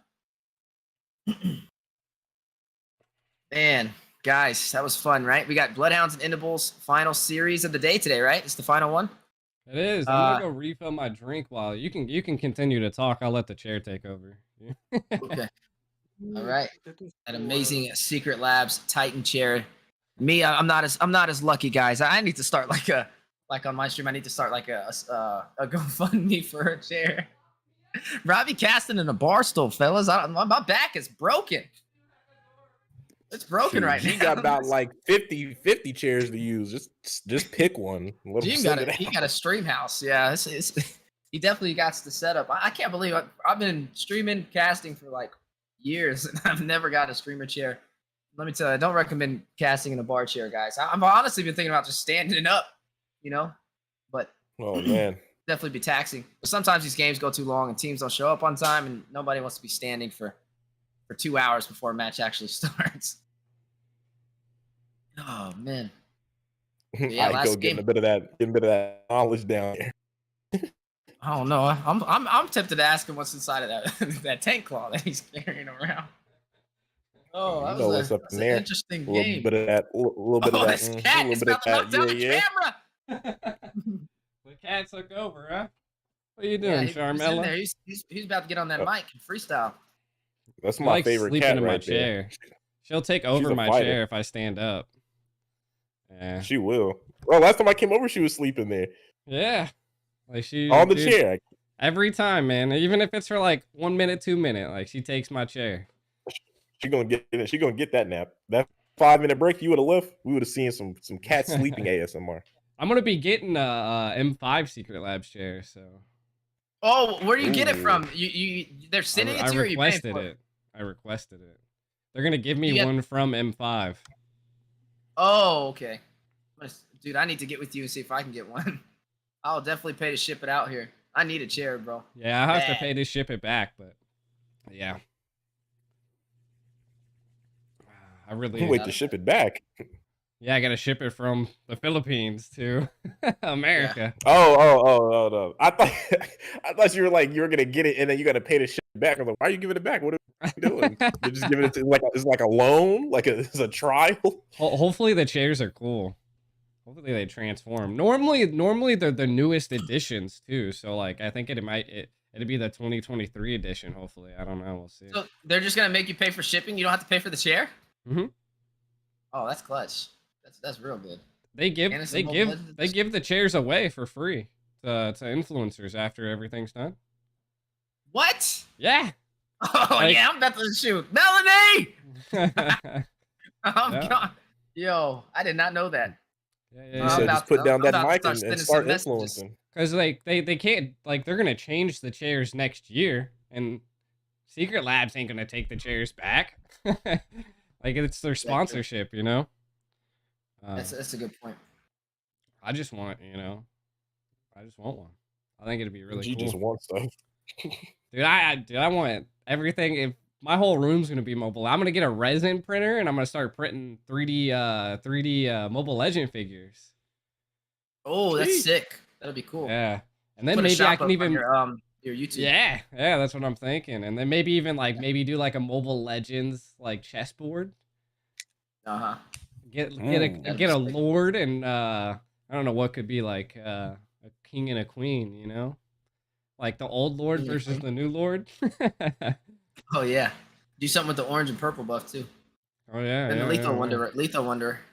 yeah. And the minions. The minions can be. Oh yeah, pawns. minions could be the pawns. Yeah, yeah, yeah. That'd be sick. I think it'd be pretty You cool. could- You can even get creative because different maps have different lords. So I mean, you can Mhm. pull the different lords from the different maps. Yeah, I think it'd be pretty cool. And then if I once I figure out, I can start like putting names on. You should make the lot of the king Mobile your Legends. your logo. The You know, that'd be cool. Ico. Yeah. The GTA. Mm-hmm. I could do an GTA influencer experience. board. Have all of us influencers. Ah, Who's gonna yeah, be the pawn? There's gonna be a lot of you, but you're gonna be the pawn. I don't know who taking that position. It ain't me. What up, Trex? We got the one, the myth, the Well, legend. there goes one pawn. No, I'm just Ugh. Where you going, Oh, cat? God. Hi. What are you doing? Trex Cast. Are you in the bathroom at work, Trex? Be honest. Bathroom. that guy be talking about I'm in the store. Work. I'm in the stall. I took a break. I took a break to come join the stream. That's been some big games today. Big games. Has been. He didn't It's join- only gonna he get didn't join bigger, me. man. Whoa! Whoa! Jeez, Oh, Mike. Oh, My man. cat's like swinging at me. Which one's the pet? Is it G or is it the cat? I take a lot of bathroom breaks on Discord. I know. Oh That boy be man. talking to us. Yeah, the cat, dude. She'll tee off on you, man. Yeah. You don't care. Not for real. She got a little 3-piece on you right there. Yeah, she. And I was like, damn.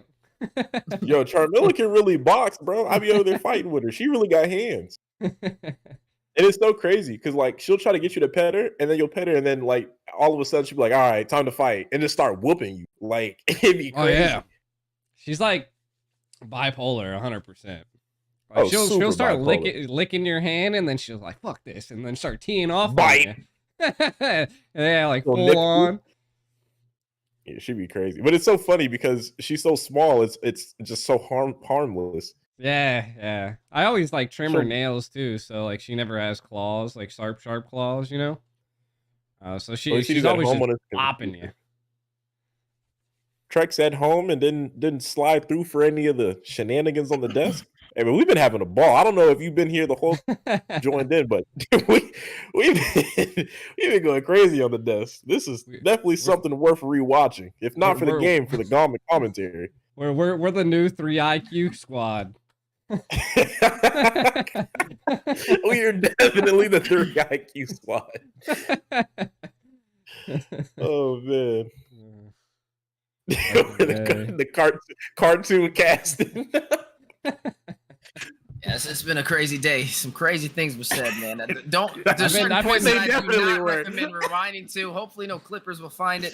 Let's just, if anything, G should definitely go back and trim a couple of sections of today's stream after he ends it. He should private the stream, make it a members only type of deal. You got to pay for this at one. At least to go back, because they got a little crazy. That's what makes it fun. Oh. R.I.P. G said all I did was take the cap off. I didn't. I just took the cap off. Nothing too crazy. Ritz has been dealing with us the whole time. Ritz. Shout out the Ritz, not the hotel. What? Oh, my God, G. I got it. Like, bro, everything. This is getting ridiculous. I'm that one friend that anything you say is just gonna go right over my head. I'm like, huh? I gotta say the joke and then write it down and pass the note over to G and be like, "This is your cue to laugh." Be like, "Oh, okay." This is your cue. Trex Here's said, "G, the answer, bud. Just giggle. just copy my homework. Goddamn it! Don't even try to think. Even Trex was disappointed. G. That's all right. Listen. G. ... Trex probably went through this with you himself.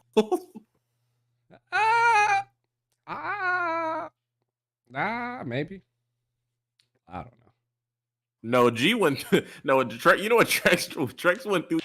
Your My fucking spell. era. Yeah. Your era just making up fucking on the side.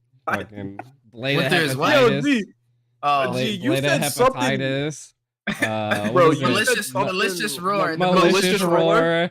Yeah, Malicious blade of- roar. blade of hepatitis. Blade of Bro, G said something last night, bro. I forgot what it was. He didn't say it wrong. He just used the wrong word.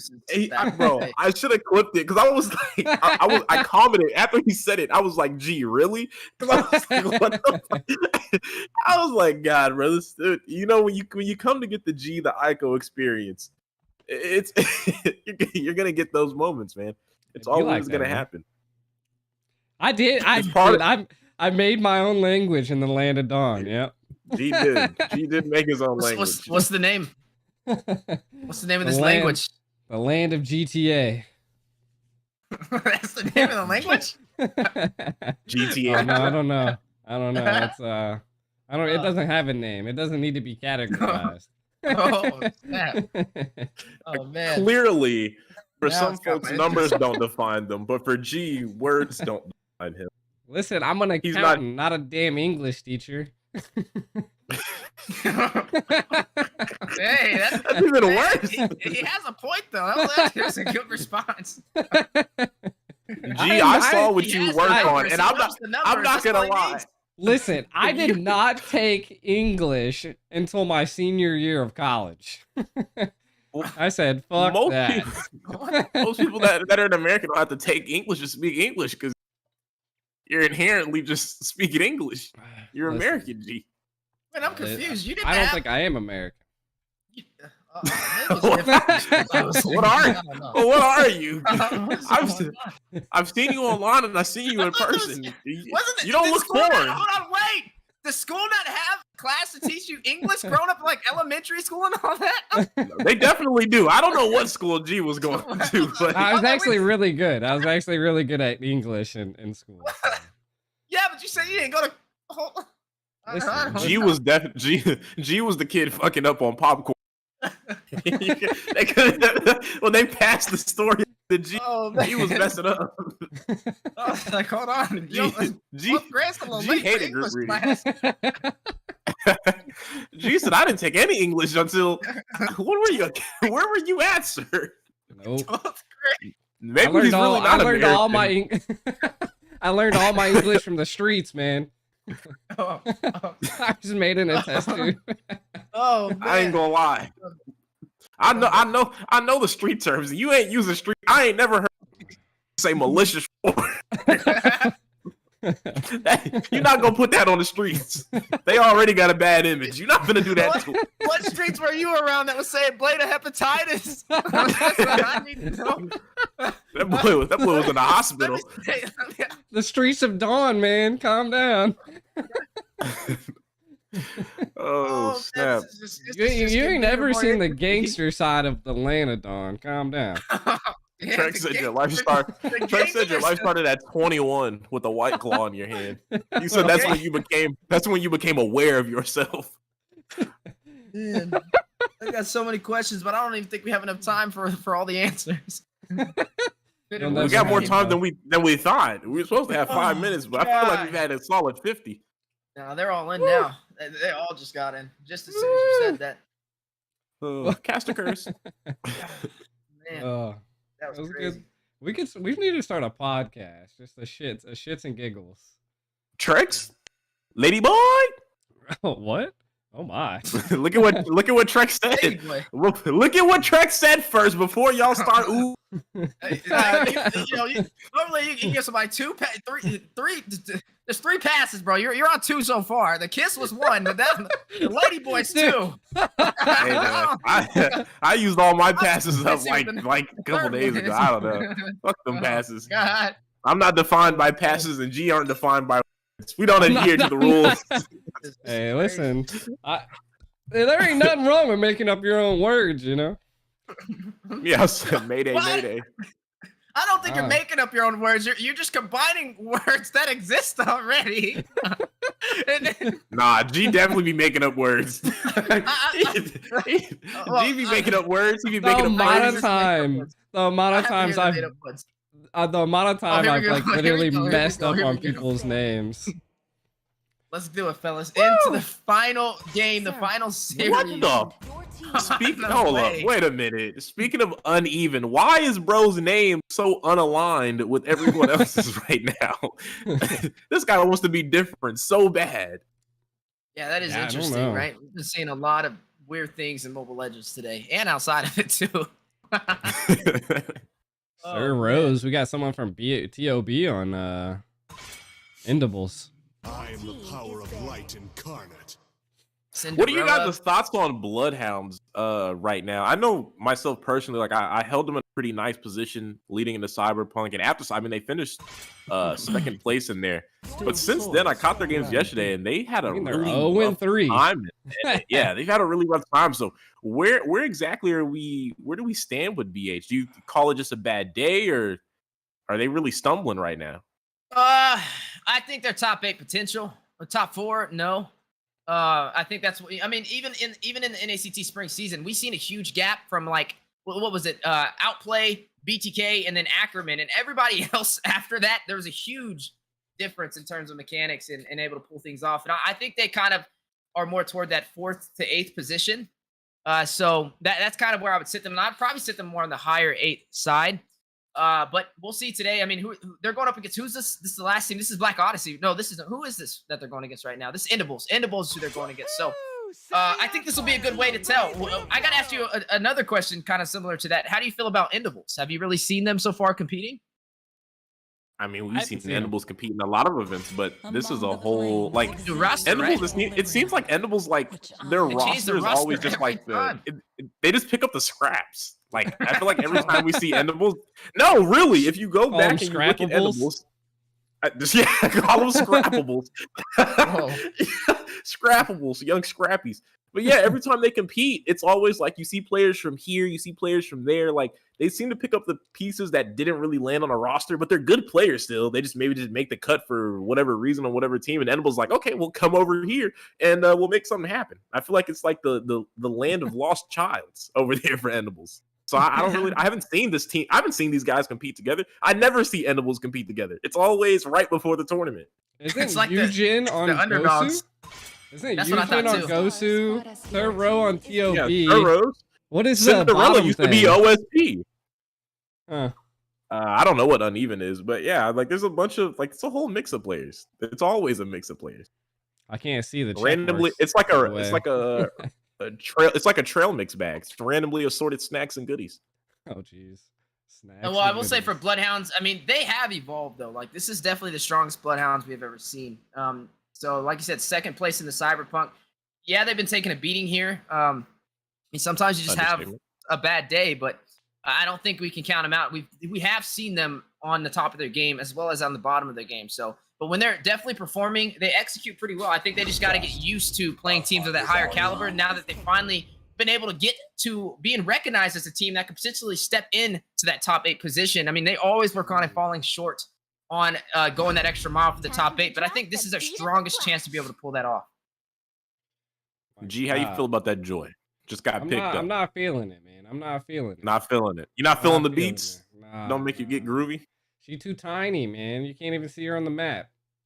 Like, You know, I think G's just, you know, he's such a gangster. He doesn't really dance, and he just kind of 2 steps. I don't think Joy was a character he was ever gonna like. He don't like the music. I don't think I've ever even played her. But Yeah, it boom, makes back into here. I do like Alpha. I've always been a huge fan of Alpha, but some people just don't really know the extent on how to use them. But I do think that Easy Peasy can definitely get this through. Fredrin, a little weird, you know. We've seen it actually still be really tanky and still actually be viable. So maybe it's still a thing. If Tempest does go Esmeralda, this is definitely going to be a hard game for Joy. Yeah, I mean, there goes the Franco, there goes the suppression. And I mean, we saw Joy slotted in the last game, and it really didn't profit that much. Jordan was the one to pick that up, even though the Empire was able to claim the victory with the sweep, undefeated still. The Joy really wasn't the one to do that. It is going to be that Vengeance slotted in again. I know, G, you kind of stated in that last game with that Lethal Ignition, you just didn't think it was the strongest combination with it.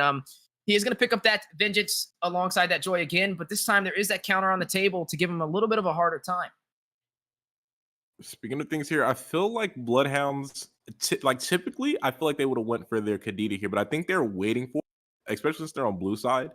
They couldn't take it just yet because then you can get the response here, right, from Endables here before we head into bans. But this is like a normal setup they go for. They take the Franco or they take the Kaja. They paired it with that Kadita in the mid lane for Boca Roscoe. And I feel like that's going to be their setup here. Matter of fact, I'd be willing to bet right now, unless one of these get banned out, we get like a Kadita and Beatrix from them. Like 100%, unless one of those get taken off the board here.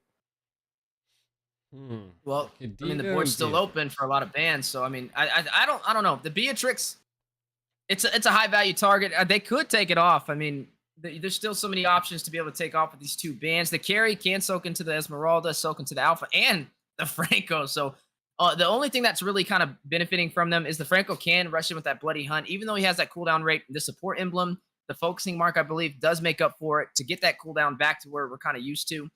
So I think Coppola may be able to pull that off. Eugen definitely have to play a little bit more passive in the gold lane for his team. Nope, but there it goes. Yep. Yeah, shoot. That's the caster's curse right there. I feel like Bloodhounds need some late game security here. And you know what better late game security than a Melissa? I feel like the Melissa is going to do good because it's going to, you know, keep the Joy at bay just in case it does sneak into that back line, because at this point we're Endables is, I mean, that might be their only dive that they have. So I feel like a Melissa would be good here. Maybe even a Brody if it happens to come to it that they ban it out. Now from the side, Sniper ready. What about Leslie? Endables, there you go. Yeah, Leslie. I just it's a thing that these are just tough. bans. She's tough. I mean, she gets vision, but tough. It really just goes into, I mean, you know, when you know who you play type of deal, right? Like, oh yeah, those other picks are good, but again, like I was saying, like these are picks they normally go for. That Beatrix is very strong in Sleep's hand. She's a strong gold laner in general, but then right after that, the Leslie, as far as the composition they have, you have to keep in mind that they have the Franco, right? So they're gonna want something that can follow up with that. Carry's already off the board.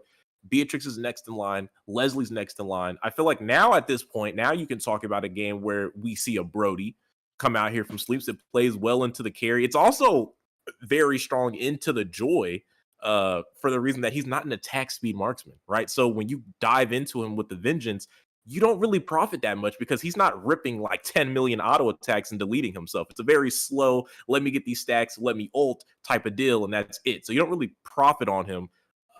So I agree with you. Like, it's either a Melissa or that Brody there. And I have to say, with what they have with the Franco, I feel like the Brody would be the best pick here if you want to pair it up with the Roam here. Boca? Yeah. Cecilia? Uh-oh. Nah, he's just, I mean, he used to, like, that was his main bread and butter back in the day. He was a Sicilian main to the death of him. I mean, he was a supreme on it, but now hovering over some options, may going for this Xavier. It looks like the Claude may be a possible option. Now, he does have the mobility to be able to get away with the BMI, especially when that Lunox does dive alongside that Fredrin or that Joy. We still haven't even seen the Roam picked up yet, so I really want to see what they're going to put up against them. Maybe somebody with some group CC to seal the deal. They could even go for a Minotaur, an Atlas, all viable options on the table that could possibly be picked up from Endables to close out this draft. But you are going to see Boca Roscoe lock up that Xavier and some more additional late game damage. Sleeps is going to go ahead and take that Claude. I'm not sure how I feel about that. It doesn't really seem that great of an idea. I mean, obviously late game, we know what Claude can do, but you also have to like take into account the obstacles kind of in the way, and there's like 3 of them right there. Ooh. Oh, wow. Whoa. Wait a minute. What? In What? the world? Well, if you thought the commentary was weird, the gameplay just got way weird. Twilight Zone is what we just entered here. I'm scratching my head right now, but I know if I'm Bloodhounds, they're definitely celebrating.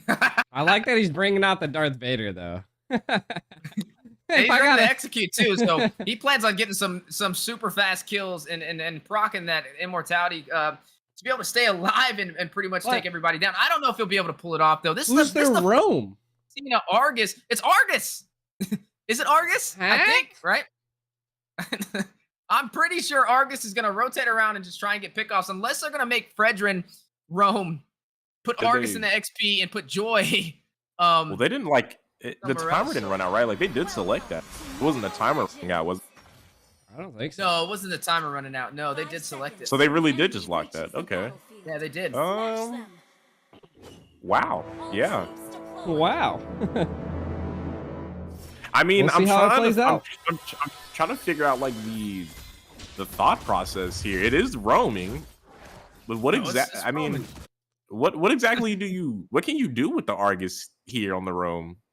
Maybe it's his first time in a tournament setting, and he was able to get the skin, and he was like, "Man, I really want to use Darth Vader." That's the only sense I can make out of this right now.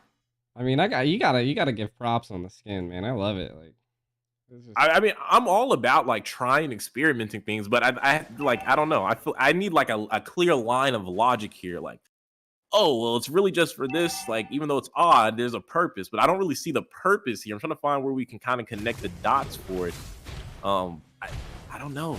Argus into this, and it's not like it's an easy game for him. Like, there's enough CC to make this a hard game for Argus, even if he pops the ultimate. The Alpha Charge can hold him. The Bloody Hunt. Even Boca Roscoe with the Mystic Field. And he even goes for the execute, right? So like maybe a Petrify would have been a little bit better, to like maybe solidify something for your team, get some type of CC. Oh, wait a minute though, hold on. He Let him has cook? that execute. He has that execute. First blood on the top side, no 3v1. Eugen gonna fall. Well, that's what you get with the traditional roam there. Nice, G. Thanks, man. Good. Welcome. Anytime, buddy. Everyone loves compliments. But yeah, I guess. I mean, I guess like you could try to harass maybe with damage instead of everything else. He currently has sleep. Oh well, no, he missed the grab, so he didn't even get to lock him down. He's going for it though. Yeah, I mean, he's making him bleed. The funny, if you stand still, you'll probably die, but if you move, you're gonna be dying slowly as well because of that bleed passive that Argus has. I mean, you can see he's doing it's a little bit of pressure with the damage. Yeah, it's going damage though. I thought maybe a little tanky, but I guess they're just going all burst at this. Easy peasy, able to retry and secure that Lord with no problem. Now, the biggest thing that we're seeing here from Bloodhounds is that definitely the gold lane is winning at this point. The Claude is definitely shining, and I feel like that's going to be a problem. You know, when I said it in the very beginning that Bloodhounds needed a little bit of late game security, and they did it with the Claude, but it does look like Endables is responding. Walked into the wrong bush. Bloody Hunt down onto Sir Rose. Is going to fall to Copla. Cinderella going to find Sleeps. 1-for-1 trade so far on the table. Sir Rose did follow the Roam Argus right now for the side of Endables. And they're going to be able to take the marksman, though. So overall, I think a Roam for a marksman, that's a trade we all can agree we take any day. Do you think maybe, I feel like, okay, maybe it's for the potential. No. Because, I mean, we gotta come up with answers. It's our job here as a Flicker gets forced up to the top side. But maybe, I mean, you have Argus, you have Joy, right? Let's say after laning phase breaks out, do you think maybe it's the chaos, the diversion they can offer? I think it's hard to catch an Argus or a Joy in the side lane. But speaking of catching, Rose in trouble. Yeah, Alpha with the start, he finds the kill. I don't. Yeah, it's not working at all. But I tried to explain the logic. I don't know. Yeah, man, I don't know. The Argus just isn't profiting. But yeah, we gotta have a talk with them. I feel like this is one of those moments, like after this, you like kind of be like, hey, let's take a 5-minute break. But if the Bloody Hunt comes up underneath the tower, I'm gonna show you how you play the roam and how you get it done. They find the tower in under 4 minutes in the gold lane. Extremely detrimental right now. It's gonna be rough. You know, it's really interesting too, because it's not like we didn't know what was going on. Copla, Franco was up there the entire time. Argus he rotated down to the bottom side in the beginning, right? Trying to get a pick off and allowed his marksman to fall. And that's what kind of led toward that deficit, is that, like G kind of said, his Sleeps was stacking up, stripping down that gold turret and able to put himself ahead of Eugen in that lane. Yeah, I mean, that's what happens when you have a traditional roam. It's going to be a little hard here to see, but I mean, maybe 8-minute mark, Argus pulls off and the show up. Dex able to get the Lord, though. The turtle does pick it up. Maybe a fight ensues. They do use the alpha charge on the Dex. They want to punish him, so they'll find the kill and trade. A killing spree. Sometimes you don't have to land the retribution. You just have to land the true damage. Taking down Rose, and right now that is a wilted flower. They have been spilling that boy in every single lane. He's half of the kills that they currently have right now. It's not a good feeling. And you know what? Maybe I tried to over-explain it. I was confused, but right now I think even Rose is confused on what's happening. This guy's dead. Move not. Dances around. Two-step. Here goes Rose. He does have the execute. Will go in. Uneven is going to find Templess in that trade. He does stay alive, but look at the side of Bloodhounds. 3-man stacked up. Rose. And the suppression. The bait out his entire ultimate, and down he goes. The win condition. Picked up the kill. It's interesting. I mean, it's just not panning out correctly, you know. Is it really interesting? It is. I mean, it blew my socks off when I seen it. Yeah, it was interesting at draft, but now that we're in the game, it's just looking like that roams I kind of get in my.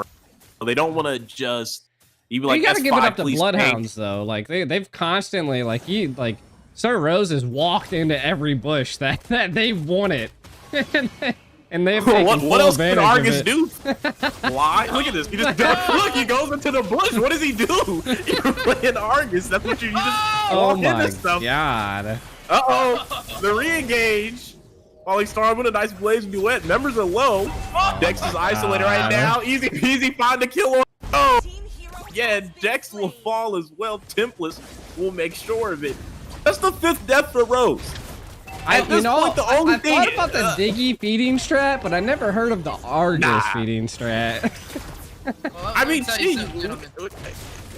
go ahead, Weezy, tell us. It's definitely not some flowers I'd buy my girl. So whatever Roses. Edibles is rocking. Uncapped. Do it again. Uncapped. Even the Eternal Evil, the Franco's gonna cancel it out every time with the Bloody Hunt, so it's not really gonna have the impact. Speaking of impact, though, uneven, you're able to find a kill. They're getting engaged in a fight that they probably don't even really want. Keep an eye on the Franco. He's dropped a little uneven. Make it finding a trade in this fight, and he's not gonna stop there. Tried to make a play on the easy peasy, but he's gonna wisely back off. Honestly, this is just crazy, man. I thought the fact that they're even like better. Man, I don't know. I don't know. On Argus, yeah. Hey, ladies and gentlemen, don't try this at home, all right? This Yeah, don't try is this at something home. we recommend. maybe, hold I'm up. not sure where this came from, but there Ooh. we Hold go. up, wait a minute. my Let him 1v1. Eternal Evil. 1v1. Oh, What he's is he dead. doing? Look at this. my He's just God. running around. This is cardio. There's nothing coming from this Argus pick. He's out there just losing weight, right? Actually, he is the weight. He is the weight right now. He's holding back the team. This don't look There's like the- Darth Vader. This is a Padawan. What is going Oh on? my god. There's nothing interesting about this. You know, G called it interesting. All right. The only thing interesting about this Argus pick right now is how quick can he reach the 10 death power spike at this point. Can he get it done? Look, Rose. Is it feeling taking it a little out. bit of damage? Feeling it out. Testing the waters. Let's go, Hold Rose. on, Dex is Get in there. Dex. Ooh. They isolated him. Go Rose. Get him, Rose.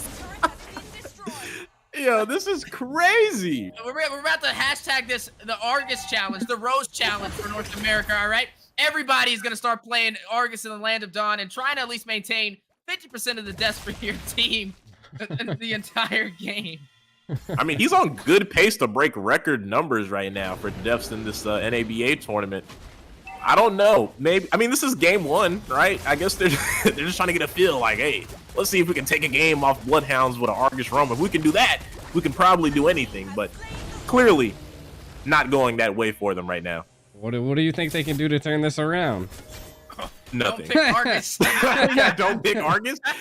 G next reset. I don't know.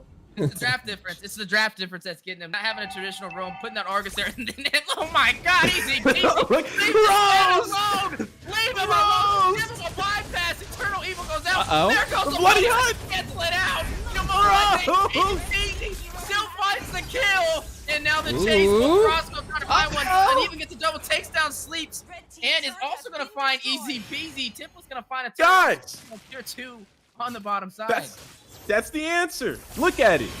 Rose is 0-6-4, but Uneven is 5-0-0. He's just taking the ultimate.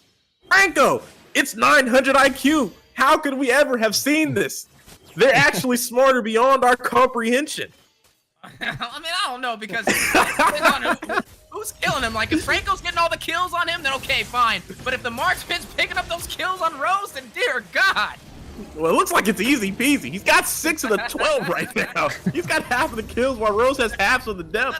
Actually, leave him alone. Somebody. He needs some milk. Oh Jesus. Lord have mercy. Who handed Wheezy a tank claw? Weezy is uncapped. Rose did. No. Who handed Rose a tank claw? I think Oh my god. Yeah, Rose is uncapped right now. Uh-oh, Alpha Charge is out. Look at Rose. Looking at the stat pad a little bit, add into that death column. Uh-oh. All right, there it goes. Hey, they got him! Rose. He's actually the. He finds him, takes down the gold later. He's actually the win condition the whole time. That's his first kill in this game too, and to the backline as well. Able to It's stop the most important. to the base. Wait. Hold up. Now the Argus feed strat is out of the meta. He didn't have a kill, but he just reset his bounty. Now he's worth gold again. Ico, they're fumbling the diggy strat. Oh, he Was wants it more worth it? though. Oh, Rose. I think we can all agree this is the most entertaining match of the night. It's entertaining because honestly, it's I not mean, my like socks it's got one- blown off, so. Well, so did Rose. It's one-sided, but like at the same time, it feels oddly competitive. Like it feels like they're still like, I mean, well, they haven't found any more, so maybe not that competitive. No, I mean, but like, Rose picked up his first kill. He's starting to walk different, man. You can definitely tell the confidence is there. I think that's all he needed. Like, look at him, man. He's checking bushes now. He's ready. oh yeah, Look, he's taking the cyclone. Hold up, 1v5, no vision. Yo, perfectly Oh, he placed the poked nose in the out the bush. bush. He poked out the The bush. rose that grew through the concrete. Oh, checking the next bush. All right. He's peeling. Good Ooh. front line. Ooh. Okay. Ooh, the Ooh. damage. Oh, Joey. Rose. Damn. Holy. What's Gotta going trust in the on? So, down here? guys. Trust in the Uh-oh. Blue team has slain Hold the up. Lord. I thought they were going to call for the commit. I saw the Uh-oh. claws come out. Hang on. Speaking of claws, conceal, hook. Light ult goes out. They're going to use the bloody hump potentially. No, they're going to let Dex escape. A little bit of praise. Wrath comes down, but it literally looked like he threw a pillow at them. No damage at all. Eugen, half HP off the Mystic Field. Bloodhound said no. We want Rose. We're not fighting to Rose gets out there. we want Rose. We want Rose. Get him out here. Oh my They didn't god. even take down the marksman right there. Let's just let him walk away free. Bro, I feel like, yo, this is absolutely insane. Yo, Rose in a 1v1, he gets taken down. He didn't even pop the ultimate. He literally didn't use the ult. It was available. He didn't use it, and now Bloodhound's looking to end the game.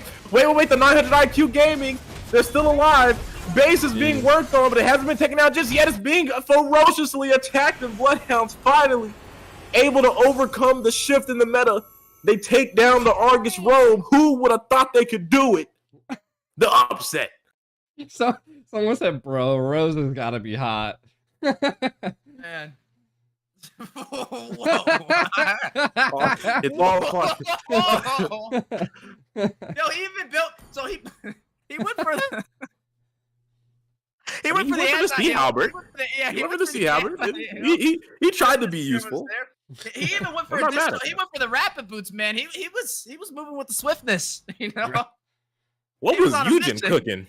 Bro didn't have a corrosion scythe there. How you gonna play the Trinity without the Trinity? Oh, What were they cooking over there?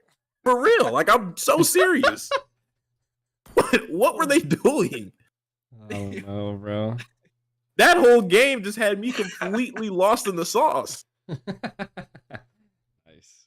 oh my God! I might have lost my words, gentlemen. What did we just watch? I guess the next question is: Some brain we cells see is what the- we lost.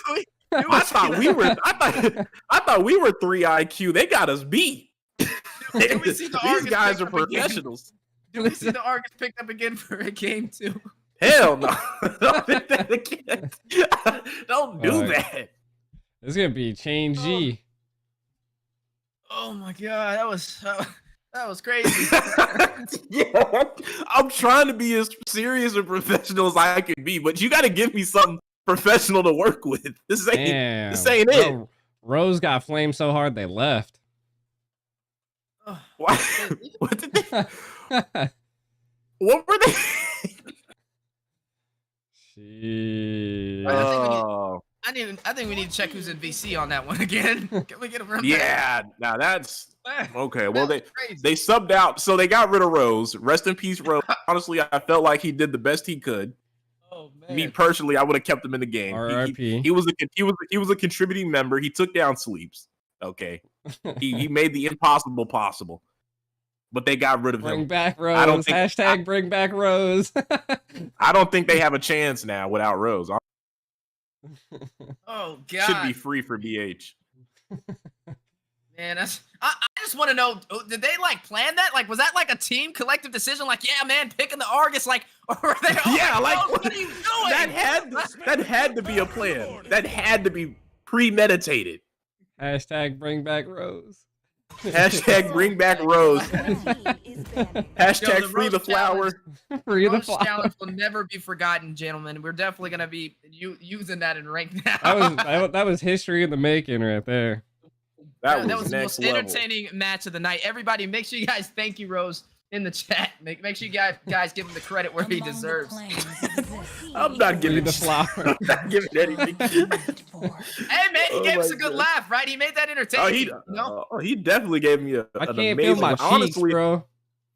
I might go back and like clip this whole match and make that the caster highlight reel. Because what, bro? I feel like I was watching a game. That's some stuff they pull in Malaysia. No offense, but that's really what this type of stuff they would pull out. I feel like I wasn't even in NA for a moment. I want to know what Blazing. Rose was feeling. Right. They Oh, banned good. the Argus! Apparently. They banned it. Man. I told you, win condition. No, but it's not even Bloodhounds. Bloodhounds. They don't bound to know. go- They don't know. They don't know honestly Rose think isn't there. Even if, yeah, they don't. They must not. But, you know, funny story, even if Bloodhounds didn't ban it, I feel like even with Rose not being here, Endables would have still banned it out. Oh Hey, my man. goodness. This is priceless, gentlemen. This is some grade A matches right now. For the final series of the day so far, who do you guys think will move on in the upper brackets? You Oh, can't get this man. anywhere else. I don't care what you tell me. Oh, Hold up. Let them cook. They go for the Navaria. We're okay. starting off serious. But they started off serious last time, too. It's the second half of the draft where things got... Great. Until Rose... Yeah, it's the second half of the draft where things got a little freaky. Got a little cheeky. We got a little cheeky, got freaky. They tiger clawed the draft. They went crazy. They Sun uncapped. Wukong roam. Yes, some sun roam. Anything's possible at this point. So Broken Amazing. 0-1 is going to be the one to replace Rose. So I wonder... Man, I he's mean, gonna pull out. Broken... Is that 0? Yeah, Broken replacement. Oh, Boca Roscoe pulling out the classic Ooh. is Alice. A lot of people talk about him being the old Sicilian main. Well, he also used to be an Alice main even before that when he was lad. Not too known, not too popular. Playing the Alice. Huh. It was the Sicilian before the Sicilian for him. I mean, if you Do you think he'll still slot it in the mid, though? Because I've been seeing the Alice more. Yes. Yeah, Yeah, so? he's gonna play it mid. Yeah, he's played it mid. He's done it in scrims, a lot of such. He definitely will. What I'm actually more intrigued by is the fact that Easy Peasy is playing Granger. Easy Peasy plays like Alpha, Ballman, fighters. who else? Yeah, he plays a lot of fighters. Bane, he plays the Bane. Yeah, did so play seeing Bane him on too. Granger is a little strange. I mean, You know, I Granger's really just like think- Bane though, so it's not like too much of a difference. I think they baited them. I think they have set them up a little bit. Maybe they gave them. They put out Rose. Rose was just a decoy. That was the Reverse win. sweep. Yeah, it's reverse psychology here. They built this up. They made them think this is an easy win. Now Boca's going for his comfort. Easy Peasy's going for things he doesn't typically play, right? But now they put in the real Rose, Broken. No more of the Rose. Rose was just there to throw you off your game. We pull out the arts, feel like, oh yeah, these guys aren't serious. Next game, we put in Broken on the Kaja, with the Navaria, with the Joy, and now they're causing mayhem. Right now, they have ascended in sort. It's so interesting looking at this composition too, because normally if I would look at a team drafting like this, I wouldn't. You know, like, Bokrosca's comfortable in the Alice, but it is a good 1-3-1 setup though. You know, you have the Granger in the mid lane. I mean, in the jungle, you have the Alice that could run that gold. But if they slot this Alice in the mid, I wonder, do they still go a marksman on the in the gold lane, or do they go for a fighter still and try and pull off a 1-3-1 composition? But where are you gonna put where do you put Sleeps then? If they, I don't think Sleeps plays Alice. I don't know. I mean, I don't think anyone else from that team. Oh, you know what? Actually, oh well, no, they can't. That's the other pick I was trying to think about. You know what's funnily enough? The thing I was gonna say is I'm surprised because Easy Peasy didn't take X-Borg. That's the other pick I was trying to think of. That's the pick they love to go for, and it's unbanned right now. Maybe we trade the Argus Rome, and now Bloodhound says, "Well, let's match them," and they do play the Granger Gold. I mean, maybe it'd be wild. Conspiracy. It'd be wild, you know. I mean, Is anything wilder than the Argus Rome? I mean, my socks are on the floor, so no. At this point, the socks are already off. We can't blow them off any more than they already are. No socks, no sleeves. No sock socks, casting, no boys. sleeves. That boy G just don't like clothes apparently. I was about to say I just think he has something against clothes. There's a reason you can't see the lower half. No. I'm joking. Wait a minute. Put the cap on. That brother is tweaking. It's just like a Zoom call, bro. Man. Oh man. What type of Zoom call is from the waist down, huh? What type of account do you do again? What numbers you checking, G? Yo, Yo, this is crazy. Oh man! All right, back into the game though. Melissa being picked up from Eugen. Dex is gonna pick up this Bane, and that is gonna be the draft finalized for the side of Endables. Now we got to see the last pick from Bloodhounds. This will sting. So they are gonna go for the 1-3-1. Allison stay in the. Yeah, pretty much figured that much. I mean, that's a good go. I kind of like the combo. Yeah, the Esme and Dyra 1-3-1 is really good. It's a nice. It's little really combo. good because both of them are strong in the Joy as well. So it doesn't matter where they put uneven at. They're gonna have an advantage on paper in either one of the side lanes. They have so much magic on both teams. They're gonna be in an advantage regardless, just because going up against Eugen. Actually, I'd want to put Dyra off the top of Eugen. Until he gets level 4, he can't keep that Dyra. I mean, yeah, you're definitely gonna put. Oh wait, you said Dyroth into Eugen?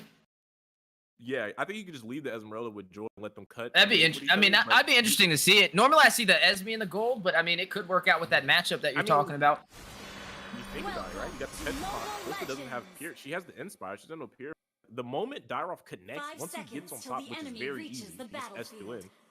Wouldn't be able to get away. But it looks like they're going to go ahead and throw the Esmeralda into the gold lane. So it's going to be Esmeralda, Melissa here, and Dyroth into Joy, which is also okay. Like either way, on one side of the map, they were going to have a very overwhelming advantage here. That's right, overwhelming indeed. Go ahead, G. Oh yeah, I mean it is true. So I mean, we'll just have to see how it's falling out here. You know, is the Melissa gonna play off? You know, I mean they're already showing quite a bit of pressure here. Can the Esmeralda keep up against her? Yeah, I think that's a great question right there. The 1-3-1 composition that's been more favored, especially after this new emblem system, this new patches that have been coming out. You're starting to see it kind of rise, and we got to see which way it kind of goes. Easy peasy, going untraditional, what we're used to seeing, is going to go in for that marksman jungle. So he's going to be rocking this Granger. Is going to be going up pair to pair, up with Dex, who is running this Bane, who can definitely dish out a lot of damage and farm a lot faster. So we're going to have to see how this rolls out. I mean, they're going to have to try to keep the tempo up on the Melissa to make this work. Because, I mean, they have a lot of dive, but they don't have any dive that beats out on the go away, right? As the Sonata's ringing out, not going to be able to pick up a kill. Using that ult quite early just to let the presence be felt. But, yeah, I mean, once the floors are unlocked, Melissa... Oh, they did pick up a flicker from Broken. That's actually huge because now when he gets forward, he can't go for that flicker anymore. Templa's in a lot of trouble. Got retrieved. Talking about all of them. They did get the retrieve, but you're not going back in. Go back home. Go back home, you crazy lunatic. Templess is tempted. That was literally like 4 or 5 seconds of uselessness. He's just posing. Yeah, easy peasy, though, is going to take this turtle. Looks like they're not going to be able to contest it. Good start for the Bloodhounds. I mean, this is match point, right? They need to be able to win this game or they're going to be knocked down to the lower brackets, and Bloodhounds will be able to move forward. And right now, they're having a really great start. No, I rescind my statement. I'm actually incorrect. They do have a lot of dive, but they do have something that I actually pointed this out. You got a little bit of a mic interference over there in Quirky, but as we are still seeing the match going out, Sleeps very low, needs to get away, caught by the electrifying beats and the Ring of Order from Broken. I mean, first blood now goes to Endables. I mean, that's huge. I mean, that's the first step that they need to take to maybe take a game from Bloodhounds. Ooh, but a play on the top side. Deadly's Catch goes out. Vengeance activated from Boca Roscoe, trying to fend them off, but on the bottom side, look at the setup. Coppola in the bush. Cinderella, Eugen, do they know he's there? He's definitely looking for a play. Templess possibly going to drop him with the Falling Starman. And Easy Peasy does have the damage and the range with that Death Sonata. But there it goes. Falling Starman onto Eugen. Templess, though, taking some damage. Just going to fall. Eugen versus Easy Peasy. Death Sonata dodges 1, dodges 2. But taken down by the basic attack. Easy Peasy going to pick up the kill. Yo, that sidestep, though. That was great. That was a great play. Almost able to escape, but another one. Wild Charge and the Power of Nature. Broken. Ring of Order flickers out to safety. Deadliest Catch as well to force Easy Peasy and Coppola off, but uneven on the top side of the 1v1 with the electrifying beat is going to take down Sleeps. He's now 0-2-0 in the XP lane. Holy. I mean, this is that Dairoth is having a real tough time against Joy, and if this keeps up, I mean, it's gonna keep scaling at this point. Yeah, definitely gonna keep scaling. I mean, the Dairoth is hitting hard, but I think we got Quirky back. Are you still in the building? Nice. Think so. Hopefully. Kind of low. But yeah. Yeah, your mic is like, Well, yeah, like. Are we good now? Yeah, there we go. All right, bet. So no, that match. Well, before we get into the match, we're gonna have a contest for the turtle potentially. Astro Echo goes out, so they got good vision. Easy peasy, still gonna pick it up though. Into the fray things. Boca Roscoe and Coppola are looking to hold down the fort. The wild charge comes down to hold down Dex. Meanwhile, Sleeps tried to pick up the kill on Cinderella, but he's able to flicker out right in the nick of time. The divine judgment, the judge, jury, and executioner, Boca Roscoe will fall. It's not gonna stop there. Sleeps trades out Dex. That's a 3-for-1. Casualties heavily sustained from the side of BH. And they got to be able to staunch a the lot bleeding. of gold plating too on both sides. Absolutely. Fully taken. It looks like maybe Endables are kind of mopping up Bloodhounds this time around. Yeah, hey, definitely reverse psychology. Sweep. I mean, look at the marksman, right? Eugen is profiting so far. He's got about 3.5K. He's leading by about 700 gold up against Esmeralda, Tempest down there. And Tempest has fallen twice. Eugen has got 2 kills. So they're definitely going to see this Melissa scale a little bit earlier. Typically, it's that mid to late game marksman. Already has a corrosion sight in her toolbox and also the swift boost. So that attack speed is definitely there and makes it a little bit easier for her to pick off some of these kills in the early game. Ooh, broken. Ooh. Nice divine judgment sets up the play right, but look at the Death Sonata from Easy Peasy. Enough damage for Eugen to be taken out as Dex will find Boca Roscoe. So a 1-for-1. Will they be able to trade out one more? They did drop Dex low, but Temple's not able to make the finishing blow. But speaking of finishing blows, down on the bot side, Sleeps finds the tower uncontested. He's finally able to keep up with Joy now that the lanes can kind of have swapped. So, I mean, Bloodhounds just has to keep up this pressure, keep taking turrets as much as possible, and maybe stop trying to team fight unless you're trying to take an objective. And speaking of objectives, Ring of Order goes down. Easy Peasy is going to find Broken. Deadliest Catch goes down, not going to be able to hit the mark. Easy Peasy able to dodge it, but slowed down from Navaria. Astro Recall not going to hit the mark with the Falling Star Moon onto Eugen, but go away, Procs out, but the life steal from the Blood Ode. Boca Roscoe going to get in, finds Eugen. 2 members falling for the side of Endables. Sleeps is going to go ahead and claim this turtle off screen though, trying to make it up. Going to go ahead and continue the trade. And it's working in their favor. They're able to kind of keep this match at bay and lead the way on the scoreboard in terms of the economy. With the mid turret, maybe. Ooh. Focusing on the turret.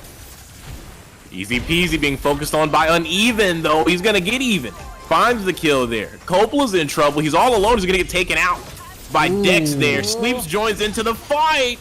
Finds the shutdown on Uneven. That's a good bit of gold to him. Look at the damage. Takes down Fusion. Finds the double. Finds the triple. 1, 2, 3. Knocking him down. Divine Judgment. Still won't find the kill. Sleeps is finally wide awake. Oh, wow. Man. How did he survive that? I think that's the question. He was very low. That was a high IQ play right there, but it was also a little bit of luck. Able to pull that off though. Sleeps is sitting 4-2-0, highest amount of kills on the board for this entire game and the most for Bloodhounds.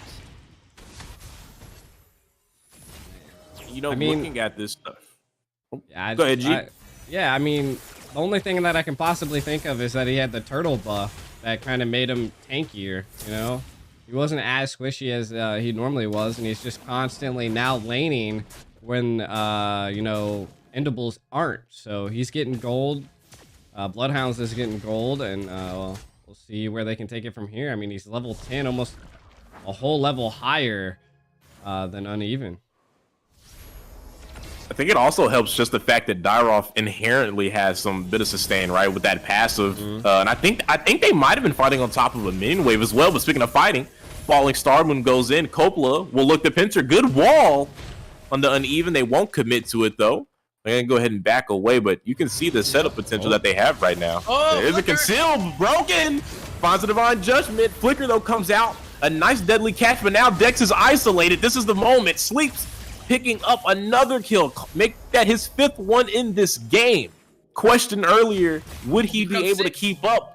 Right now, he's on top. He potentially could have got 6, but even a little smarter than that, some Spidey senses will keep him alive a little longer.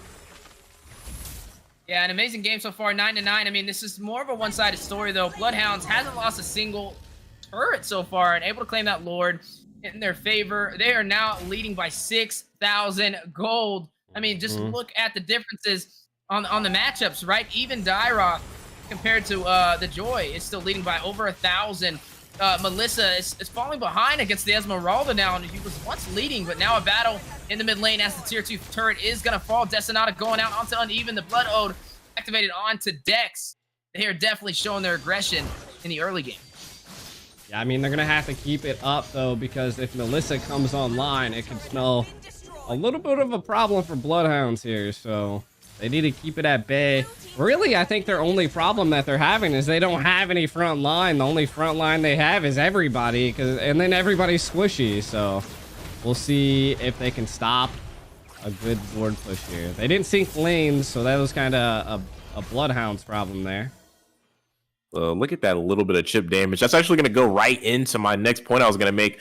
Look at the Navari. Look at Cinderella there. Has the Enchanted Talisman and the Ice Queen wand. I feel like we kind of had an instance like this earlier, right? We had that for Ramus Diggy utility comp not building enough damage. But look at this broken Flicker, Divine Judgment, and Deadly Catch. Eugen will pick up a kill there. That's going to give his third one in the game, and that's exactly what they need. A little bit of pocket gold for the gold laner there for them. But yeah, with this backline, Cinderella not really having the threat. Normally see the Clock of Destiny, the Lightning Trunch, you know, transitioning to that late game scaling. But at this point, he's just a bit of utility, some CDR and some slow. He's not really dangerous. Yeah, I definitely agree with you. I mean, the only thing dangerous about him is the Impure Rage for a little bit of burn. a little a little bit of spice. A little bit of spice. I mean, Cayenne that pepper. Rage can get it. You can get it sometimes, you know. But there's not too many tanky people on their team. I think a lot of them are going damage this time around. Broken, kinda waiting in the water to maybe see if they can catch someone.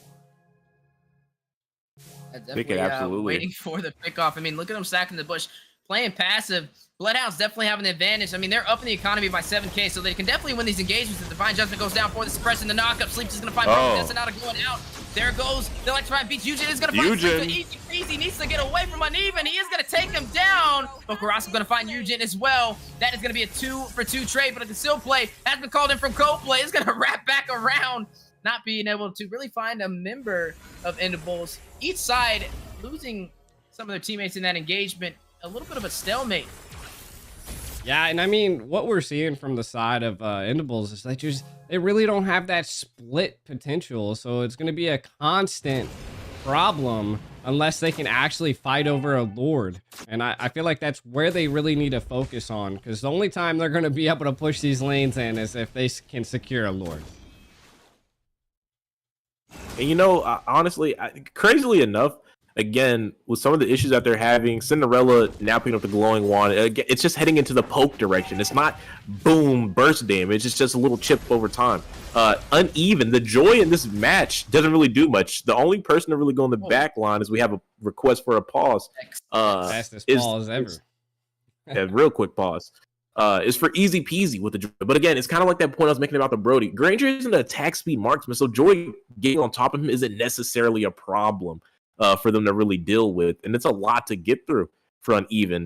And then if you look at it even further, you're looking at Eugen. He is the win condition for them, obviously. But on the other side, they have at least one engage that's reliable, the Grok, right? The wild charge is invulnerable to the go away. You can go through there with the wild charge, whether the ult is up or not. But even without the ult, Boca Roscoe on the Alice, she's relentless. As long as she has mana, Eugen's in trouble. Because once the ult goes away, the blood ult's still leeching, still looking for more blood to slurp up. Pause. And that's all right. That was the third one. All right. No. Trust. No, trust. That was really accidental. Wait, no. Hold up. Wait. It's only so many. He's gonna do a pause on a pause. I didn't even think that was possible. Double pause. Pause meta. Look, bro, there's only so many words in the English lexicon. All right, I tried my best. You heard? Did you not hear me? I know, G. It's probably out of your range, but didn't you hear me? I tried to pause. I tried to slow down and think of a word, but like that was the best I could do. I'm sorry. I tried. Meanwhile, looks. Anyway, Sleep just picked up malicious roar. What? Malicious roar. Well, battle on the way inside of the Lord pit. Both teams trying to fight it out. This is what Endables needs. Eugen gonna find easy peasy. Finds a jungler. I got it. Gonna go ahead and claim the Lord. The Lord. Mission accomplished, but Bocarasco's still in the play. But at what cost? Is gonna find Eugen. Sleep's gonna find Broken. No mobilization on the decks. Sleep is gonna take him down.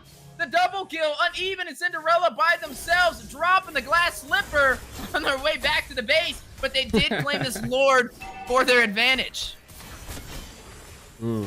That was insane right there. What a blunder, right? They did pick up the Lord.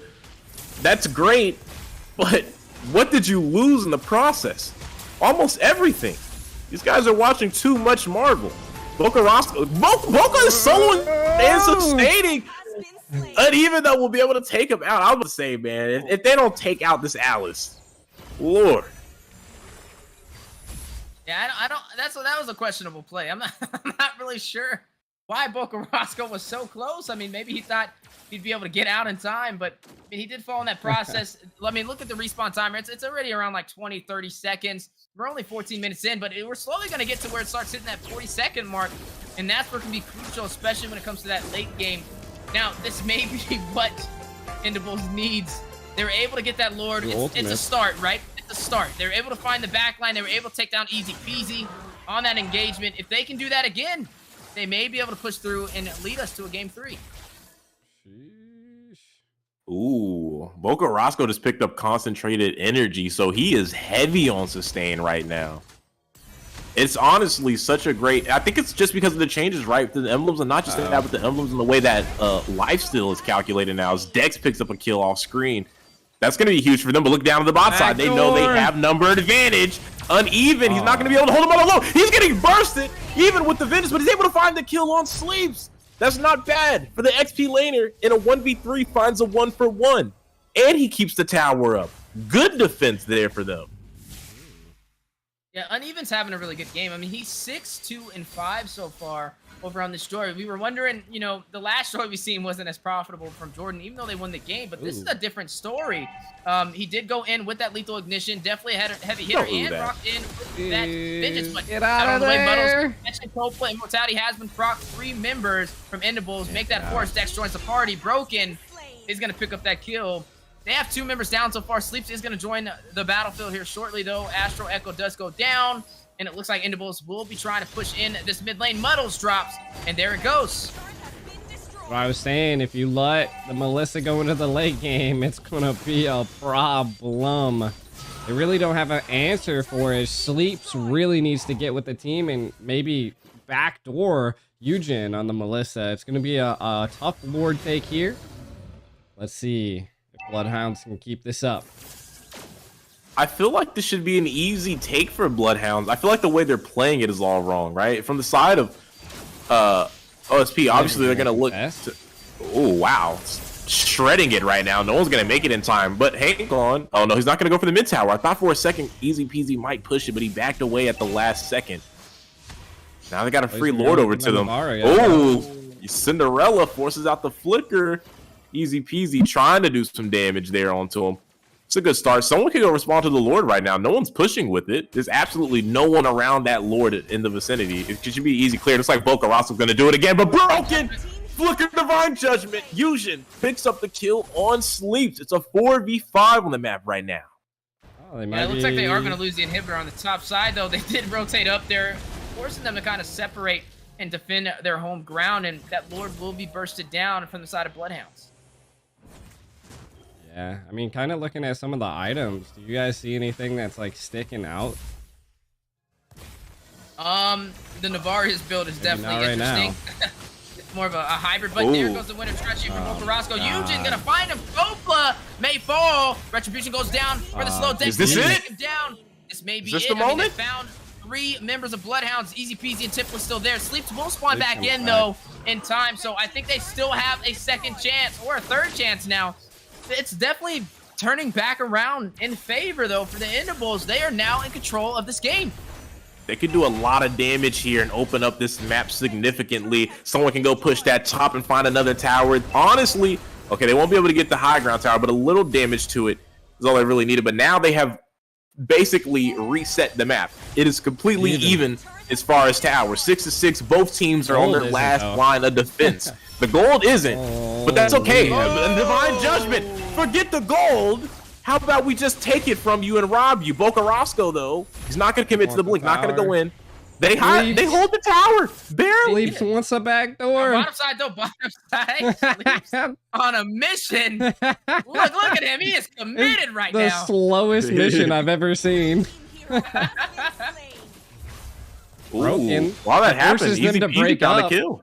Yeah, forcing them to break up and get a kill. They've been making a lot of mistakes in the late game. Like, this is now turning around, which was completely Bloodhound's game. But they allowed this to happen. A few mistakes, getting bursted out of position. It's been costly. So right now, they may be able to close. So, I mean, look at the damage. Uneven is going to find Sleeps. But the conceal play from Coppola. Wild charge. But the Euro steps to safety. Easy peasy, though, is going to use the Detonata.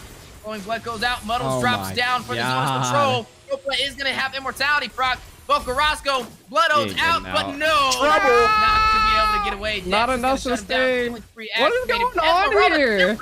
Why are you joining this fight? They're already gone, my man. Just leave it alone. Dude thinks he's chicken.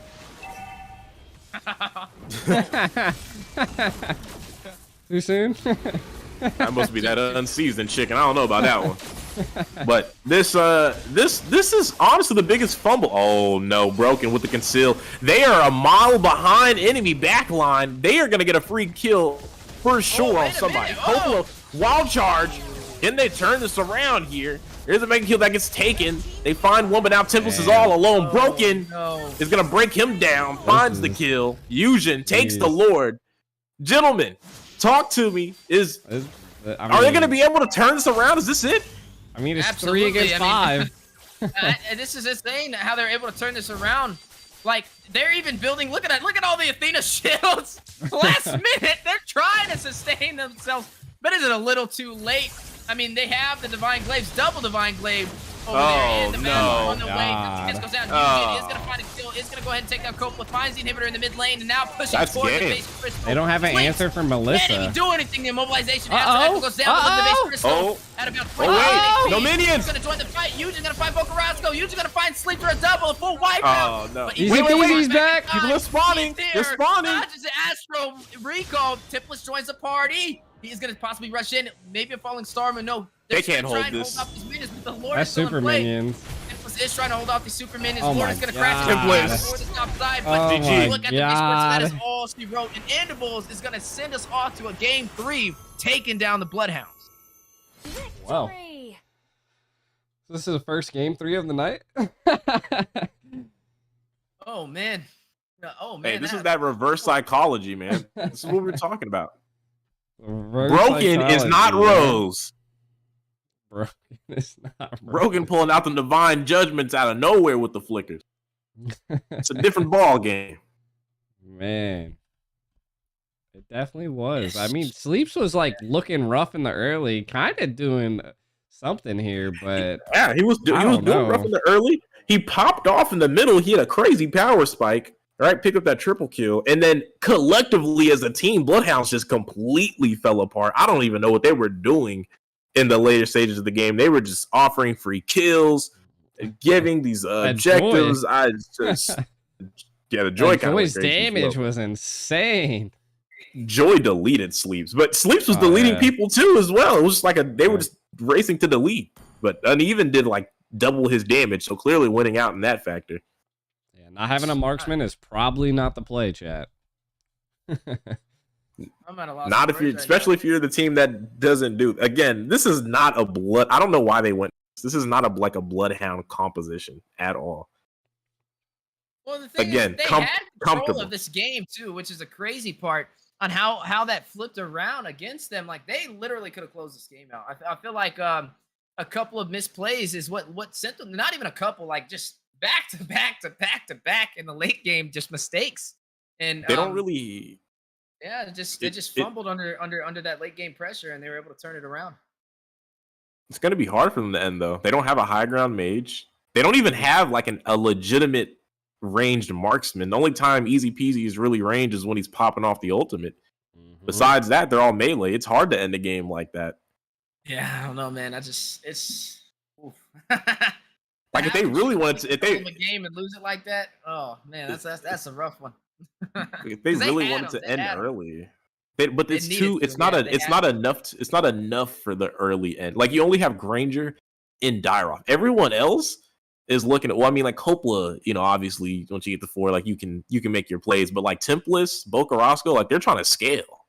They're trying to make it to a certain point in the game, and like it was you can't once they got the Divine Glaives, the Blood Wings, like once those started coming out, that's when they started like really doing the damage. But they had the chance, like when they had just their tough boots, even before they built the Athenas, they were sustaining a lot of that magic damage. Yeah, they just waited too long to close it out. Like if they would have just rushed in and took some kills, they could have did it. The damage was not hurting them. But once those Divine Glaives came in, that penetration.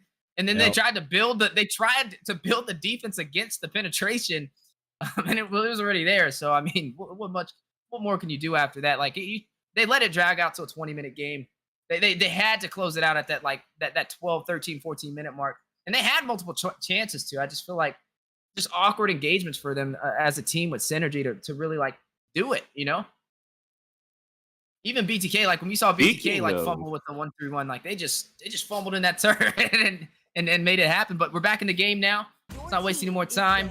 This is the best of 3. This is all the way to a game 3, first game 3 of the day, final series of the day for the first phase of the playoffs for the Naba. And here we go. Yeah. The final one. Final one. It's a sad time, huh? Good time, right? Yeah, sad I guess time it because the depends. show's going to be ending soon, I guess. You know. Yeah. I guess it depends on who you are. Maybe if you've been one of the losing teams, you're probably happy the stream's going to be ending. Probably been sick and tired of the 3 IQ casters getting on you.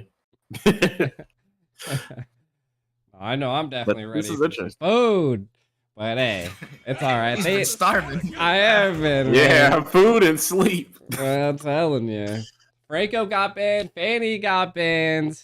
Do you think we see a Kaja ban? I felt like the Kaja was definitely... The Kaja went crazy. Yeah.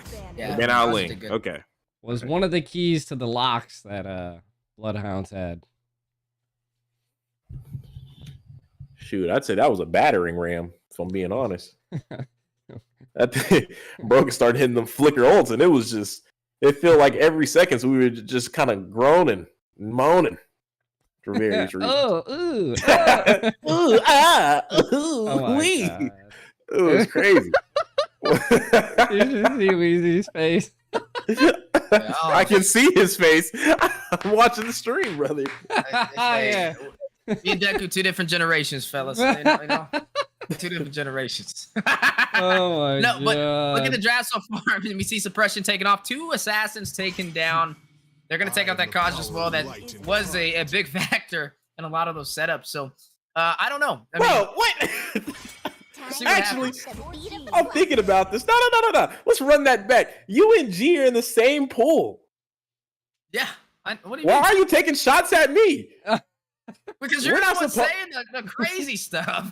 Oh, now we're just lying. So it's just been me up here saying, okay, all right. You got 3 strikes, man. I only had 1. 3 strikes. Oh, you're on like G. 5. Bro, G, your whole career is about making strikes. What are we talking about right now? Maybe on certain things. This is crazy. This is ridiculous. Guys, don't let Wheezy lie to you. Wheezy loves me. All right. They heard what I heard. You know what I'm saying? So I don't know. Whatever. Y'all can be the judge, jury, and what do you say? The execution. Judge, jury, and execution. Look at that. New Jim, but he's holding on to my every word. He knows what to do. No, man, I'm just wise. I soak in everything that I hear. You know, I peep the scene, and I peep 5 strikes on you. 5 strikes. Hey man, numbers don't define me.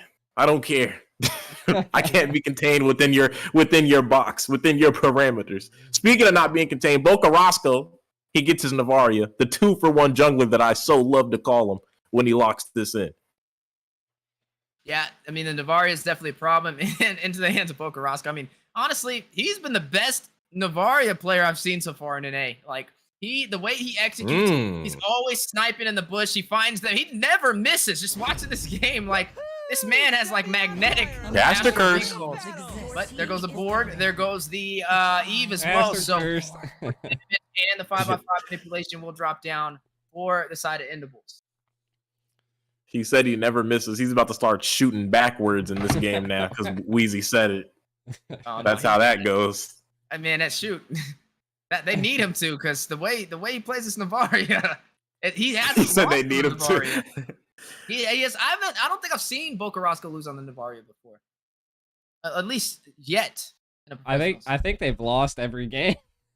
No, I'm saying with the Navaria pick, though. He didn't have Navaria. You see what I'm saying?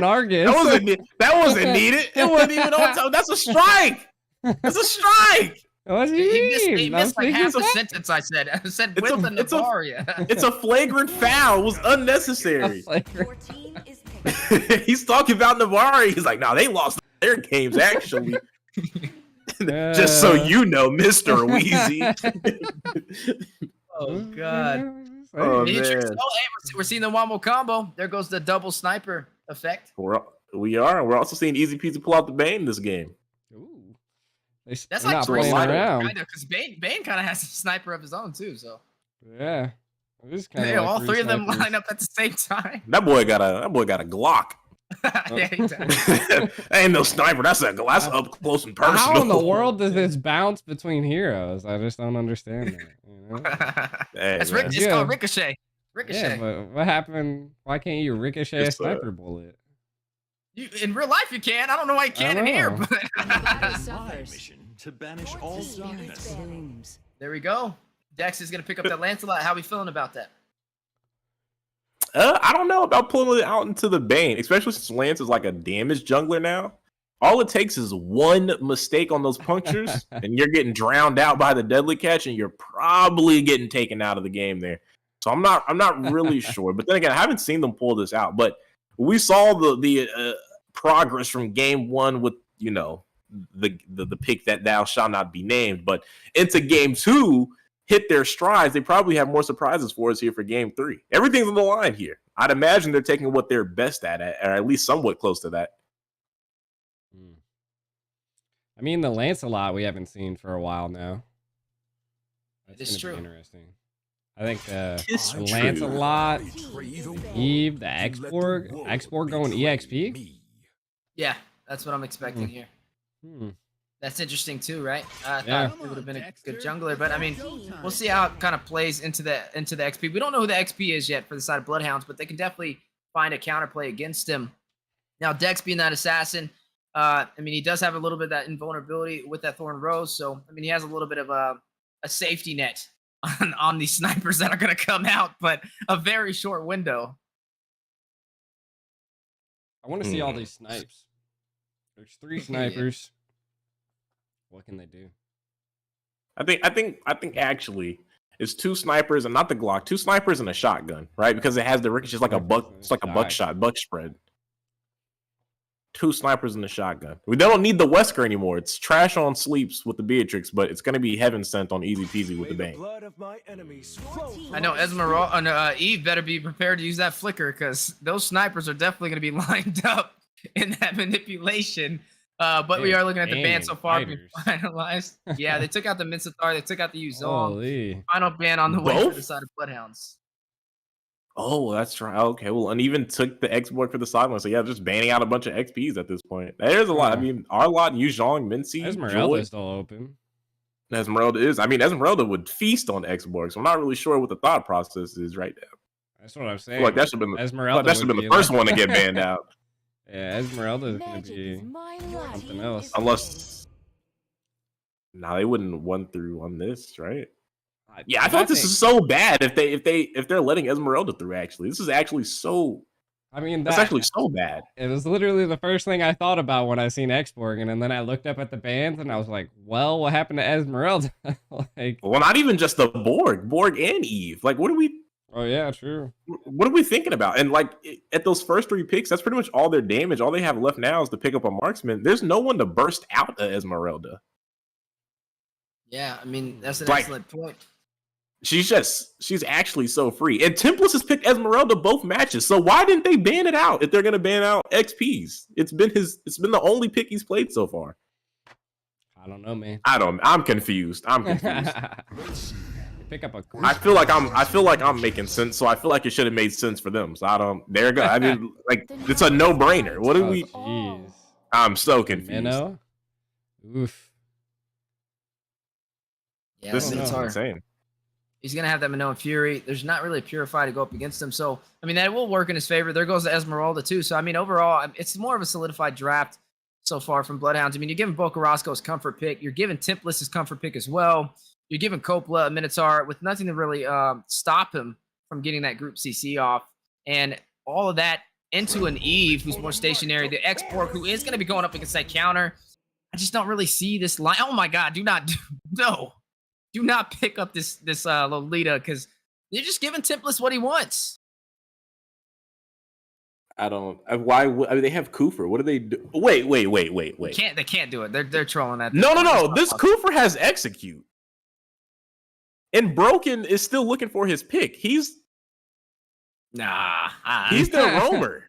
Broken is their roamer. They have an Execute Kufra right there. That's an Execute Kufra. The way that he's wasting this timer, I highly doubt he's going to pick that Lolita. I think he's trolling. There we go. He was say that makes a little bit more sense. Like if he would have picked it faster than it, maybe, but hey, look, man, you can't say it's a team playing Argus Rome is trolling going for the double robe at this point. You call that normal? Yeah, I mean, Rose has been gone though. That time is fast. he said it's over with. That era is done. They closed that as soon as they opened it. Yeah, I don't know what can of worms they opened, but they closed that as soon as they seen a Rose in there. That was actually such an awkward match. I feel like when people go back to rewatch this and they're gonna get to this series and be like, what happened here? What went wrong? Everything. I will say if OSP like loses this right here, right? Or not since this is Endables, right? If Endables loses this right here, do we look back at the game? Do they look at this as a team and be like, how did this go wrong? And like just be like, game 1. Game 1. We shouldn't have gave them game 1. We should at least played it better. Right? If you lose here, that's what's gonna be on my mind. Well, I'll tell you what, ladies and gentlemen, it's the final game of the day, all the way to a game 3 of the best of 3. The battle on who can stay in the upper bracket and who will move to the lower bracket. We are looking at Bloodhounds going up against Endables.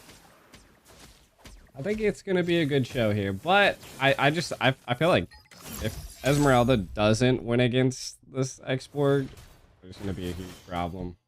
Also, I mean, Leslie Bloodhounds has been allowing the games to go late. Like they don't have that easy end security, you know. So like if they let the Leslie keep going, we'll see. Easy peasy. He's in trouble. He's on but the he finds the run. Cyclone, gets the Cyclone at the last second and over the wall. That's gonna help him disengage, but he's gonna be slowed down on farming. He has to go for an early recall, so that's still good for Endables here.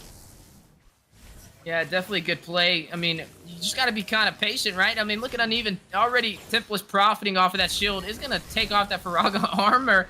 He doesn't have the mana, though.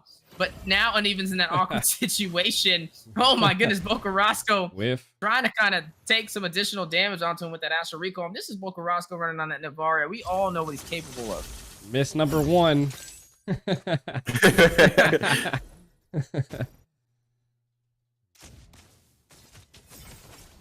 Holy sleeps. Kind of getting bullied right now. Dex kind of, you know, showing a little bit of pressure down here. Boca still trying to make hits, but not too much of it just yet. Man, I feel like it's because it's the cheat code. Oh yeah, they are. I mean, they have the comp to do it. I feel like it's a cheat code matchup there. Like earlier when we panned up there, we had Leslie going up against Beatrix, and they both had out sniper. Well, obviously Leslie has the sniper, but Renner was in the hands of Sleeps. And I just feel like it's such a cheat because you just have to S1 and it's like auto aim. And, oh, look at that! Almost found the flicker, but he missed. He missed the kill. Oh, and at first blood, the Cinderella could have been in the hands of Sleeps or Eugen, and this is what I was talking about. I said the auto aim, and we just saw it happen there. It didn't pay off that time. Renner shot lined up though. Wait, he just went. I was gonna say he just went for the minion. I was like, how did he miss this, man? But he just wanted the last hit on the minion. That extra gold. Yeah, that extra gold may come in handy as we are slowly progressing through this game. Now, I mean, this is looking pretty interesting. I want to see which way this kind of goes down. I mean, right now, on paper, Bloodhound has the better draft. They should be able to close this out with ease, but it's going to boil down to execution. I mean, on the bottom side, Uneven, he's going to have to play a little bit more passive because Templess definitely can take that Faraga armor and mobile enough to be able to get behind him as well. So it's going to be an awkward matchup for him on that side. I mean, just look at it right now. But on the top side, you are seeing a potential setup on the way. Broken is in that bush. Finish race does drop down. Broken gonna wind up for a possible setup. He's gonna go for easy peasy though. X joining the party. Cinderella as well. Manoa and Fury for the knockup. Getting Cinderella as well. Easy peasy finds Broken. Deadly's catch goes down from easy peasy. The Phantom's execution out though.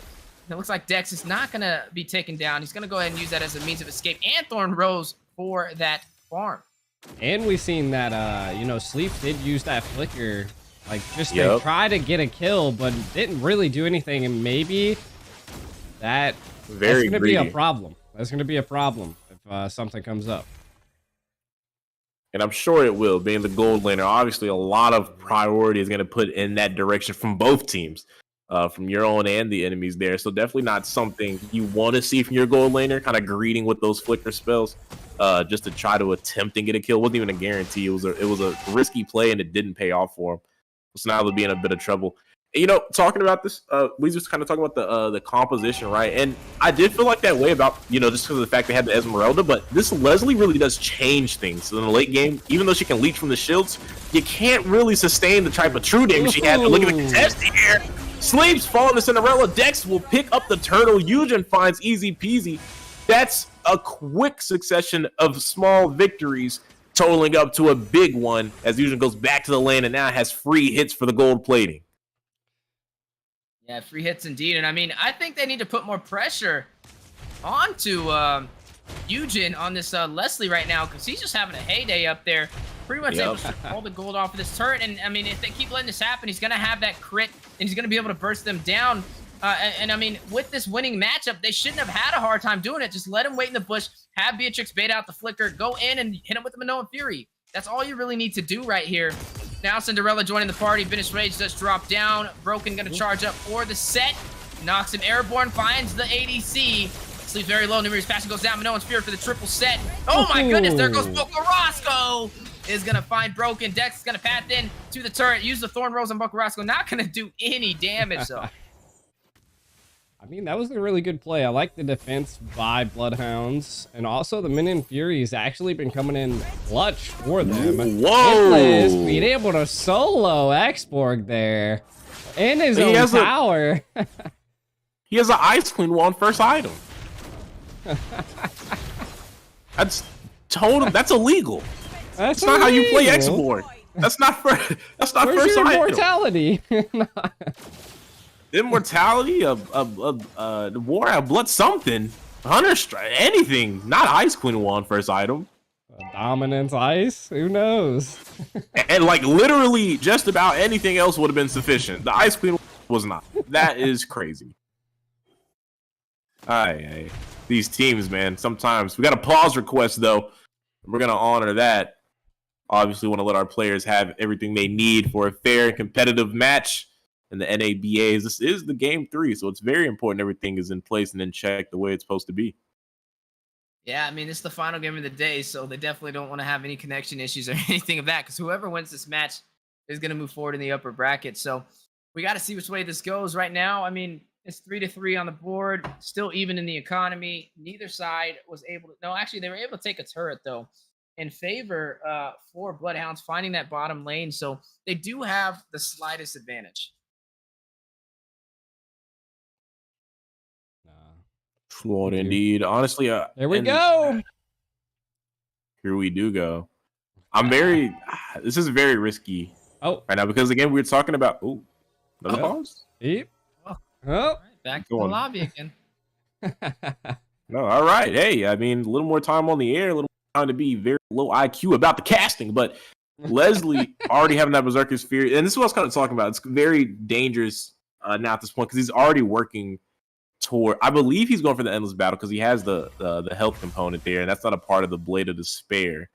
So I think he's going for the EB here for that second item instead of the Blade of Despair, which is usually picked. Actually, he went for a Fury Hammer, but I'm wondering why. Why would he go Fury Hammer for the Leslie? It doesn't. The penetration doesn't convert on her.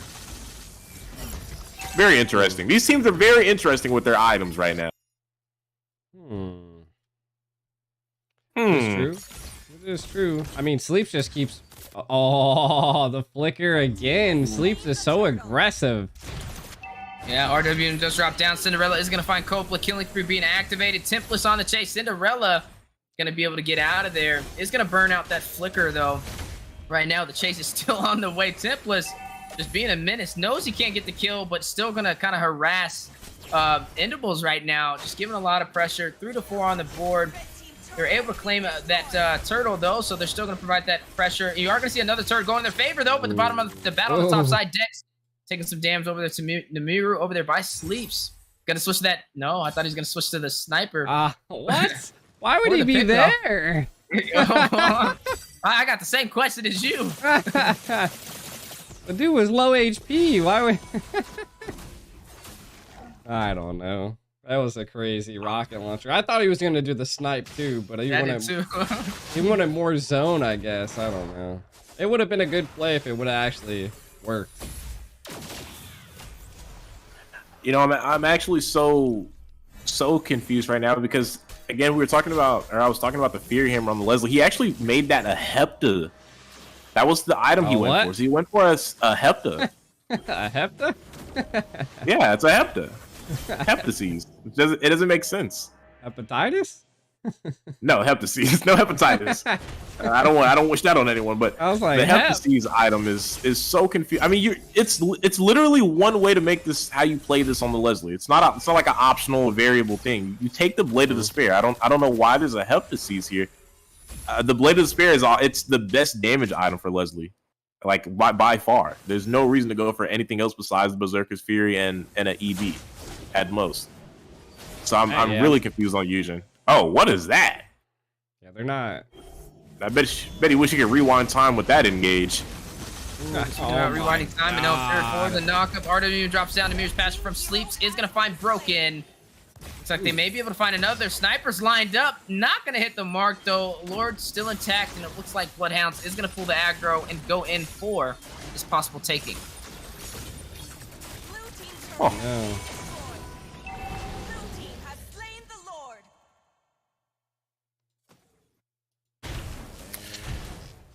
Gonna be a rough game here. I mean, first Lord coming out. Lance was able to secure a tower there in the top, but not much other was going down. It looks like, nope, he was able to secure his blue as well, so kind of making it out. They really need to hold and defend this mid tower. Oh my god, what a snipe. Yeah, packing a punch right now. Lord Okay, going in for the backline snipe. He didn't commit. Yeah, you're gonna see Dex pick up that endless battle though, so he's gonna be a little sustainable. What is going on? Like, I thought, how many pauses are we gonna allow here? This is kind of crazy. Yeah, you trying to keep track of my strikes? You need to start talking about these. Oh. like 2 pauses per team. I swear they're catching up to me in one game. This is crazy. And I've been here all day. Oh god. Yeah, they're trying to formulate a strategy, man. It's that late game pause meta. 10 minutes in, I mean, this is getting a little shiesty, right? 4 to 4 on the board, 10 minutes. Lord making its way on the bottom side. Bloodhounds having the slight advantage again, leading the way for this game, and this is big. I mean, this is going to determine who stays in the upper bracket to have that second lifeline, and who gets knocked down to the lower bracket. Really, literally fighting for their life to stay inside of this Naba playoffs. It is true. It is true. Do you think that that Endables can turn this around? I mean, first Lord now going to BH, and I do. I think they can. It's gonna depend on Eugen. If Eugen can get online, get that crit going. I don't know about the Blade of Heptases. I am in agreement with that. Maybe should have went in for more of that crit build to be able to pull it off and take them down. But now we're back into the game between these two amazing teams. Bloodhounds is gonna be able to claim the turret in the mid lane. Still gonna make their way to try to claim some of these tier 2s, but the RWM drops down. Cinderella is gonna use that flicker. I don't think that was really necessary. You were far away. Even the sniper, I don't even think would have one-shotted him. That I guess better safe than sorry. That's true. Well, that's happening. I mean, snipes are coming from everywhere. That's what happens when you unleash the Beatrix and the Navaria in And one the Bane. composition. And the Bane, the shotgun. Right now, we're taking a look at some of the items here. Xborg finally went for an immortality after a very sus start. Let's see, and now the EB from Leslie. When are we gonna get the Blade of Despair? I never, dude. It's because you want it. They're never gonna give it. Oh my god, Well, the counter snipe. I think there's something on the table we got to look at as well, fellas. There's no oh, now it's going from Cooper. I was like, there's no anti-heal. Like Esmeralda's just having the time of his life right now. Template's just roaming around, taking a little bit of shield from everybody. The crazy thing is that it's 4-4 right now. It's almost 12.5 minutes or 11.5 minutes. But it's 4-4, but it's 6-1 on towers. That's the real problem. Coppola just built Twilight, and I really don't think he needs it because this Leslie is absolutely not packing a punch. Like, I think he could just went for some. I don't know. He could have went for anything else. Maybe an anti for uneven and Dex. He didn't need it. This Leslie is not online. Eugen is very far from that. Until he sells that item and picks up some Blade of Despair, he's not online. He's tickling. Ooh, absolutely not a threat. Right, but they've been revealed. Misses. Re-engage. Over with. Coppola. Delete. Sniper shot. Misses the mark. Sleeps is playing so passive for being so fed right now, you know? Yeah, they're definitely having a crazy game so far. Sleeps, even though he's 1-1-3, he's still leading the way for this team. I mean, he's level 13. Eugen's only level 12. You're looking at them going in for this Lord right now. May be able to take this. This is a very low kill game, though. This is like the lowest kill game we've had all day, fellas. And they're still stripped down to their inhibitor turrets. Very impressive.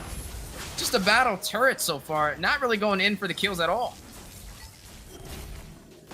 I think the problem is it's not not even really a problem. I was gonna say not even really a problem. They're just look at that. Did you just see that damage? Absolutely nothing. By this point, he should be making Templates feel a little uncomfortable. There's absolutely nothing being done at all. Like it's just absolutely nothing. Chipping. Sell all your items. Yeah, actually, just go back to the shop and just. This is ugly. Get that off my screen. I don't even want to see that. Got the endless battle. Yeah, got the endless battle. It says no Blade of Despair, bro. The pass, you know what? Forget it. Towers falling on both sides. Coppola's in a bit of an issue here. Look at Templates. 1v2. Where's the anti-heal? Oh, it doesn't exist. He's perma-shielded. No one can deal damage to him. He can't get bursted. Why? Leslie doesn't have damage. Ooh! Oh! Oh! What a oh! Good night, America. That's the real sleep right there. Tempur-Pedic. It's good for you. Lay down. I mean, they're going for the siege. Dude, he has no physical defense, and it's all physical attack, and also a Malefic Roar to pierce that Lancelot. Like, there's nothing he can do right there. Immortality being procced out. Look at the base crystal. 25%, 0%. Bloodhound is going to move forward. Going to claim game 3 up against the Endables. Woo! All right, cut the stream. Time to go to sleep. I know, I'm telling you. I'm about to take my that actually wasn't. That was really a crazy low-scoring game there. 5-7 for that whole match. 13 minutes, 14 minutes. It's the itemization. It's just getting. Oh yeah, the itemization was crazy. For lack of better words, just abysmal. Honestly, yeah, it's bro. Look at why is Xborg doing more damage than Leslie? Why? How? I don't know. Why is Dex doing the same damage as Kufra? What's going on here? Nobody I mean- came to do their part. It was a low kill game, so I think it was more just rotating for turrets and objectives. I mean, you can have Shots low fired. kills. You can have low kills, but if you're in the fight, you still should be leading in damage. I don't know. They weren't even getting towers. Look at Well, I the mean, look at the Look at the stats. team fight participation though from Eugene. He only had 40%. So I mean, he was the one. He was mostly out of all the matches, or all the fights. He wasn't even there. Well, Dex was there for 60%. was. I don't, so I don't All know. of them man. were Maybe- 100% by That was- Cinderella. Well, guys, I Sheesh. appreciate the collaboration and Quirky, G the Ico. Guys, thank you so much. I am gonna call it on my side. I'm actually going to call it on my side as well, so we can send them Amen. both going. Much love to everybody that tuned in. Thank you. Thank GG. you. And I'll see you guys next time. Hey, likewise, guys. Y'all take care. Thank you so much, Faithful and everybody out there as well.